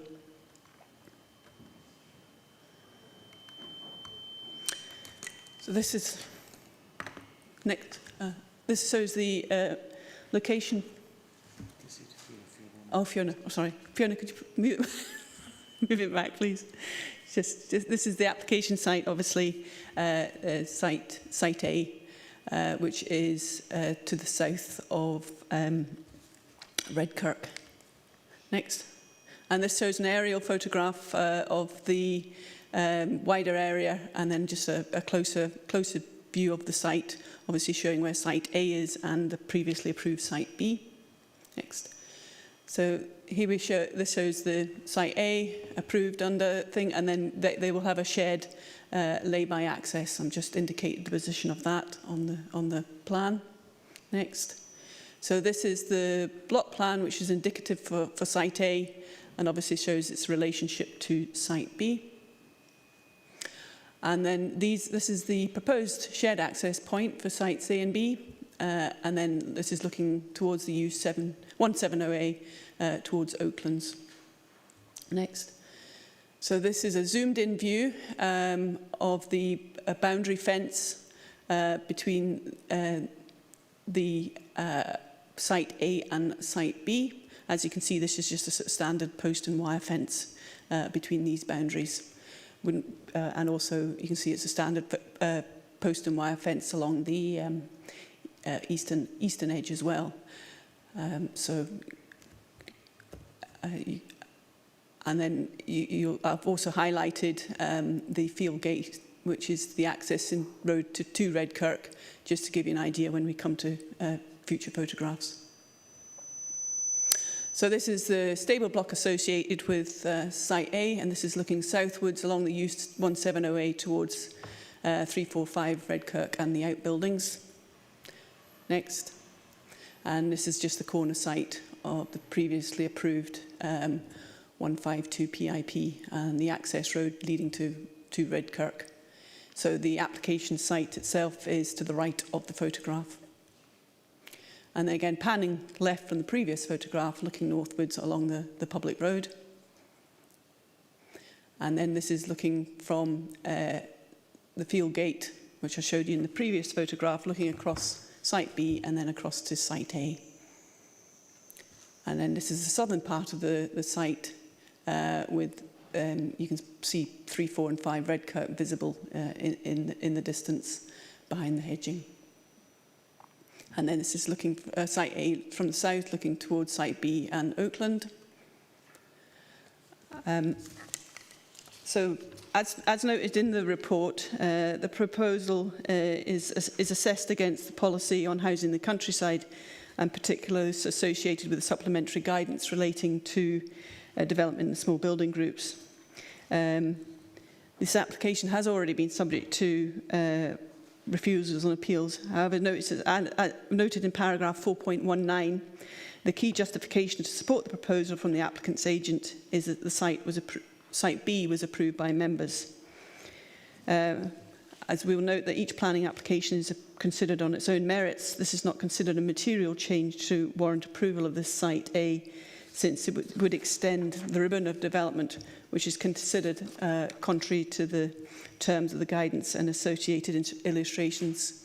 So I've got the illustrations from the supplementary guidance, and I will, if you go on to the next slide, I will highlight the one for ribbon development, which obviously states that there's no natural or established boundaries to stop such an established head, tree, belt, woodland or dry stone dyke or road. This indicates that if there is a field boundary further along a road, it would not be considered as a natural stop to the proposed house site, since it would be part of the field that would be visually distanced and separate from this. Hence, the advice is not to support. So our recommendation is to refuse the application. Thank you, Claire. Questions for our case officer? Councillor Carruthers. It's clear rather than DSI, it's more about just establishing the boundary in particular in regards to this site A, I think we're classing it as. So it's to the south. We did see a picture of it, Chairman. That's all we're looking for. If we go back to that, I thought it was quite clearly defined, but it's maybe not just as clear as what I thought it was. Just to get an understanding, Chair. It's a photograph.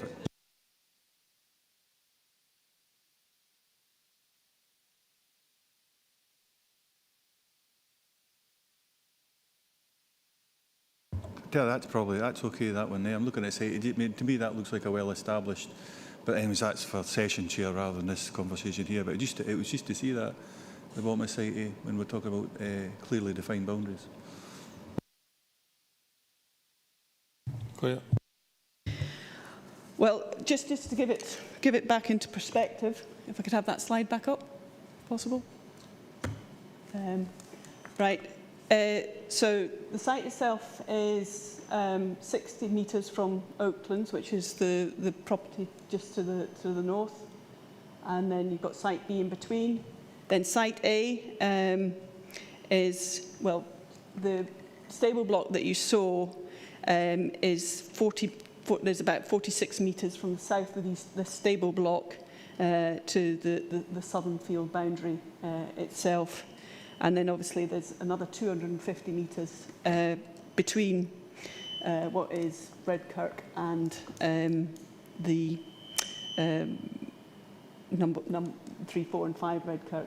I haven't got the measurement for the what's between the measurement of the field between site A and 3, 4 and 5 Redkirk, but between 3, 4, 5 and Redkirk and Oaklands it's 250 metres, just to give you an idea. Thank you, Chair. Thanks, Claire. Thanks, Ian. Any other questions for our case officer? In that case, members were in session. Ian? Probably just reflecting back, hopefully not just as much discussion. We did discuss this thoroughly the last time it was here, and I'm probably starting to outline my views. I would class that personally. I would view that as a clearly defined boundary. I think if it wasn't particularly because of the previous plan application that was approved on site B, then there might not be merits, but I'm not looking to change my mind in regards to the way I felt last time. I feel very much it should be supported, and I would use similar grounds as to what's been previously stated. But it is because of the change in character, the small building group, plot B in particular, has been that permission has been established. The principal development's been established, and I feel the boundary that is there. I've seen difference, whether it's stone dyke wall or well established. It is a well established tree line rather than just a hedge, so I would accept that as being the boundary and the end of any potential development going down that route. Thank you, Chair. I would support it. And are you putting up a proposal to support this? And if so, on what planning grounds? Because boundary is only one. The talk here about urban development. So just for the sake of being safe with my language, I'll use similar to what was used last time, Chairman, and that is that it does relate well, as per the housing, our policy H3, housing in the countryside, it does relate well to the existing small building group in particular. Obviously it would be subject to conditions, and obviously with that previous permission and the junction, the layout, the road and that clear defendable boundary, I would say that's the reasons I would justify a change in position. The council should change its position from the last time. Thank you, Chair. Okay, I'll come back to governance at the end of the discussion. Councillor Maitland.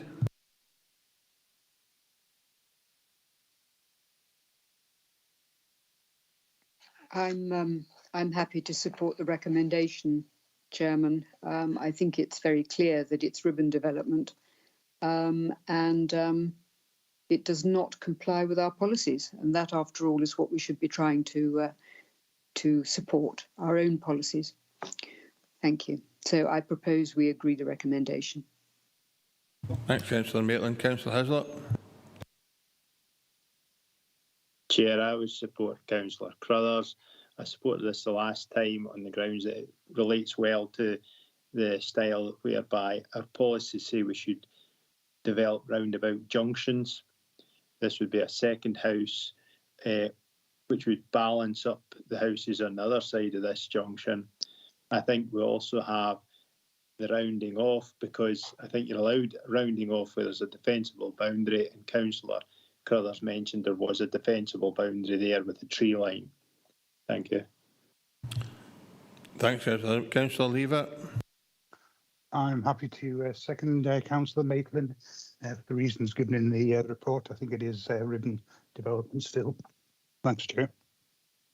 Thanks, Jeff. So we've got a motion and an amendment. Governance, is this an appropriate motion? Is this an acceptable motion? Thanks, Chair. What I've noted here is the proposal is to approve the application subject to conditions on the grounds that the proposal does comply with LDP policy H3 as it relates to the supplementary guidance on housing in the countryside, enhances the character of the small buildings group as there is a well-defined boundary. Yeah. So I would deem that a competent motion, Chair. In that case, that's a competent motion. We go to the vote. And remind members what the vote might be, Tracy, please. So, motion proposed by Councillor Crothers, seconded by Councillor Hislop, was to approve the application subject to conditions. I'll need to confirm the conditions prior to proceeding to the vote, Chair. I'll maybe ask Robert for advice on which conditions he would... Robert, can you just help clarify the motion, please? This is an application for permission in principle. Yes, in that case I would recommend you put on firstly the standard conditions setting out reserved matters and conditions 2 to 5. So that would be the first condition. Then you'd have conditions 2 to 5, which would be on design, layout, landscaping, materials and finishes. So it would require those details to be submitted. I haven't got the roads response in front of me, but there may be a series of roads conditions that would require to be imposed as well. So we would lift those from the consultation response that's in the public domain at the moment and online. I just don't have access to my computer just now. If there are any other consultees suggesting conditions, we would obviously impose those too, but I don't think we'd be looking for anything more than that.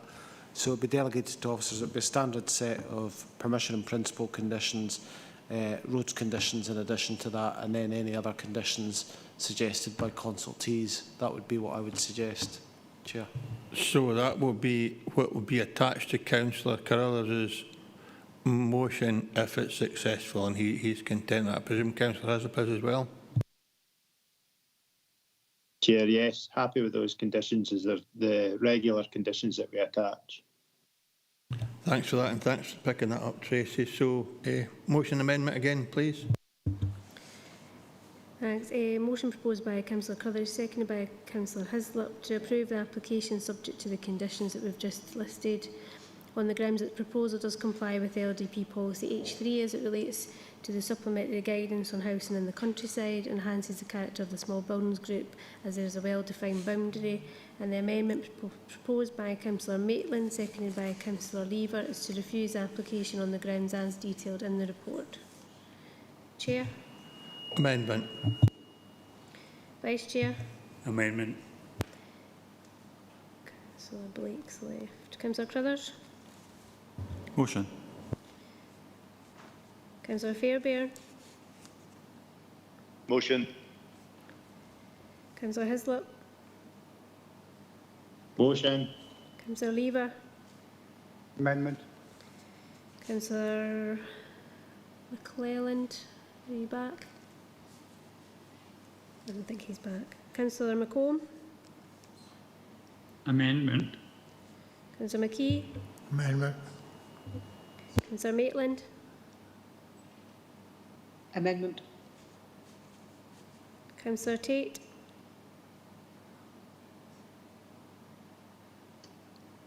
Motion. Councillor Thompson. Amendment.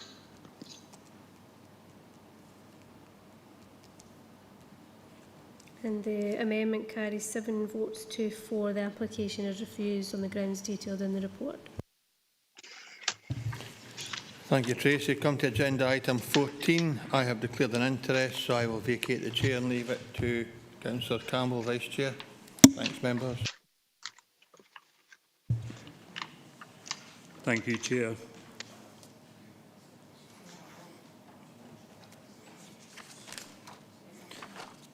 Thanks, members. Agenda item 14, alterations and change of use of former store to former dwelling house and installation of raised deck area at first floor level and extension in height of existing wall brackets 1.1 metres above the raised deck area, excuse me, at Simpson Road, rear of 35 High Street, Sanka. The recommendation is to refuse. The reference number is 21/1318/4, and Claire is here to give us a presentation. You just give it anytime you're ready, Claire. Thank you, Chair. Well, Vice Chair, I should say. Obviously, the application has been called in by Councillor Dempster on the grounds of public interest. Councillor Dempster did refer to this proposal being discussed by Sanker and District Community Council. A copy of their response was received yesterday, and I posted it online last night. However, this was dated 19th of March 2021 and related to the previous application 200164 FEL. But it is for exactly the same proposal. So if members wish for me to read it out, I can do so. Apologies, Claire. Can I just interrupt you? Councillor Fairbairn, could you please put your camera off?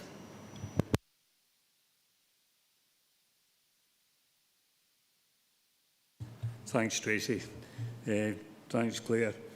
I don't know if members wish to go through that. Chair? Who have we got? It's Jeff Lever. There wasn't any sound when Tracy was given that on the remote location. I see Councillor Fairbairn seems to be walking his dog. Okay.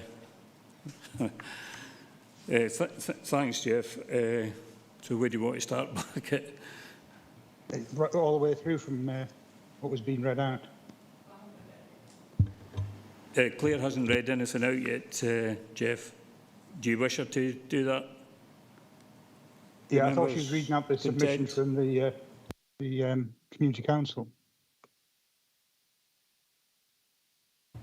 Yeah, okay. We'll get Claire to do that. Thank you. So this is what Sanker's Community Council have said. Without prejudging any planning applications, the Royal Borough, Sanker and District Community Council members unanimously agreed to support this local business looking to refurbish a derelict building in the town, promote a better atmosphere within the town and to create employment opportunities with the development of a building being brought back into use as a viable building fit for habitation.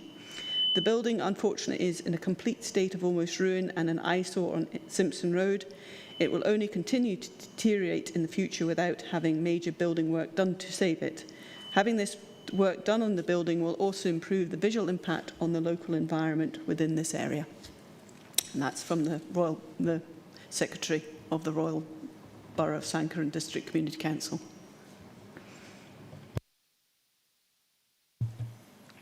Thank you, Claire. You just got to carry on with your presentation? Thank you.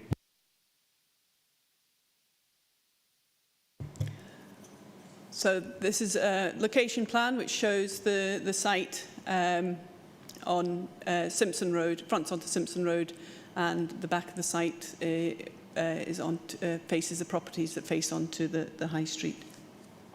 So this is an aerial photograph, and I've also shown the application site, and I've also included the listed buildings which are nearby. So the ones in they're a wider B group listing, but obviously the post office is a B listed, and then the green ones are the C listed buildings on the high street. Next. So this shows the existing elevations of this two-storey property, and then which obviously fronts onto Simpson Road. Next. And this is the proposed elevations. So we've got the existing openings which front onto Simpson Road becoming glazed openings. And then on the rear, they're creating a extending on the lower ground floor, they're extending the opening to form a sort of doorway, full height window, and then on the first floor it will have a new French door and side panels, and there will also be a raised balcony area with access from that first floor, and then on the second floor there will be a new window opening as well. Next. So this just shows a floor plan of the building, sort of existing and proposed. So you can see that the building itself, the internal floor area isn't particularly large, so it's quite a sort of tight space. Next. And this just shows the roof plans of the building and also the foundation details of the proposal. Next. So this just shows a section which also shows the raised deck balcony area on the rear. That raised deck balcony area will be approximately 1 metre off the rear boundary, but you'll probably see that a little bit more clearly when I show the photographs. Next. And the applicant, as part of the supporting information, showed a site section through the site taken from the raised balcony, and you'll see that there's an embroidery workshop visible, and then just onto the other properties onto the high street. Next. And these just show the profiles of the openings that are proposed, doors and windows that are proposed on the site. Next. So this shows the front of the building facing Simpson Road. So this is from the car park opposite. Next. And this is the front of the building. So this is from the east. Next. And this is the front of the building with the ground floor. So the building itself that's subject to the alteration is obviously you can see the three sort of red coloured doorways, and they will become glazed. Next. And this is just the upper part of the building. So you can see that the chimney pot, which is on the adjoining property, that shows the boundary, and that will be remaining. Next. And this just shows the entrance, pedestrian access entrance, which is the sort of red gate, and then the access to the co-op service yard, just closer to us in the photograph. And then this is just panning left from the previous photograph, sort of looking back east along Simpson Road. So you've got One Lorry's Wine opposite, which is the bike bungalow on the corner, and then the public car park. Next. So this shows the side door of the building, and in the foreground you can see the boundary wall of the service yard for the co-op with all its associated trolleys and stuff, and that's out with the application site. Next. So this shows the rear garden yard. So the boundary wall at the side, which is a mixture of stone, which probably reflects a sort of former lean-to, and then it's also brick as well. So where it just on the corner, where it just between the sort of building and that gap there, that's where roughly the raised balcony area will come out to. And then this is just looking at the rear gable and the side elevation with the opening. So there's openings on the ground. There's a single opening, dropped opening on the ground floor. There'll be French doors on a much wider part where that first floor window is, and then obviously there'll be a new opening formed on the second floor. Next. So this is from looking back at the rear of the building. We've got this is from the co-op sort of ramp, and this is looking with the embroidery workshop to the right, and a storage unit to the left, and the sort of rear access to the co-op. Next. So this just shows the rear of the embroidery workshop, and obviously most of that rear service yard will be covered over with the raised sort of decked area. And then this is just panning right again. Next. And then what I've done is I've just taken a photograph from the car park as you come from Simpson Road, which shows the gable end of the chimney, it's just sort of behind the tree on the building that will be taken away. So that's just taken from the sort of gap between 4 and 5 Simpson Road. Next. So, as noted in the report, the proposal, whilst in principle could be supported, it is the alterations to bring about the change of use that raises concerns with the proposed use of non-traditional materials such as composite boarding, UPVC, the removal of the stone gable chimney, and obviously the introduction of additional over-large openings, particularly on the sort of second floor, and other non-traditional features that would be out of keeping with this traditional building within the Sanka Conservation Area. In addition, the raised deck area, whose area is large in relation to the building and also the rear plot area, and its elevated nature would materially adversely affect the established standards of residential amenity. And it's for these reasons that the application has been recommended for refusal. Thank you very much, Claire. Any questions to the case officer? I don't see anybody in the room. Councillor McKee. Why do you object to that chimney being removed when there was one shown earlier on the house next door that was going to be removed? Well, I think he said it was going to be removed. Is it listed or something? Claire. No, it's within the conservation area, so there's a sort of general discouragement of the removal of chimneys.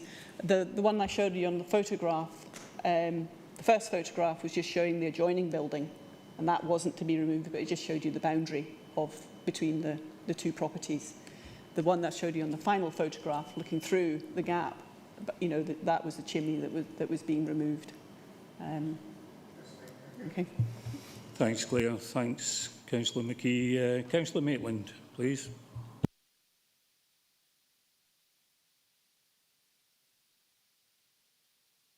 Thank you very much, Vice Chairman. The question, I suppose, Claire, is about the orientation of the building with respect to the decking.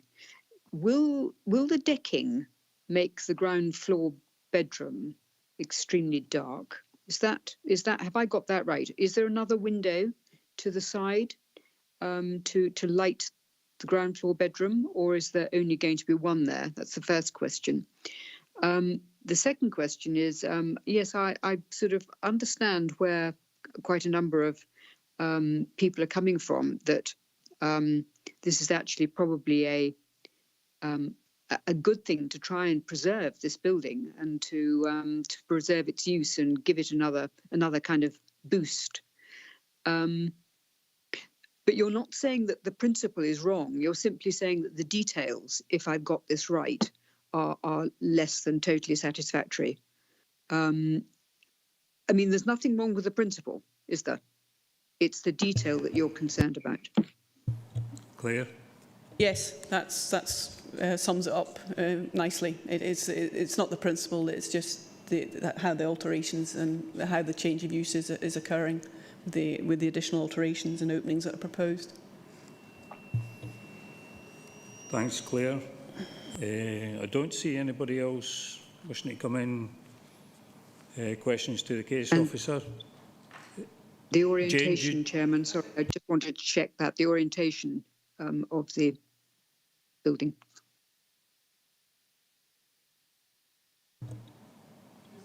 Claire? Back to the floor plans, which I think one more. Is that the floor plan that you can see now? Is that what you're referring to? Jane? Thank you, Chairman. It's really just to check which way the balcony faces.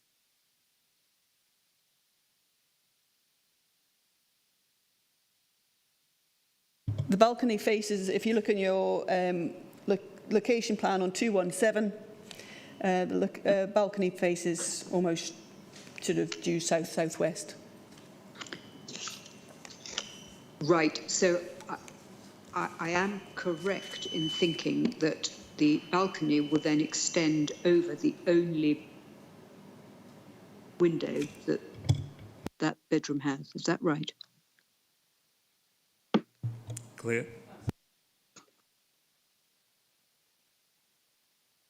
I think it may be helpful if we go to the picture of the actual yard. Would that help, Councillor Maitland?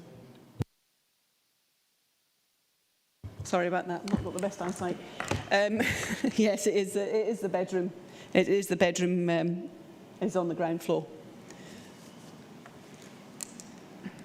Does that help, Jane? Yes. I think I'm getting the general picture. Yeah. Thanks very much, Councillor Maitland. Nobody else? Any questions? Okay, members, we're now in session.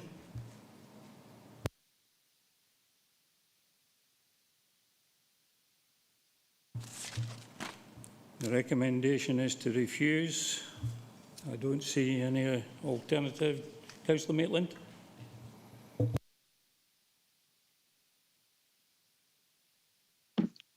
Thank you, Chairman. I think I absolutely agree with the recommendation, but I do look forward to perhaps an improved, detailed application coming forward, because in principle I think it's a great idea, and I think the building itself will look absolutely fabulous with the correct sort of detailing. So I do look forward to the right thing coming forward, and maybe some advice could be proffered.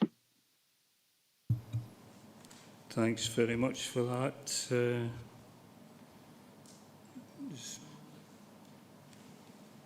Councillor McKee? Yeah, I'll agree with Councillor Maitland. I think it's a good solid building and it needs a proper work done to bring it into use again, and they didn't want to overdo it, make it look too modern, but I'd agree with Councillor Maitland.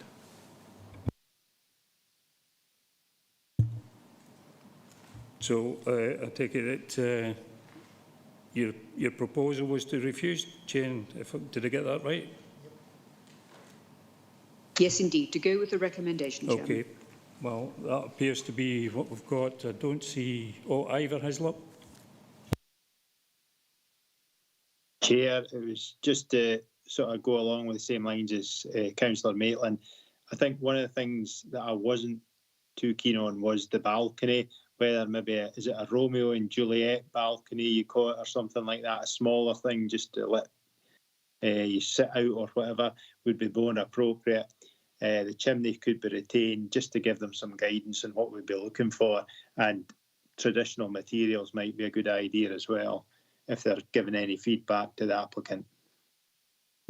Yeah, thanks very much for that, Councillor Hislop. It appears that members have went with the recommendations to refuse the application. Do you just want to confirm that for us, Tracy, please?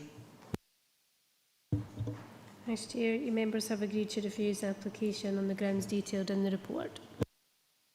Thank you very much. I'm just waiting for the Chair to take his seat again.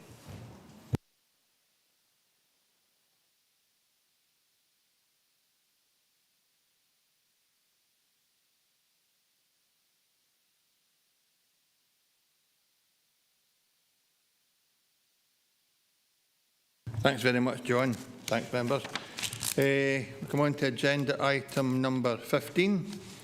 An application for habitat installation works comprising formation of 2 lagoons with 2 large islands at RSPB Crook of Baldoon Reserve, Crook of Baldoon, Shell Road, Wigton. The application is a full application, reference 21/1804/full.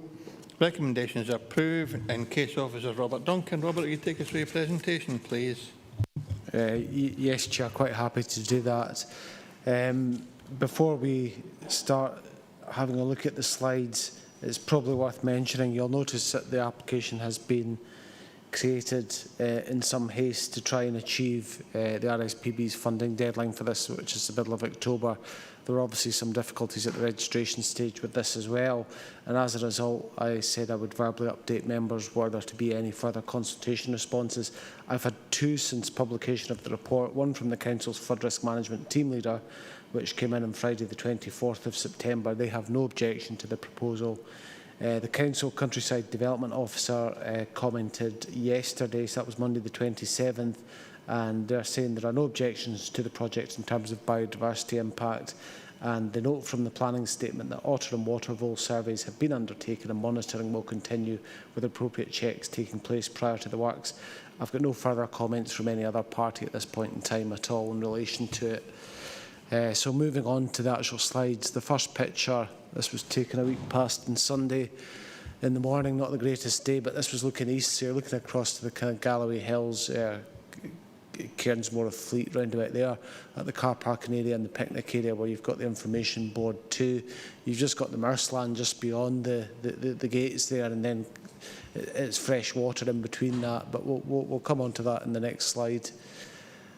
This is the reverse view. It's showing the old agricultural building. Again, this is within the car parking and picnic table area, so they're trying to develop the site as a tourist attraction as well as a wildlife resource. Moving on to the next slide, this is looking southwards, so this is towards kind of Kirkinner direction, almost over to Garliston. You can see the very flat nature of the site. This is the freshwater elements. You might be able to see it, but the archaeological feature is just on your right-hand side as you look into the distance there. This shows the archaeological site a lot more easily. This is looking southwest, and your application site would be on the left just beyond that. So moving on to the next slide, just to give bearings, this is, you know, almost moving 180 degrees. So you're looking from the view upon that embankment that would be used to access the site. You can see Wigtown just up on the horizon there, just on the left-hand side, and you've got the Merceland on the right-hand side there. So the high water mark is just on the right-hand side of that picture. So returning around, this is what you're looking at here is lagoon creation with island works, and it's designed to create a good freshwater habitat, primarily for overwintering birds and so on and so forth. This is a view of, again, it's looking towards Wigtown from near the access road to the site. You can see similar things going on that already have planning permission elsewhere in the site. And moving to the plans, just to give bearings, where you can see the long area, that was the access along the embankment. So the application site is the rectangular area right to the south there. It's quite a fair walk down. And then you can see Wigtown at the top of the slide there, just as a reference point. And this is an aerial view, so it's photographic. You can see the main area where I took the pictures from was the car parking area, which is just at the top of that red line, just at the top of that slide. You can see the archaeological feature just about halfway down the middle of that slide, and the application site is to the south of that. And again, it's replicating habitat creation that you've seen elsewhere within this bigger site.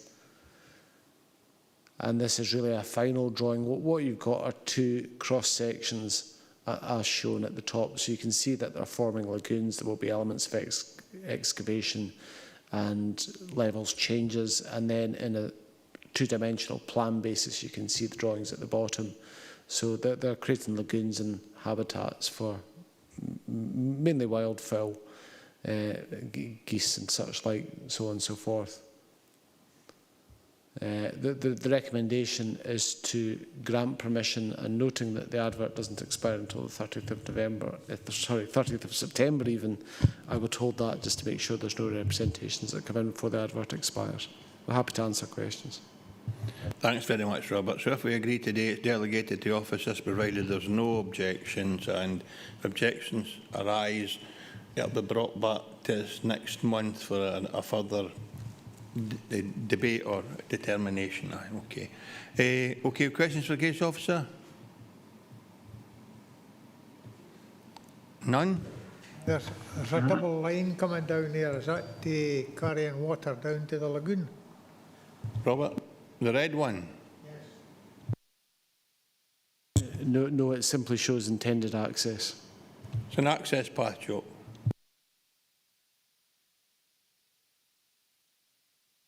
Okay, Jim McComb, please. Thanks, Chair. Just a minor detail, Chair. The ward is not Annandale South. It's Mid-Galloway and Wigtown West. You get them sorted out, Jim. Robert, can you Thanks, Chair. rectify that in the report, please? I can do that. Apologies, that's just human error. Thank you, Robert. There you go. With that clarification, members, unless I hear anything to the contrary, we'll approve the application subject to the recommendations and advice laid down by our case officer. Agreed, thank you. And the last item today is agenda item 16. It's simply an appeal decision for noting only that the appeal was dismissed by Scottish ministers for the development of 4 dwelling houses at Millgate Park Gate, Dumfries. So, members, thank you very much for your attendance today and your indulgence. Good to meet up with you all, and I'll see you again next month. Thanks very much. Thank you, Chair.